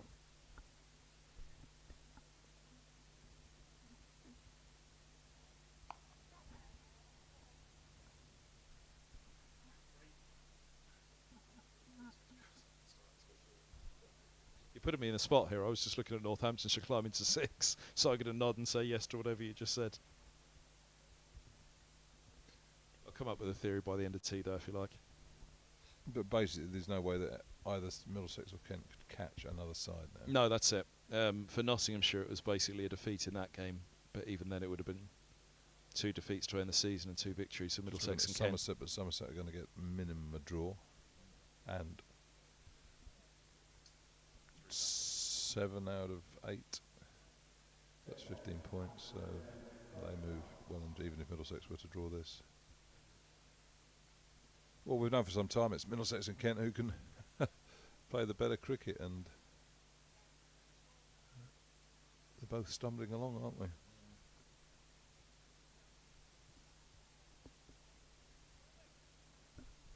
But hasn't Sam Robson played well? Well, he's been outstanding. It's been Robson at his very best. It really has, because it's an outstanding Warwickshire attack, and this man's dangerous. Miles replacing Rushworth. Got the first 2 today, removing Davies and Cracknell.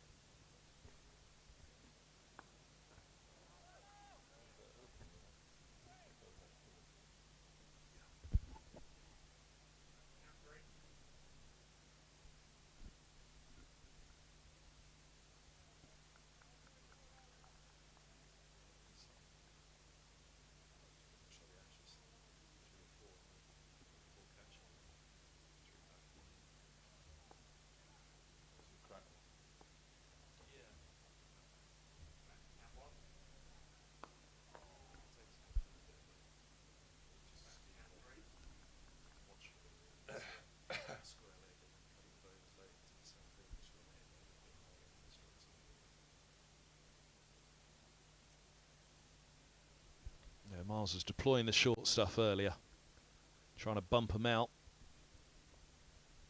He's got a deep square and a long leg. Deep square around to mid-wicket, Brathwaite. Leg gully as well for Robson.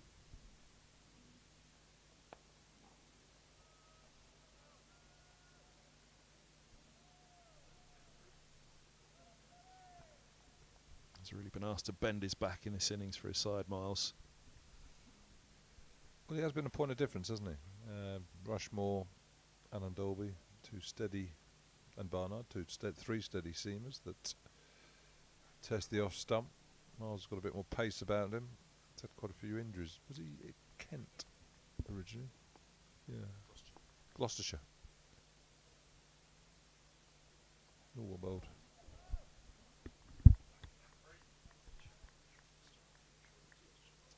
But he sort of shook things up a little bit in the first innings. Had a short spell at Cracknell, hit him on the head a couple of times.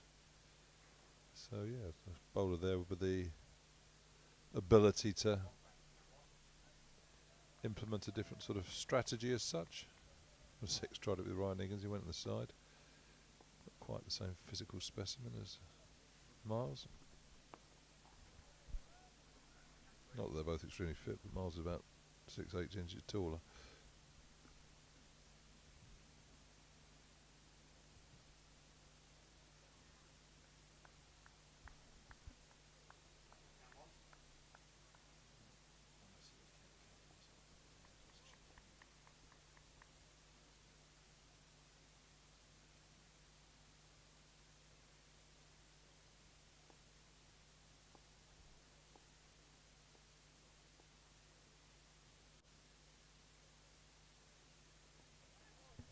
Side to Robson, just steers it down to long leg for a single. Keeps the strike, end of the over, 90 bowled. 10 with this second new ball, 240 for 7, and should just be one more over until tea. What's the forecast like?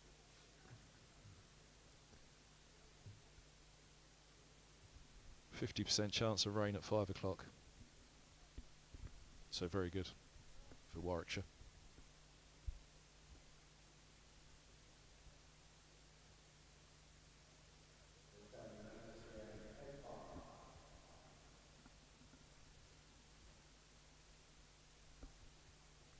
The trouble with this drainage now, it's too damn good, isn't it? Don't mean that really. The rain yesterday afternoon was torrential. And in the evening too. And years gone by you'd have turned up and... Ooh, Barnard straight on the spot there. Thick inside edge to deep square leg for a single, but yeah, in years gone by there'd have been real doubt about play today. London clay. Difficult to get the outfield dry. But now it's like a sand-based, well, it is a sand-based outfield. You almost hear the water sucking through when it's raining heavily. And the pitch dries unbelievably, or the outfield dries unbelievably quick.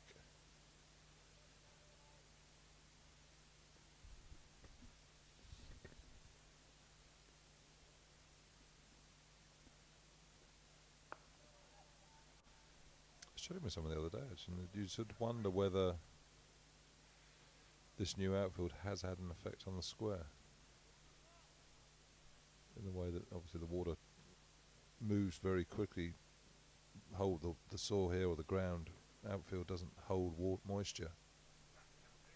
Therefore does it to in some way sort of suck the moisture out of the square. And then attempt to sort of, so it doesn't get too dry, you obviously maybe have to put a bit more, leave it a bit damper, or make the water content at the soil a little bit higher at the start of the game, so which may explain why the pitches do a little bit. I don't know whether anyone, well, I'm not intending on doing this survey, but I don't know whether anybody's done a survey on whether how outfields might affect the square.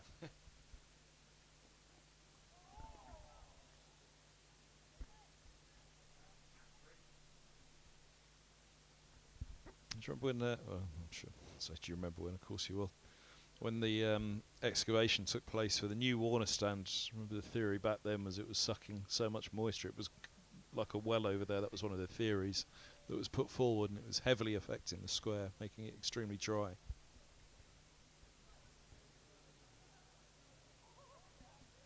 Interesting theory, that one. Seeing as I thought water was supposed to flow downhill, not uphill. But I'll give it an airing. I'm going to tentatively say it might have just been put forward as an excuse. Remember, that was roughly around the time when Chris Rogers was spitting feathers, wasn't he? Well, I was describing this as a feather bed, the square at that point, wasn't he?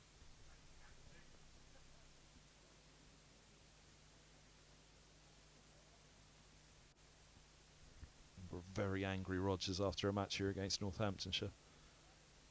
Pitch that died a death. I don't think Helm sort of warmed himself to the Warwickshire players there by pulling Barnard up just as about 3 yards from letting go of the ball. It was 3:09 at that point, wasn't it? 3:10 now. Convenient fly drifting around the grill of your helmet, no doubt.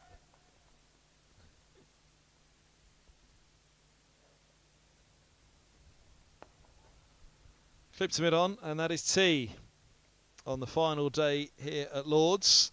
Middlesex 241 for 7. They lead by 47. Saying confidently it is. What's the delay? 10 past 3. I didn't think it was 32 overs on the final day, was it? No, it is. We're off for tea. Phew. Thought I'd misjudged that horribly.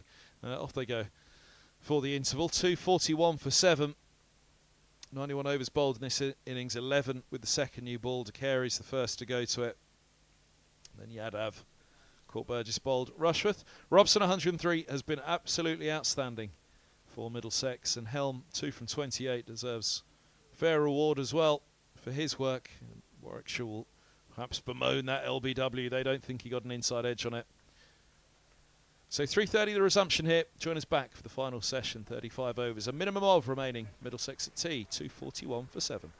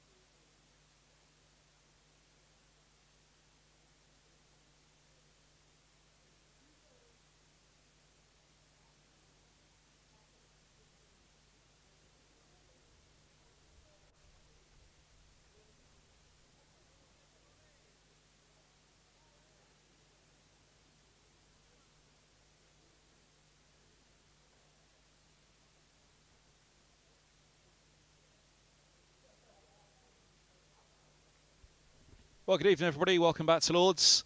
One last session of the summer at the home of cricket. It's a big one. Middlesex 241 for 7. They lead by 47. 35 overs remaining today. 5 points up for grabs for Middlesex. 16 up for grabs for Warwickshire. They are eyeing third spot and some prize money. 3 wickets to get through this evening. One of them, though, Sam Robson, 103 from 259 deliveries. It's been one of his finest hours, an outstanding display of batting from the Middlesex opener. Only a second century of the summer for Middlesex, and both of them for Robson. Helm, 2 from 28, is doing a fine job as well. Survived a big shout for LBW before the interval. Here's Rushworth to get things underway for Warwickshire. Right on the spot. Robson right in behind it. Rushworth 1-4-53 from 18.1.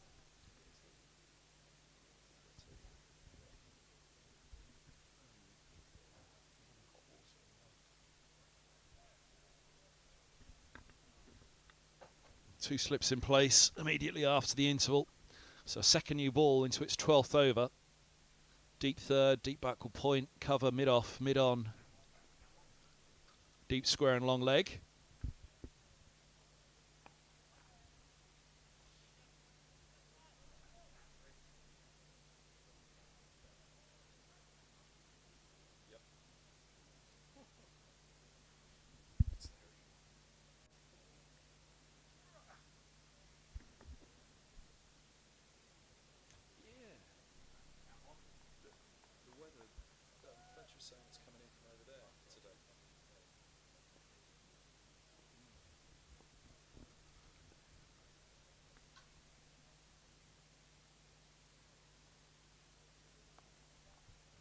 Comes back in, but Robson guides it for a single off the mark after tee. 242 for 7.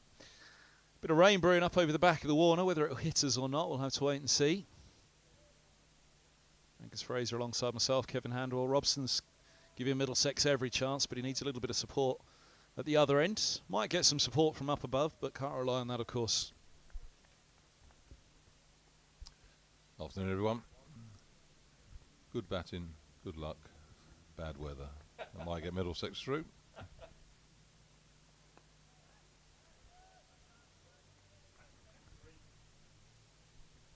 Big 5 points. The way things are going around the country. Kent, although they've had a tough time down at Somerset, should be able to save that game. Following on, 41 overs remaining in that one, we reckon, from afar.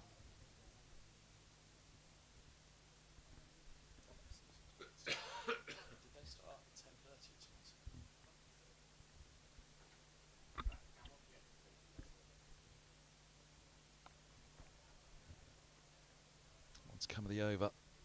Helm punching away. Very, very capable batter.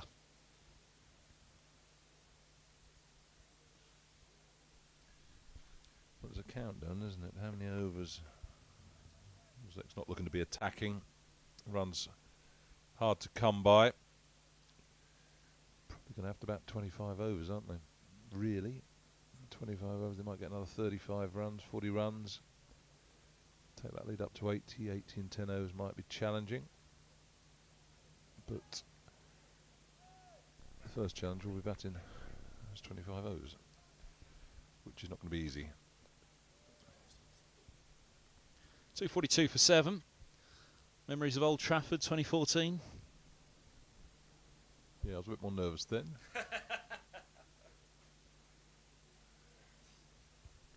Where were you actually for that? I think I was above you.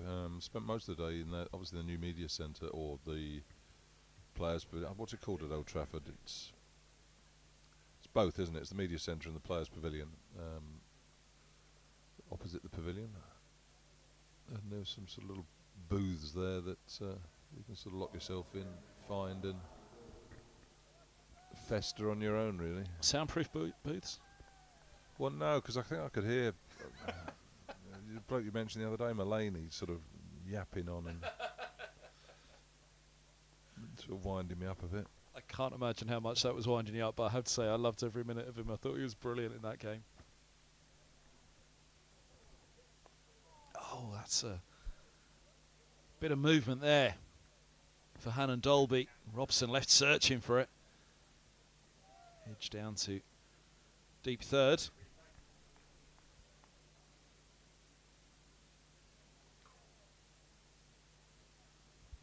Bit of swing for Hannon Dolby, right up there with that one.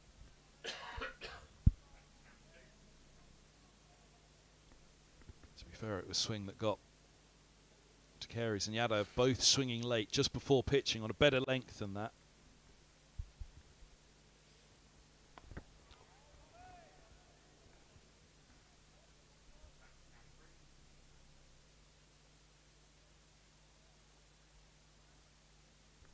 Tee fixed at 3:10 on the final day of a game in September, so they're all getting underway again around the country.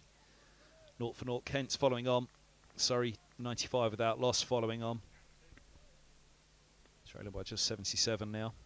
It's been raining again in Lancashire, is it? It's just very wet up there. I think they got on briefly this afternoon.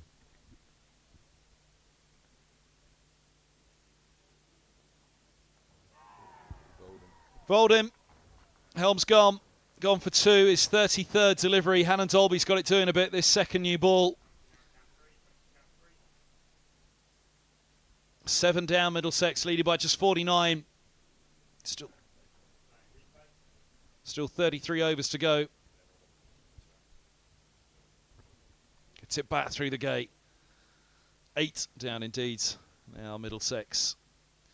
Bamber and Murtagh to come to join Robson. A lot of work to do. And just there you go. A little bit of movement again for Hannon Dolby on that one. Only a small amount. We've seen him swinging them away. Swinging it late just before pitching. Well, it's a good delivery. Top of off stump. Nipped in a little bit, but it's, I suppose, a lower order batsman's half push forward. You'd have thought if Sam Robson was playing that, he'd have been further forward, covering it with the bat and the pad. But Tom Helm doesn't take a great big stride. Stuck on the crease, and again, any movement when you're stuck on the crease is can have devastating effects, as it did. So, yep, good wicket for Warwickshire. And Middlesex's troubles heighten. Yes, Ethan Bamber can play and he can occupy the crease, but he's got to produce something that he's probably not produced before, and that's stay around for 25 overs, which is going to be a real challenge. Yeah, Bamber. Last game here he hit 46, not out, didn't he, with Tim Murtagh the last to go. Middlesex desperately need him to hang around in this one.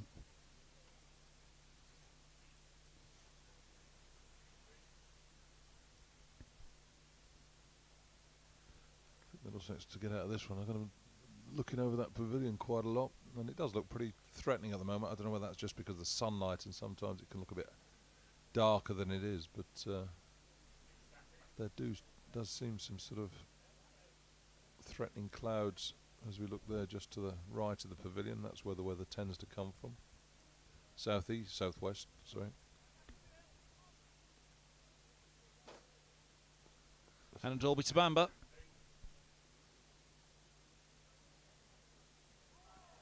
Pace and bounce for Hannon Dolby. Really good. And the Warwickshire team attack this.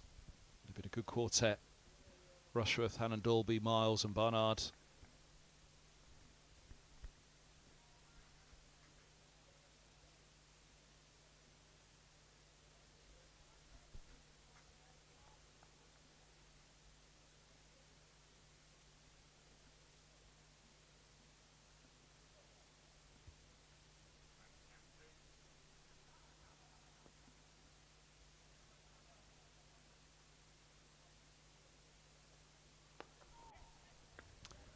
Good from Bamber, he's off the mark, full and straight. From Hannon Dolby, had to lay bad on that. Picks up a couple, might have just been drifting down, but has to be watchful. Bamber. Chance to bat with Robson. How many times has he had that before? Probably never. Night watchman, he was in with Stoneman, I seem to remember, at Merchant Taylor's School.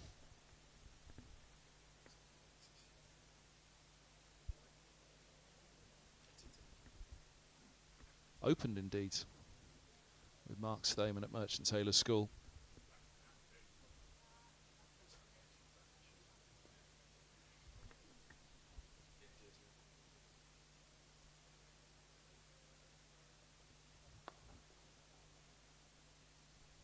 Rejecting the single there, Robson.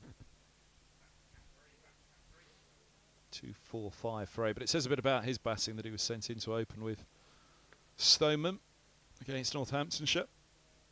Hung around for a bit. He was the man to go, so he didn't bat with Robson at that point. Robson came in to replace him.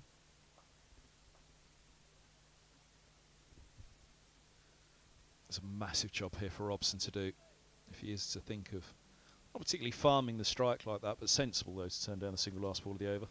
Well, it is, yeah. I mean, you've got to, especially with the clouds, and you don't know what's in them, sort of moving this way.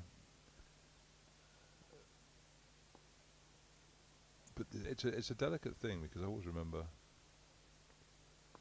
batting a few times in similar type conditions with John Embry and people like that, and they sort of nick the strike, and you're out there for half an hour sometimes, and you've only faced 7 or 8 balls, and you're not in, and therefore you're always exposed. I mean, it's a gamble, but I say Ethan Bamber can play. I'm not saying that single should have been taken, but you don't want to be doing anything stupid at the end of the over. You've got to put a bit of faith in Ethan, and the longer he bats, obviously the longer he's likely to bat.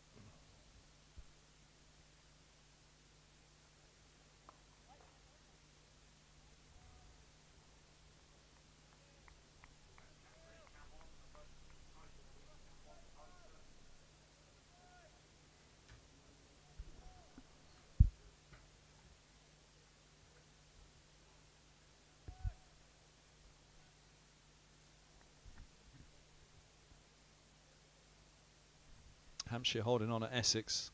It does have something of a relevance to this game in that Warwickshire looking to finish above Hampshire in 3rd spot. Oh, that comes back down the slope, well played by Robson, who will take the single on this occasion, just guides it. Now they're 101 for 4, Hampshire. Vince has 47, Dawson 22.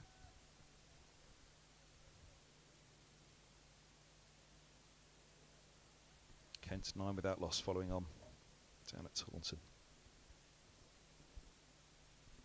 But again, if there is some rain around, which obviously every Middlesex supporter will be hoping there is, you'll want to still be batting when that rain comes along, because that all of a sudden, between innings, 10 minutes, 3 overs, or 2 overs and the over that you're bowling, becomes more time that you can take out the game. So anything that's going to take overs out the game, Middlesex will welcome with open arms here.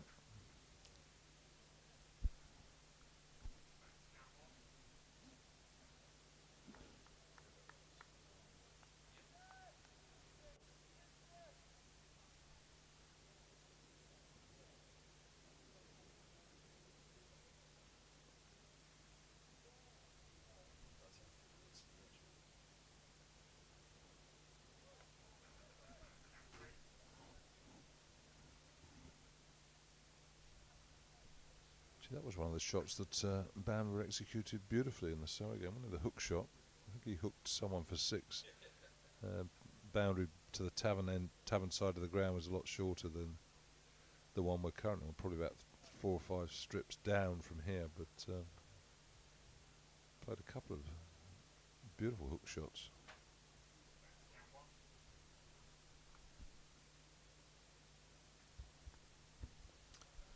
Nice leave. He's bowled leaving in the first innings, Ethan Bamber, but a very capable bat, no doubt about it.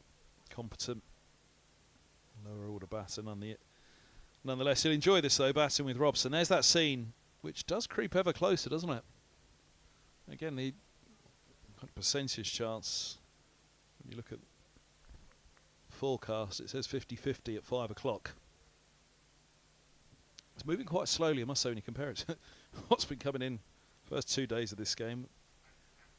Weather was changing at a fair rate of knots throughout.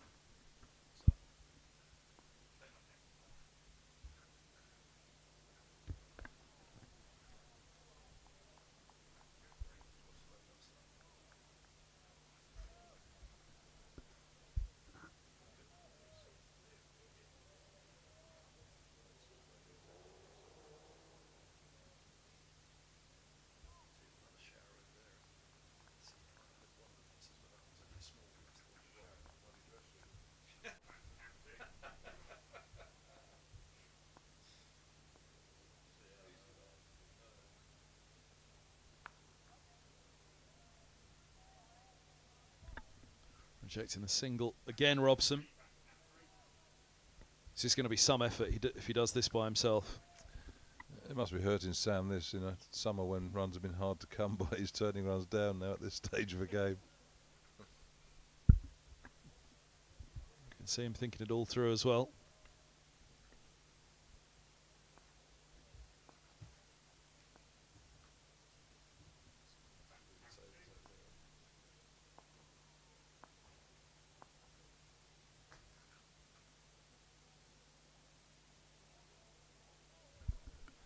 I suppose a pretty good gauge as to where we are re-rain is where are the ground staff.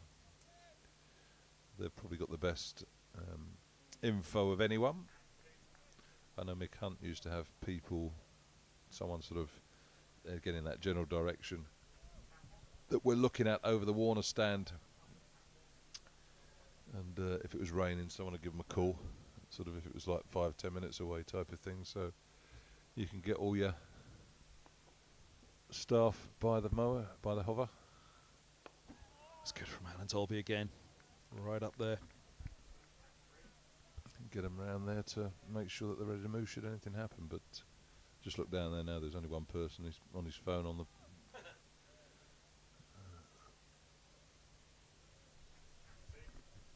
He's working out. tractor. He's working out which app he can believe as well, is he? Well, if it was as threatening and as imminent as we would need it to be, we'd have hoped they'd be all round there waiting, but they weren't.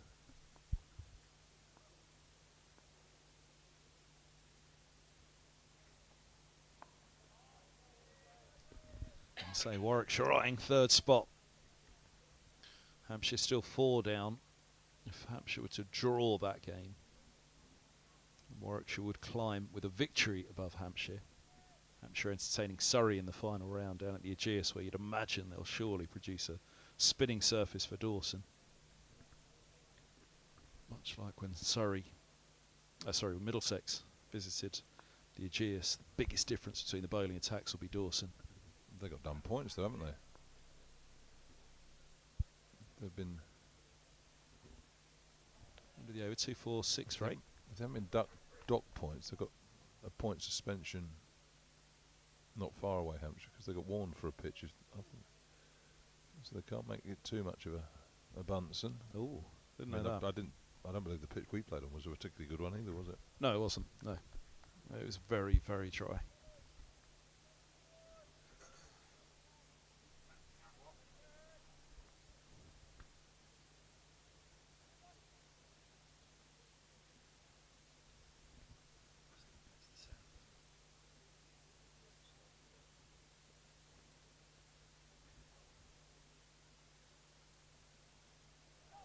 Lovely ball. Really good from Rushworth. They're bowling for prize money here, Warwickshire. That sliding scale of a prize pot from top of Division 1 down.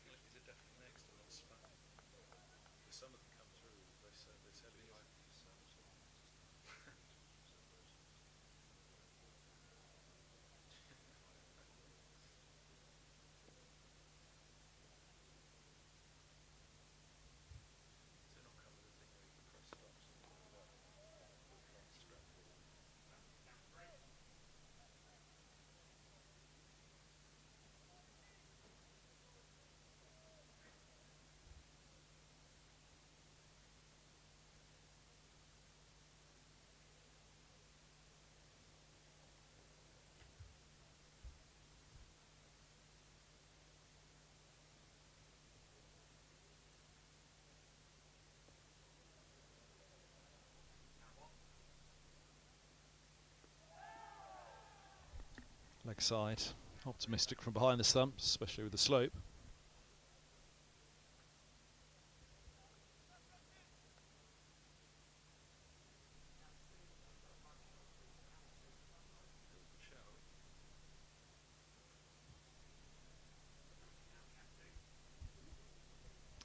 Don't get too excited just yet, Middlesex fans, or too worried just yet, Warwickshire fans.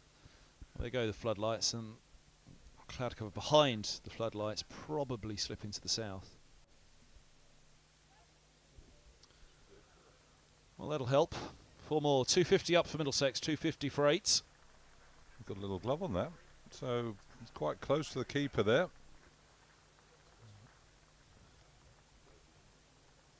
He actually got pad. He must have got the inside edge onto his pad. Thought it was a glove, but been a fantastic catch by Burgess. Had he managed to leap to his left and hold on to it. 4 welcome runs for Middlesex.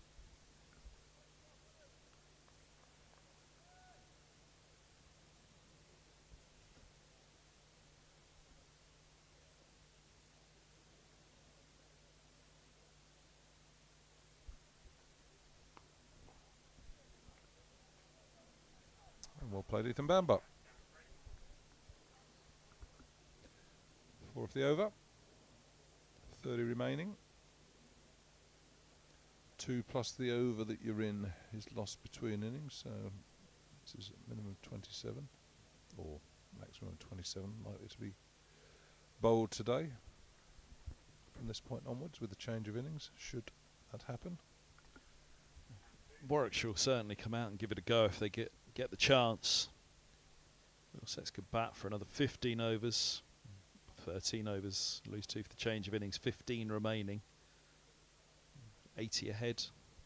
It's a piece of cake in this day and age, isn't it? I was going to say the central track here, would that offer Middlesex the chance to set everybody back, and you've got to clear the ropes then? I suppose you could do it run a ball really, can't you, off 15 overs, but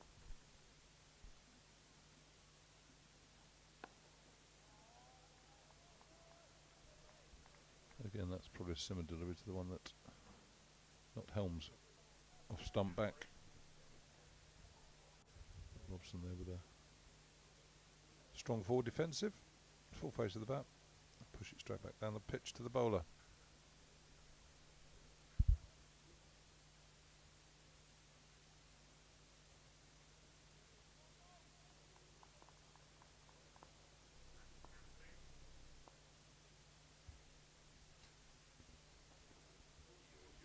look at that go. Now, I don't think Jack Davies will mind me saying, because he's not no longer batting at the moment, but I saw him this morning and said, well, batting, how was it? And he said, when it was blue skies, it was incredible, and a great problem. As soon as it got dark, he said.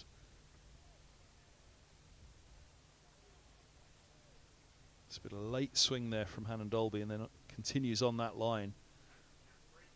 Yeah, as soon as it clouded over, he said, and the clouds, although not immediately above Lords at the moment, it's in between Lords and the sun.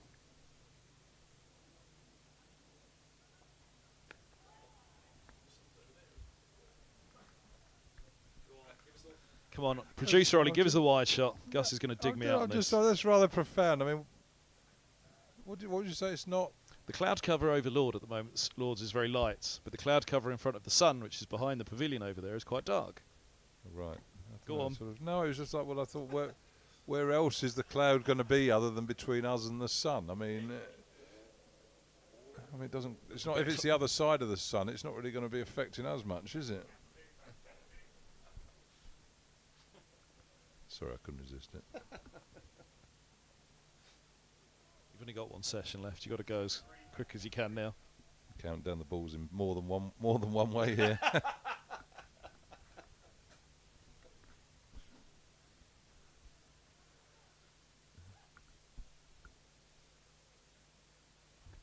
$116 balls of hand left for me this year.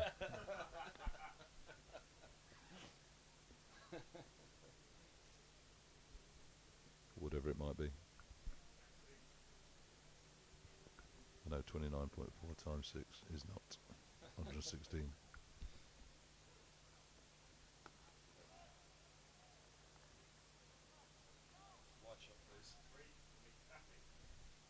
Can't quite see it, darn it.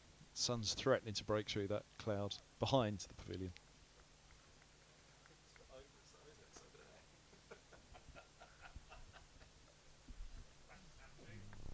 When you're in a hole.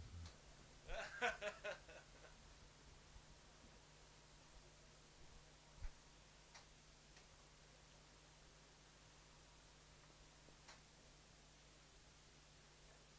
you.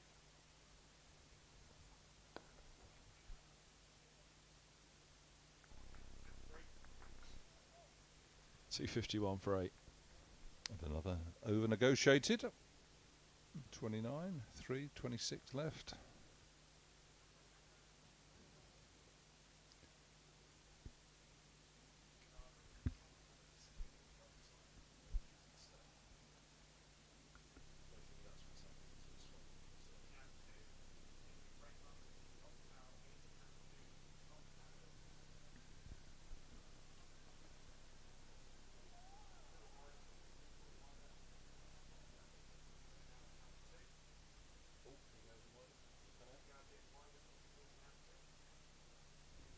Well, what's behind old Father Time there?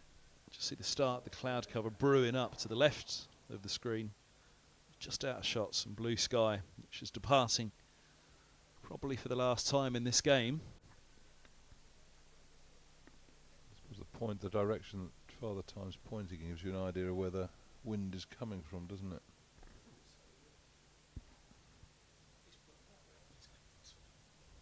So it's almost, well, it is pointing in the direction of third man, or sorry, mid-off as we're looking at here, widening off the Warner stand. But as we're sort of watching the weather in the sky, it sort of does seem to be sliding across a bit earlier, doesn't it? It's not quite capturing us. Change of bowling. Miles back into the attack. Chief wicket taker in this innings, 3 for 53 and 15 overs. Dismissed Stoneman with his first ball yesterday after he and Robson had put on a good opening partnership of 70 odd for 70 or 80 for Middlesex, one of the better partnerships of the summer. And it was he that struck this morning, dismissing Davis and Cracknell with short deliveries.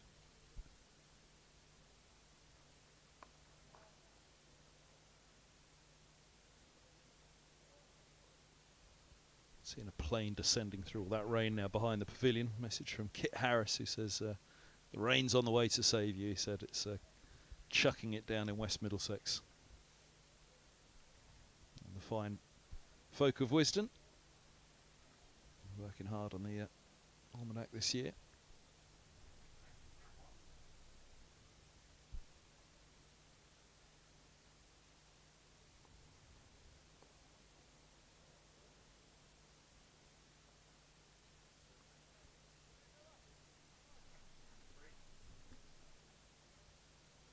This is the danger as well, though, as much as Middlesex will be thinking, will the rain come and save them?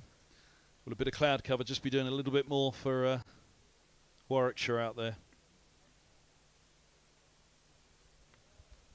You see the umpire there looking over the back of the pavilion, over the back of the Warner. He'll just be seeing the start of that cloud that we've been looking at for a while.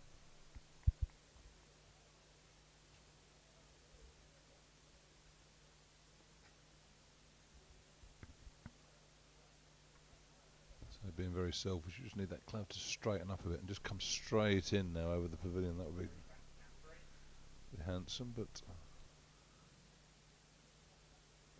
be greedy too. They've been quite generous with the light in this match, I think, the umpires. Day one and, was it yesterday? Stayed out there for quite a while when four shadows were showing. They were consistent with it.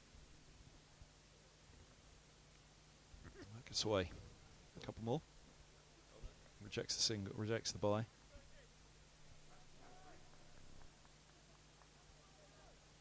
Just know that extra pace of Miles against the last two. And again as well, for the problem that Robson has is, well, Warwickshire are two deliveries away from the end of the innings, aren't they, Sue? Throw it to Bamber, it's not so much that, it's just two deliveries and the innings is over.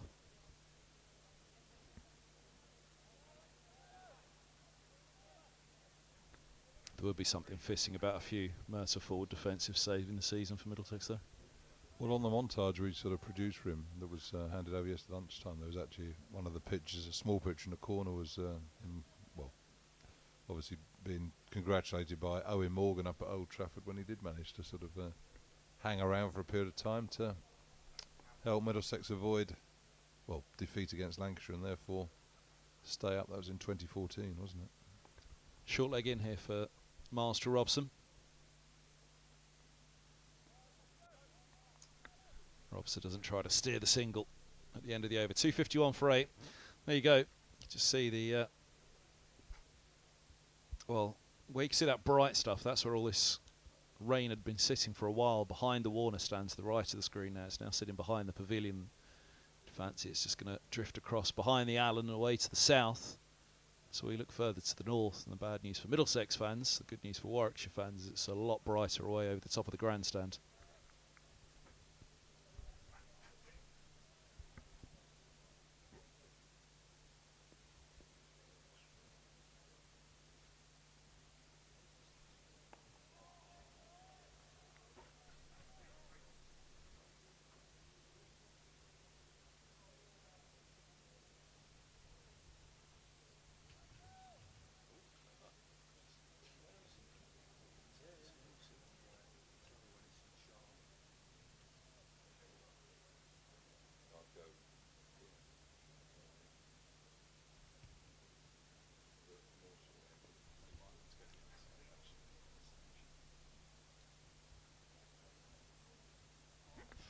Tapple from Bamber.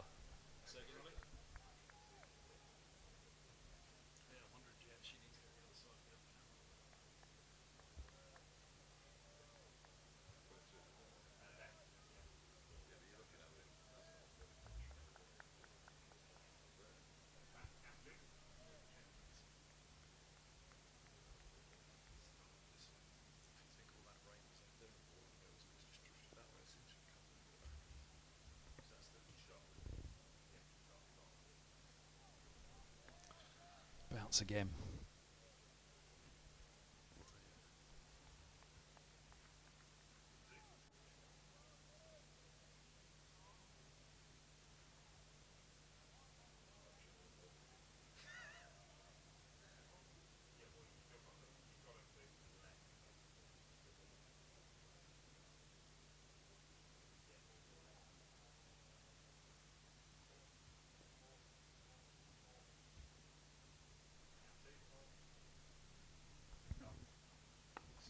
That's good from Bamber, right in behind that.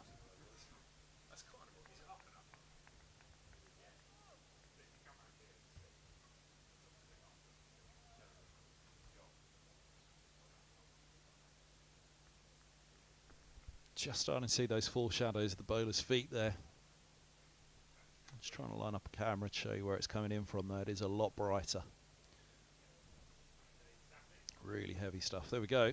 Look at that, over the back of the... you can see the pennant pointing almost straight to us. So that grey stuff heading in. It's not quite as bad as what's just gone over the back of the pavilion. This was the pretty much 50-50 circa 5 o'clock that was forecast all day. For Middlesex fans, it's gone 50% south the wrong way. For Warwickshire fans, they're 100% keen on what's happened here. And the weather's just going to drift to the south of us by the looks of it.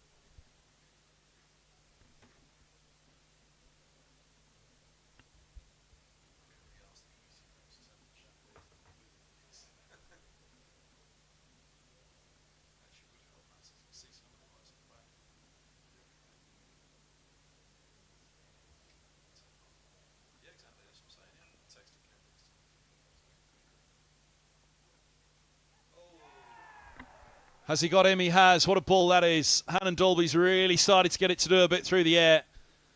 Bamber was tentative on that. Just a little bit of late swing again. 9 down Middlesex. Yeah, changing the field there. Last ball, the over. Warwickshire captain brought a few fielders in there. See the man on the drive. Bamber not quite sure whether to play or not. It's a bit of a nothing stroke, isn't it? Almost hung his bat there, hoping to make contact with it. Got a fine edge through to Burgess. Almost looks like a slower ball, doesn't it, that he'd sort of let go of there. I was amazed it's carried. But a good bit of bowling there. Middlesex with their 9th wicket.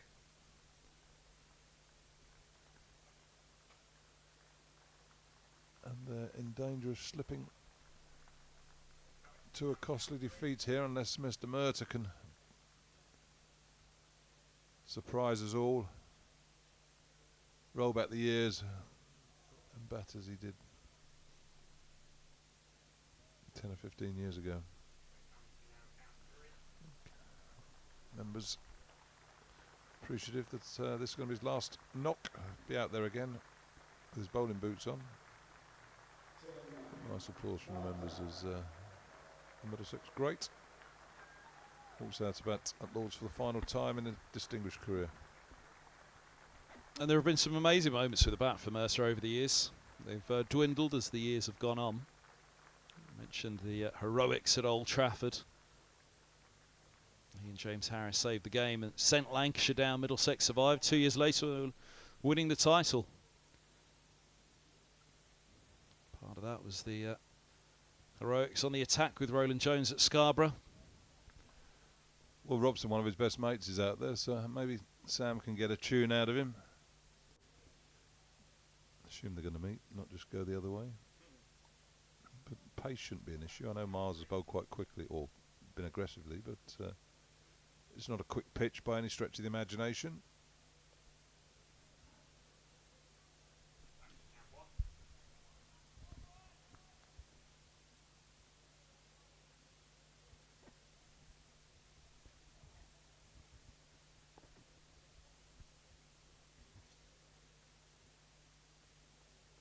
Oh, it's a great ball. Miles to Robson. Well, that's what Mercer's up against, because Robson on 107 from 282 deliveries. He's up against it. Second new ball into its 20th over.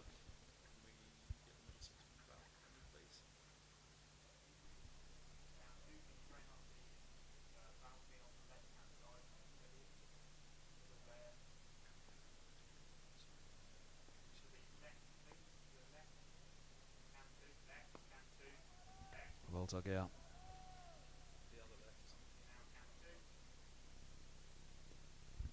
Richard Johnson in the doorway there. Mark Stoneman, skipper for the game. Aaron Higgins far left. Joe Cracknell far right.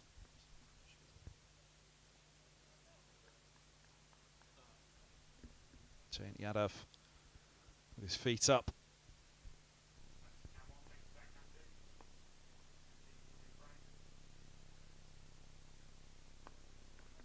Robson in behind that again.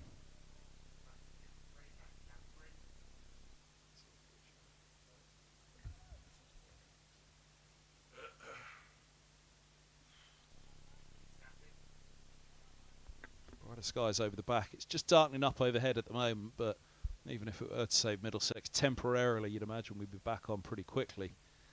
Reassuring Warwickshire fans, because there are there's even a little slither of blue over in the distance there.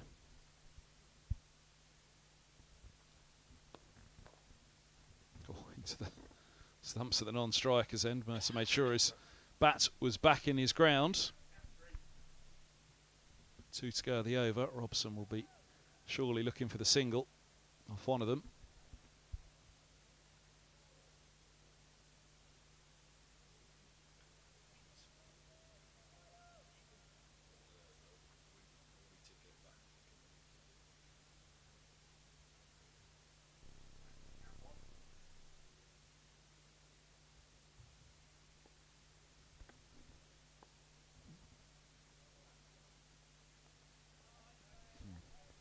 Bounce from Miles, wants to come to the over. Well, he saved the bumpers up, hasn't he? He's got another bouncer now. Sam Robson there, wondering whether he should take it on. But when they get them high, it's difficult to control, keep the ball down, and all of a sudden fine leg comes into the equation, doesn't it? I think we'll find this will be another short ball.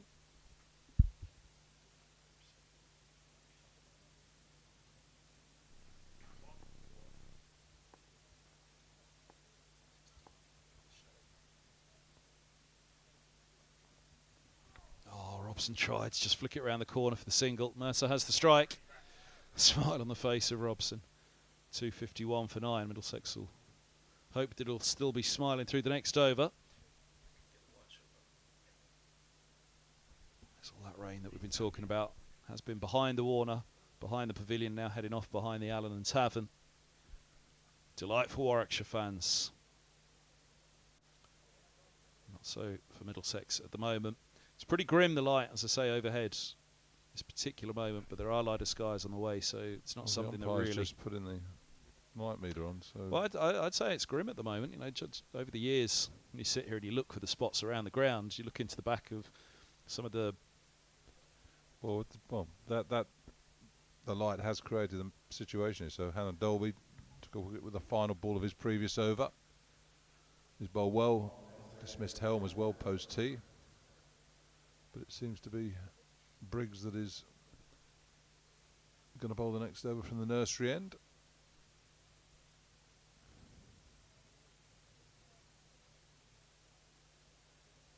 I think we know which end Mr. Murtagh will rather be batting at. He'll be happy to face spin. Leave the seamers to Briggs is getting it to Robson. I always remember when, well, sort of quite a famous game actually, when England played South Africa at Old Trafford in 1998, and myself and Robert Croft sort of managed to see out the last 5 or 6 overs against South Africa, and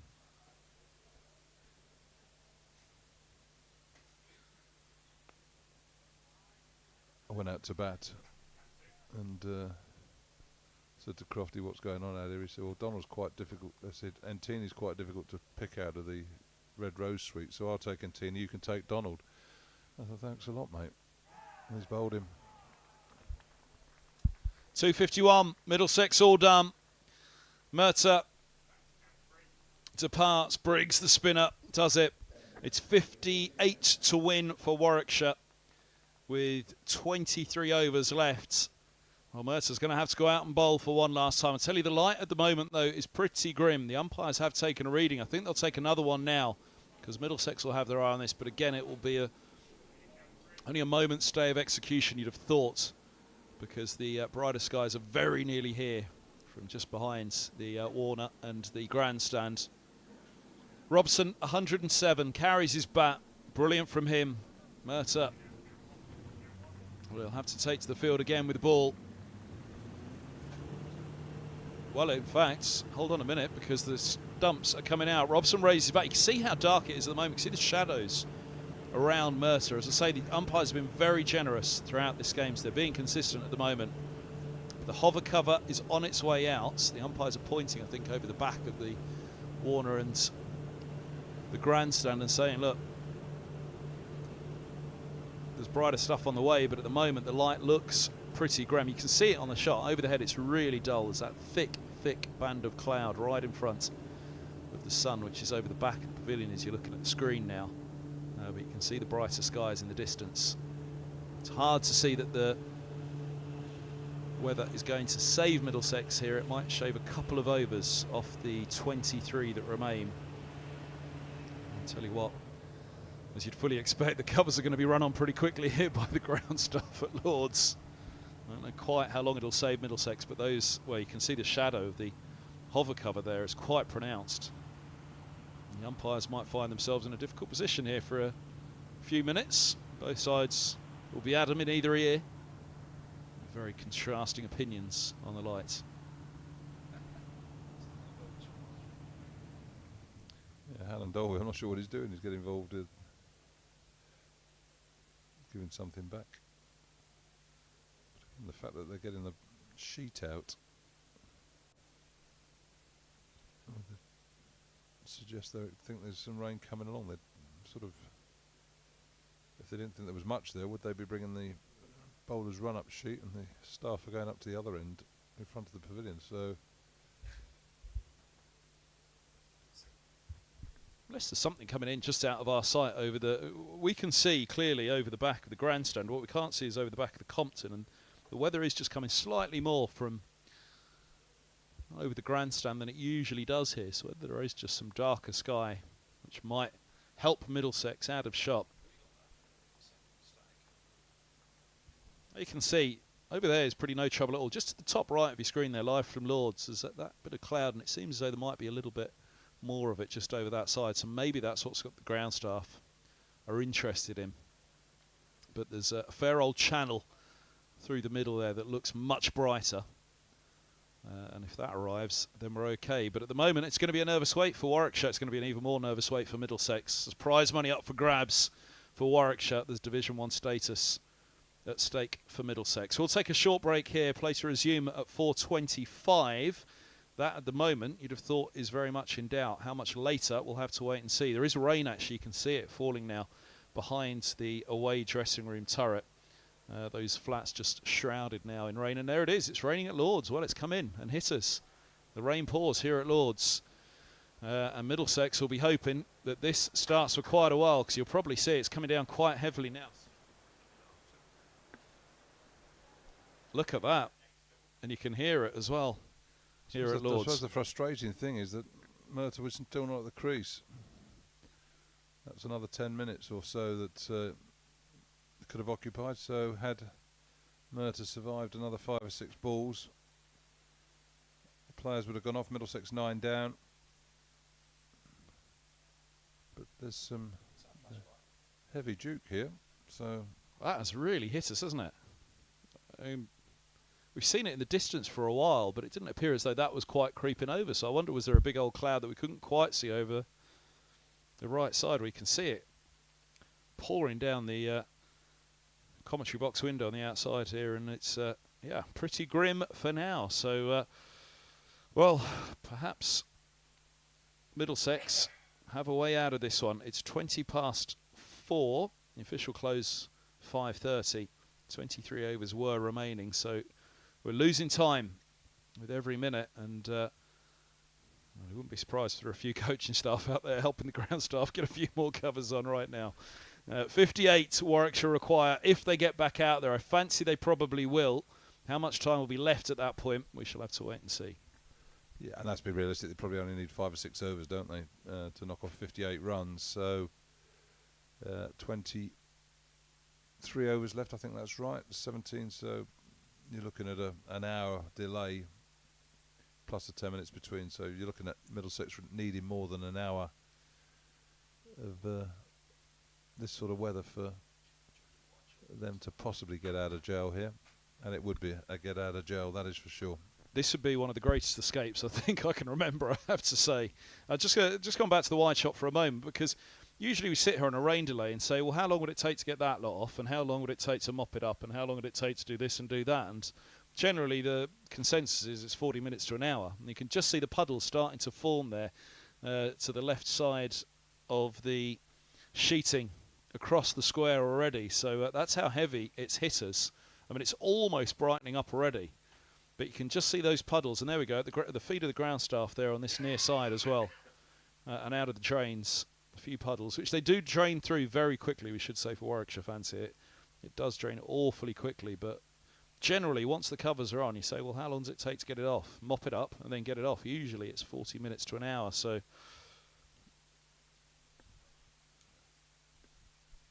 we shall see. Well, play was to resume at 4:25. It won't now, folks. But as soon as we do have a start time again here at Lords, we'll be back. It's 58 to win for Warwickshire. It's a great escape on the cards, though, for Middlesex if this keeps going for a little while longer. We'll take a break. Middlesex all out for 251 in the third innings of this match. Warwickshire forcing the agenda, but the weather, for the moment, playing its part for Middlesex.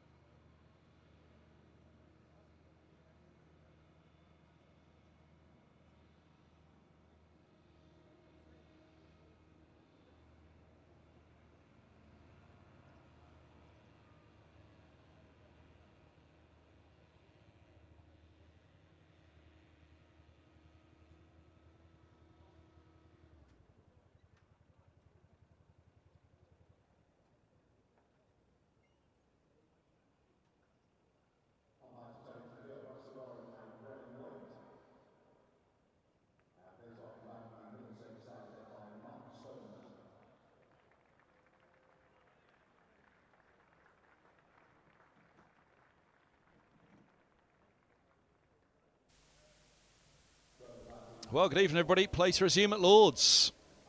2 games standing still in the Championship in this round. Hampshire 200 for 4, requiring 67 to beat Essex at Chelmsford, which would hand the title to Surrey, I do believe, in this round. And here at Lords, well, Kent will be very much cheering on Warwickshire. 58 runs required for victory. Middlesex all out for 251. They've sent out Yates and Davies to go and give it a bash and see it over the line. Middlesex spreading the field already, as we can have a look and see. Lights, not bad at the moment. There's not enough heavy cloud around that will be an issue. It's a dull light, but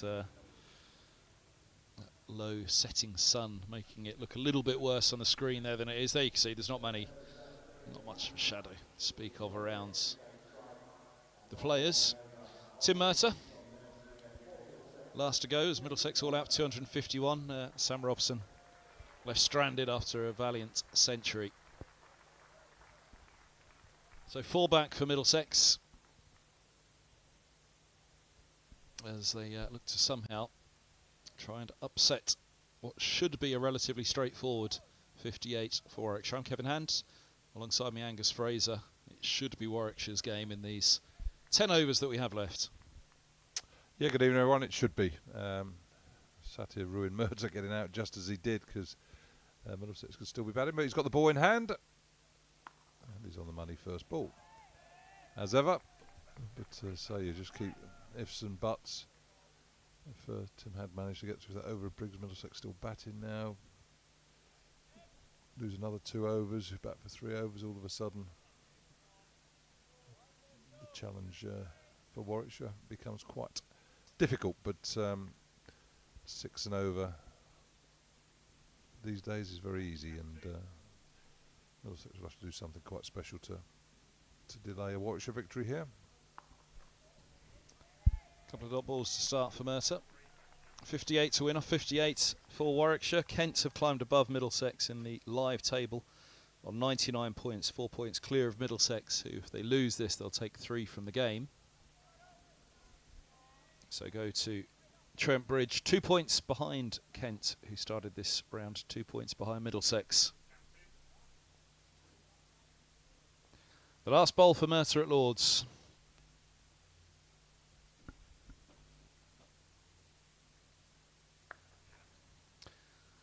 Quick single taken, and Warwickshire off the mark, 57 to win. Davies comes on to strike.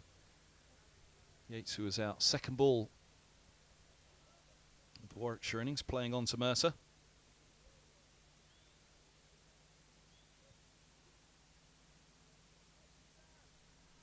Steve Eskenazi there at mid-off. Ryan Higgins off the field with a side strain, can't bowl. Strained his side in Warwickshire's first innings. And Alex Davies off the mark by just shoveling one down to fine leg. Tom Helm, I would imagine, would be the man that opens the bowling from the pavilion end for Middlesex.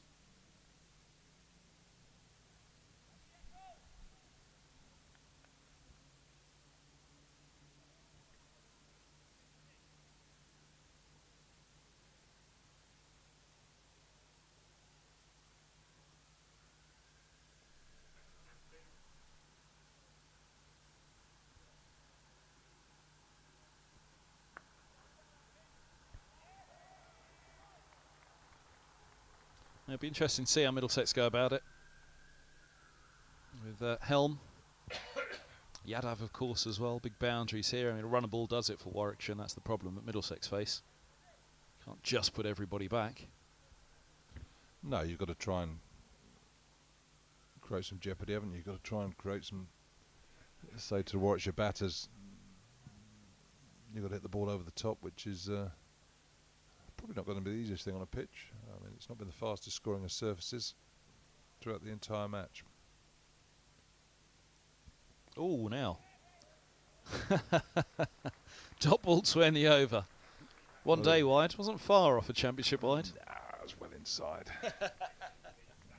As you say that, I mean, when you go, I mean, Just looking back at the game Middlesex played against Northants and at Merchant Taylor's School earlier in the year, and the fact that you can hide the ball.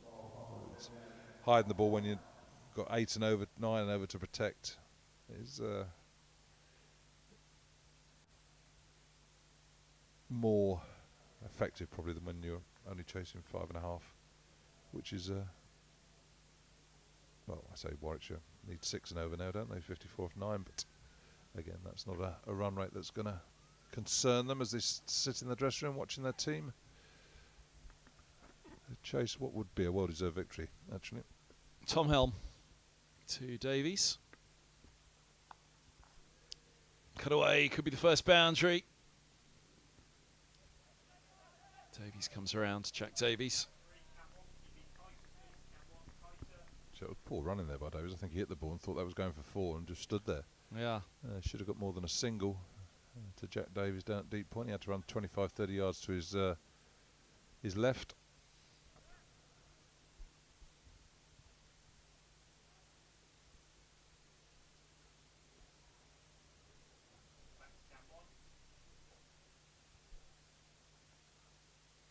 Ooh.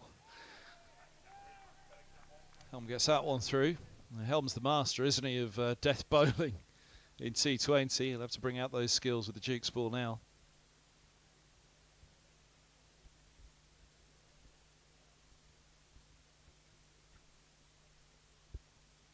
Should say on the surrounds we're fine for the overheads. Sun actually is about to break through once more.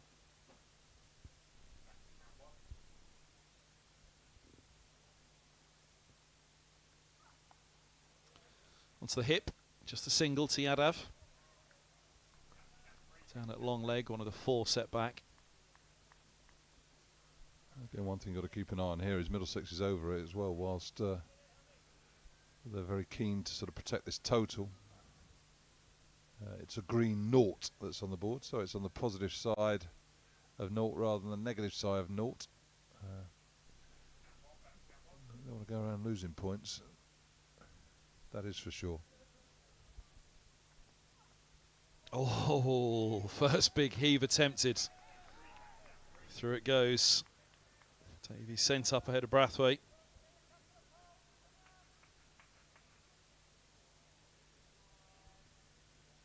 Cometh the hour, cometh Tom Helm. So he's got a record here at Lords. It was a T20 match. He defended 5 off the final over to win a T20. That was Sussex.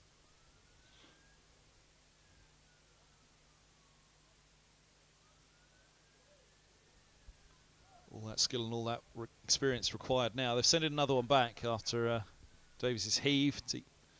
Mid-wicket drops back, so 5 back on the ropes now. And Davies goes for the scoop through to Simpson. And here comes the sun as well. Who will it be shining on at the end? It should be Warwickshire, 54 from 49 with 10 wickets standing. You never know. A couple of wickets might just slow them enough that it gets them into a pickle.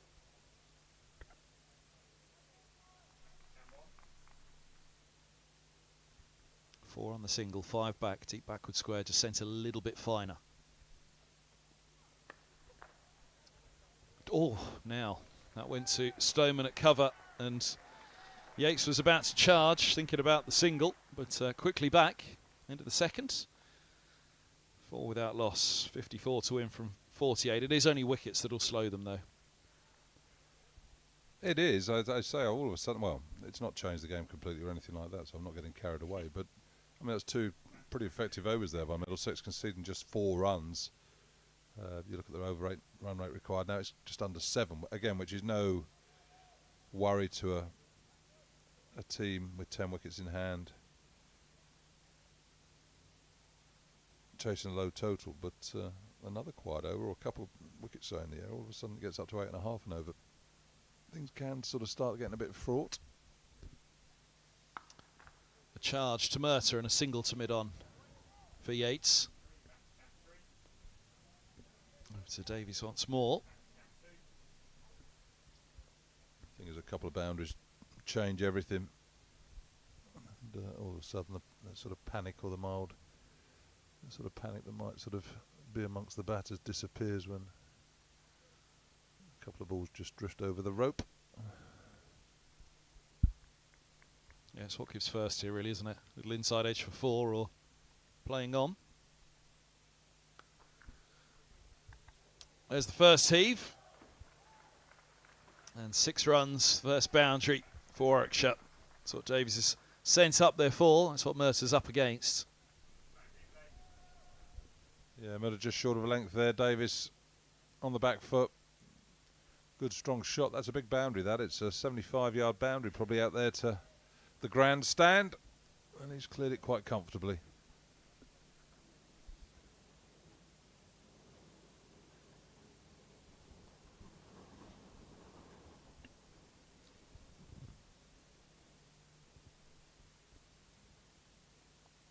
Oh, goes for the little paddle, gets it away. Got quite a chunk of it, which might take the pace off. It does. They'll come back for 2. Bamber collecting.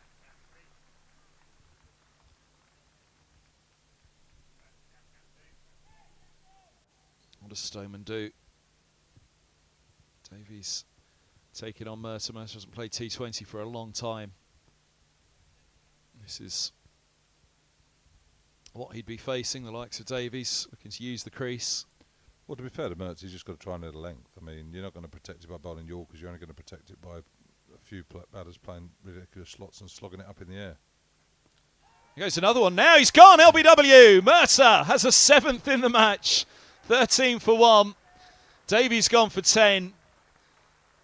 Middlesex desperately needing wickets to slow them down. Can Murtagh grab a few more before it's all done here at Lord's in an attempt to slow Warwickshire's charge? Yep, on the money. Let the batsman take the risks. And you know what he's done there? It's gone past me. We were tied on 1,013 wickets for Middlesex. And that's his 1,014th. So well done, Timothy. He may well be in the consideration to play at Trent Bridge next. Only ways to go past you, but maybe not the most orthodox of strokes there. The way to go, 1,014th wicket for the club, but he's a dangerous player, Alex Davies. I remember him when I was an English selector on a Lions tour. Very aggressive.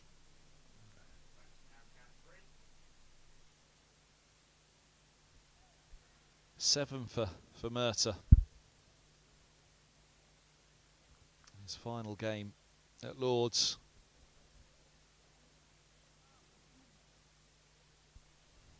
Surely he can't pick up a 10 for in his final game, can he?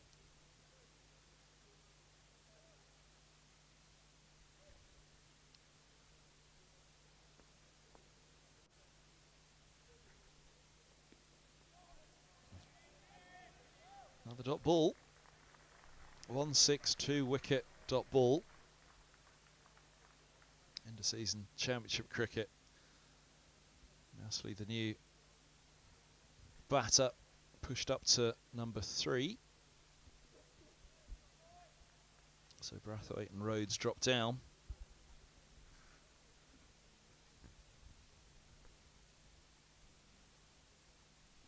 .45 from 43. Third spot up for grabs. Hampshire on their way to victory against Essex.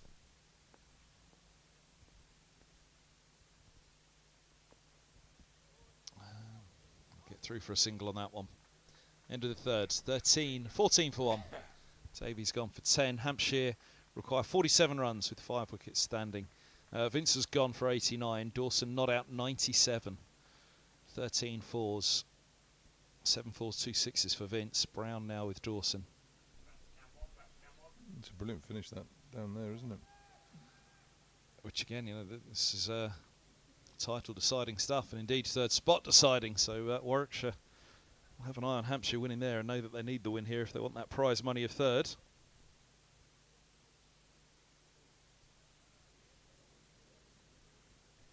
Helms for Mousley. 14 for 1.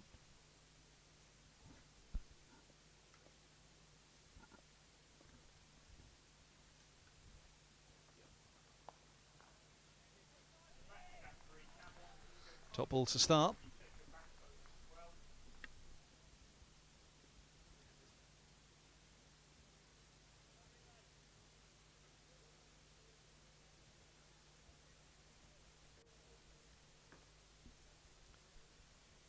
34 from 41. So the only chance for Middlesex is a couple of wickets really, just to slow them.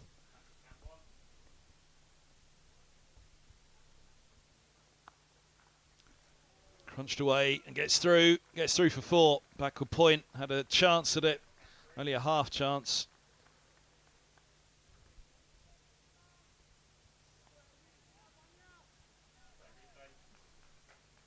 Yep, short and wide. Good strong shot there by Mousley.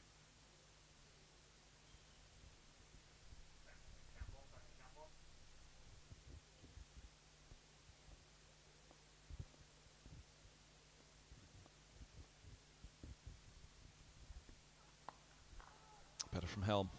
That's what he wanted the last ball. Just back of a length. Straight line. Say to Mousley, if you want the boundary, then really you're having to drag it over mid-wicket.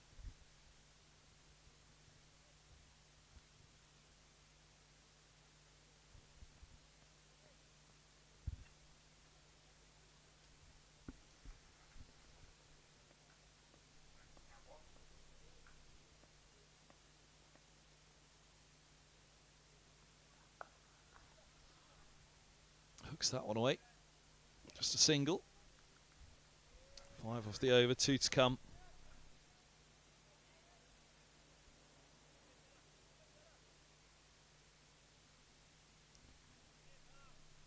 I mean, whilst it's very competitive out there, I don't know, does it change much for the last weekend or next week? I mean, obviously Middlesex will be 1 point behind, but I mean, Middlesex game plan becomes simple. You've got to play well, you've got to win.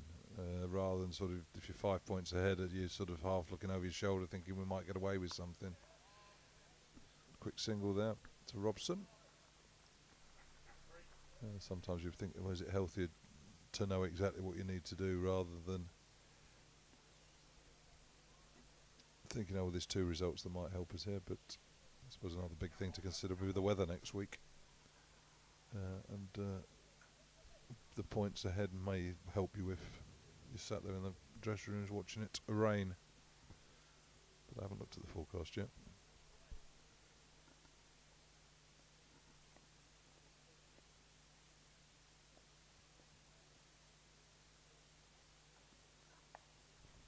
Good from Helm again, but they'll pick up a single. Yeah, Kent at home to Lancashire next week. And if they go into the round leading, then high scoring draw will be on their mind. Middlesex at Trent Bridge. It'll be a tough place to go and try and win.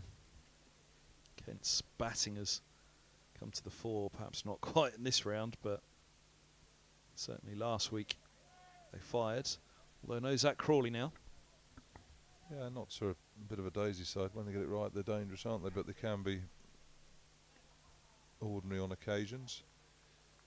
Lancashire will be without a few players as well because they're with the England squad. No Salt, no... Someone was reading off the fact that 3 Lancashire players were missing because they're with the England one-day squad playing against Ireland. Wood, I think, is another one that's missing, isn't he? Full toss and put away for 4. Use of the feet from Mousley. One-handed in the end. But again, that's why I think you just got to hit the pitch, Tim. There's me telling him how to bowl, but let it hit the surface. You never know quite how it's going to bounce. The pitch is more than a week old. It's a week old, actually, isn't it? It was used in the one-day international against New Zealand. Not been the easiest to time, but it could hit one straight up in the air. Or one keeps a little bit low. Was it this time? I'll just pick up a single.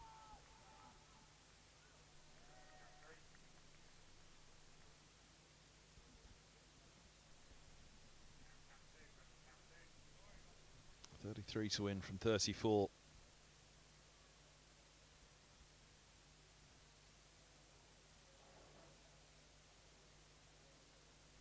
No tension in it at the moment. No real drama at all. It should be Warwickshire's at a canter.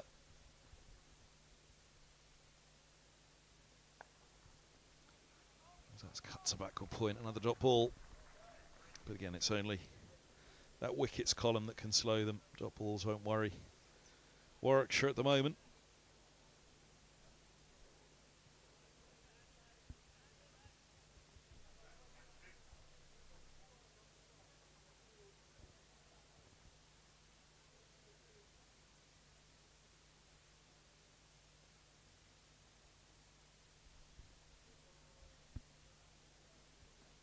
As it shields his eyes from the sun as he turns. There again, use of the feet, but does indeed use the pitch. Mercer, single more for for Yates. Yes, the scoreboard might not be a particularly pleasant sight for Middlesex, but it's sat up here. It's a lovely view down the ground, isn't it? Very autumnal. Season coming to an end. Long shadows on the ground. Light fading. Cricket season, the home of cricket, comes to an end. Where do summers go? Too quickly. Simpson's got a helmet now up to the stumps. Oh, and there we go. Simpson's got him. Mousley says how. Well, either way, Murtagh has 8. And a stumping. That might be quite a good one. His last wicket in first-class cricket was a stumping. I didn't get one of them anyway. But it looked like a brilliant piece of work there by Simpson. I don't know whether they're going to see his back foot up in the air. Let's have a look at the square on one. It was certainly the square leg umpire that put his finger up. Well done, John Timo's Simpson. delighted with that. Obviously doesn't want to go, but let's have a look here. So he's come out the crease, foot's dragged. Oh, yeah, so it wasn't probably the still point of his, just on the point of his toe, wasn't it, when the bells came off? Robbo. Yeah, Robson a chuckle to begin with, but yeah, Mousley didn't like it. But had to go. 27 for 2. 31 to him from 31. I did say to you that a Mercer 10 for and a Middlesex defeat. I'm not quite sure what kind of send-off that is for Mercer. He's got 8 in the match. I think you'd rather a 4 for and a Middlesex win. Well, indeed. Indeed. 10 for a Middlesex win be the dream ticket. 10 for and a draw would certainly help if a couple of wickets does just slow them up, but 31 from 31 now, it should still be Warwickshire's at a canter. Barnard, the new batter. Clever batting, big space in the onside, just drops the single, keeps the strike. 28 for 2, end of the 5th. 5 overs left, 30 to win.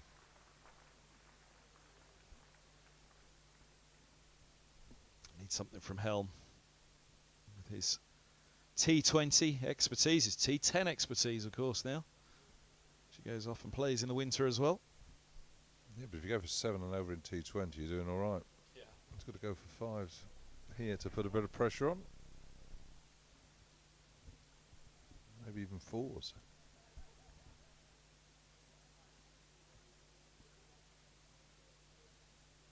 '29 to win for Hampshire against Essex.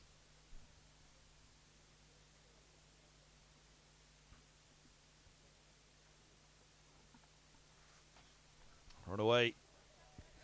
Just a single down to Yadav.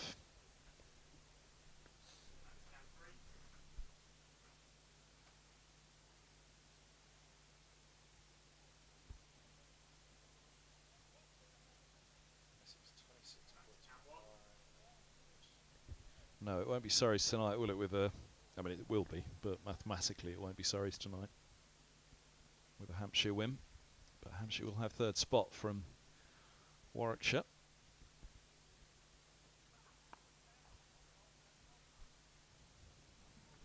So if Essex fail to win, how many points will they be behind? Currently, Sorry.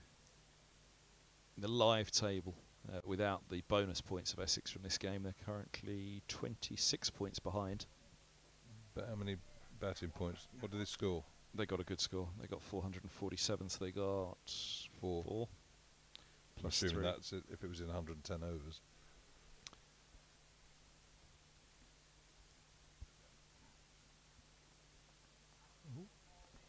And you got 7 points from the game, so 16 behind. Sorry, tonight, is that right? Is that what I just said? 20. I said they would be behind. So I was watching the cricket. Wasn't listening to you. 26, no, that's not right. So they'll be 19 behind tonight if they lose to Hampshire. So Surrey gets 6 bonus points. It's theirs.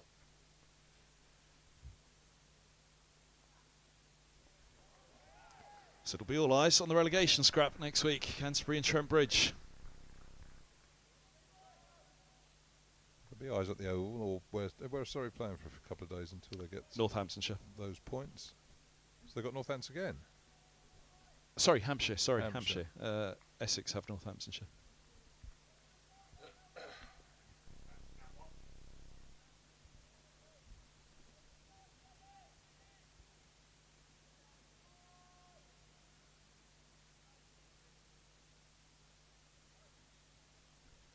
It's been over by Helm so far. 2 runs off the first 4 deliveries.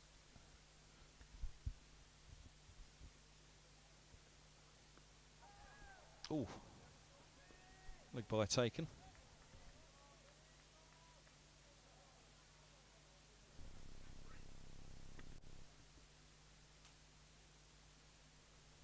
Dot ball here would leave 27, so up to 7 and over. 7 off 28, 27 off 4 overs. It's again, run rate is no issue for Warwickshire, but it is their game to mess up, isn't it?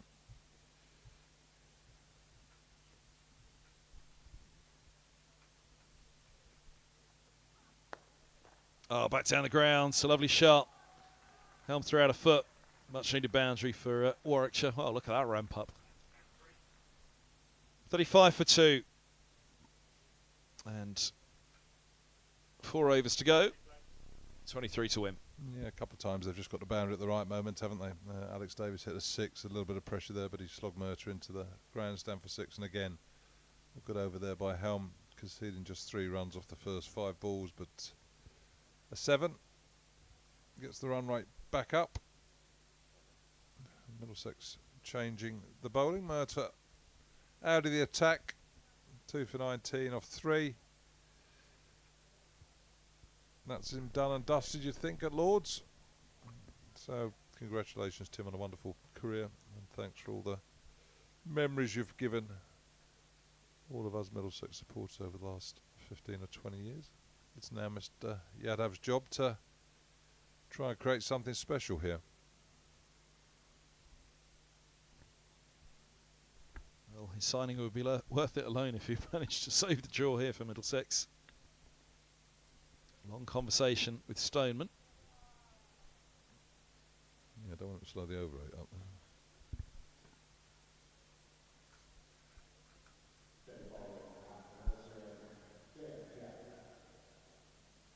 Interesting to see what the Warwickshire batters do try to do here. No threat of weather.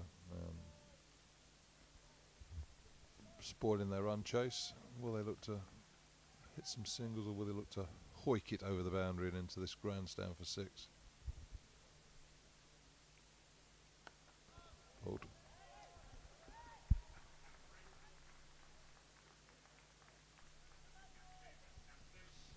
To turn it against the slope. Maybe try and find an extra little bounce from the nursery end as well.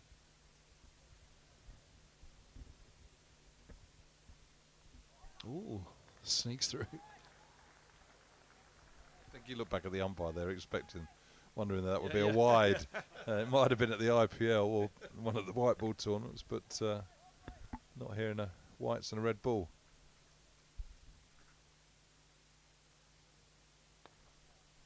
Clipped away. Thinking 2, but should just be a single. Throw comes in.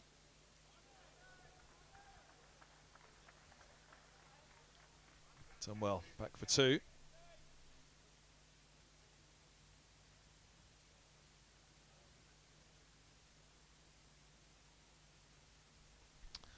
(21 from 21).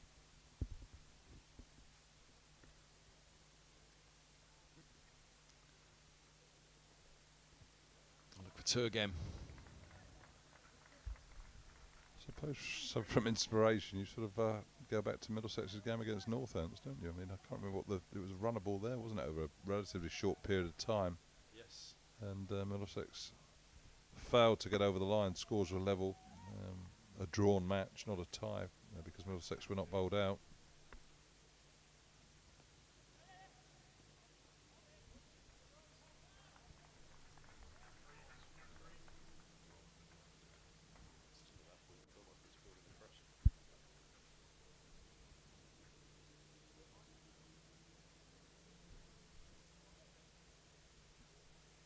One to come of the over. 18 to win from 19. It's the Nottinghamshire finish here earlier in the season when Sam Robson had that dive at the last. The light was fading. The light meter was out almost every delivery as Middlesex were trying to knock off those runs. They did so. Will it be in vain come the end of the season though? Oh, now. Through for a single, but a bit of turn there for Yadav. 41 for 2. 17 to win from 18. Dawson is out at Chelmsford.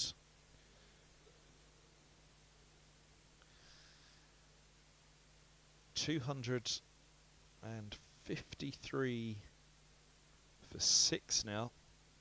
So Dawson gone for 119.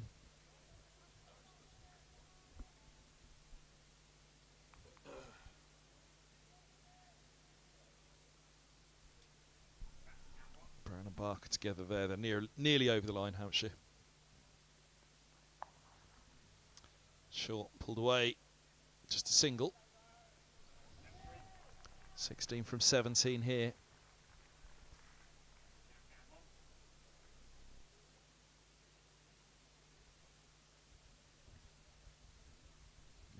Pretty similar equation, at Chelmsford in terms of number of overs left. I can't see the countdown in front of me, but 13, 14 on the board in front of me to win. 14 with 4 wickets standing for Hampshire. Brown 7, Barker 5. Helm here, that goes up in the air and all the way, 6 runs. Goodness me, it's a big shot by Barnard. That's a huge hit. It's into the middle tier of the mound stand there. I'm just looking at one of the guests in one of the boxes rushing along and throwing the ball back. So that's a huge 6. That's, well, any hopes that Middlesex might have had of creating a little bit of jeopardy towards the back end of this game disappeared with that stroke now. 10 required off 16 balls. You think back to that game at Merchant Sailors School, don't you? Try and cast your mind back. It was you and I on the mic at the end of that one, wasn't it? And Middlesex got the points for a tie. 8 for the tie rather than 5 for the draw. Robson trying to hit a boundary off the last ball to win it.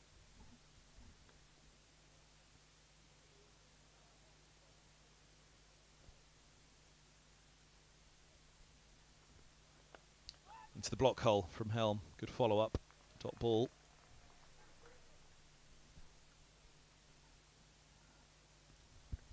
Nine to win at Chelmsford. 258 for 6 Hampshire.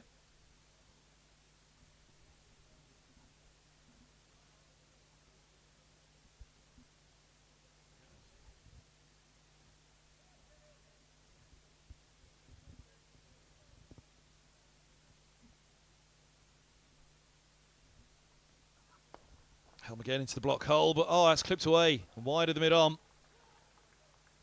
It's nearly going to get there, is it? The slide will flick it back in. They've run 2. Looking for the 3rd. Back they come. 7 to win from 14 deliveries. 50 up. They're nearly there, Warwickshire. Wasn't a bad ball at all from Helm, that one. It was well played. I thought they ran 4, didn't they? Very did quick indeed. between the wickets. Now on to 16. 6 to win.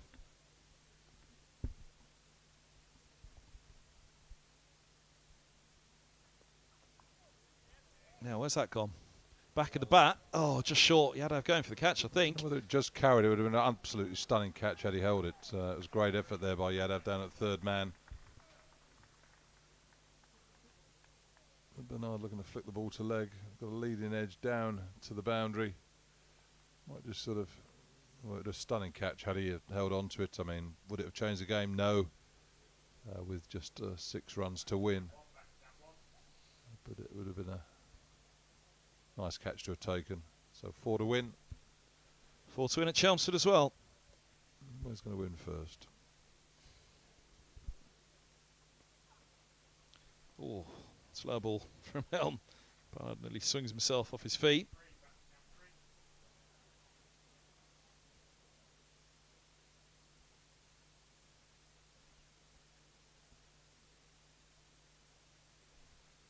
So 2 overs to go. Yadav to bowl. 4 to win.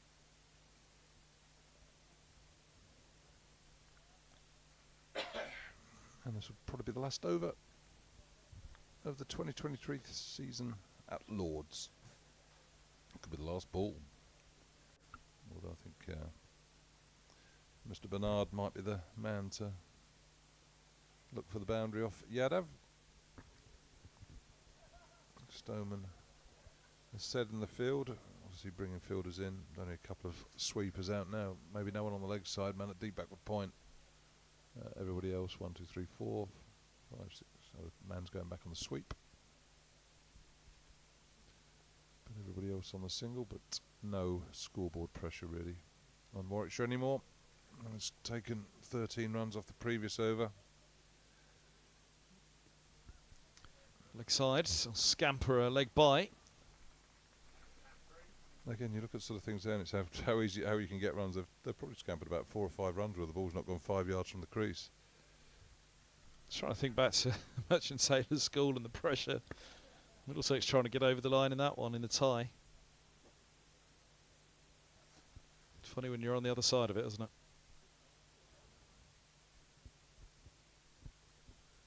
You'd have to Barnard really try and swing something spectacular. Deep point back, deep backward square, deep mid wicket.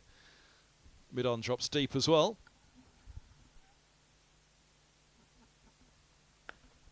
Gives himself a little bit of room, hits it straight to cover.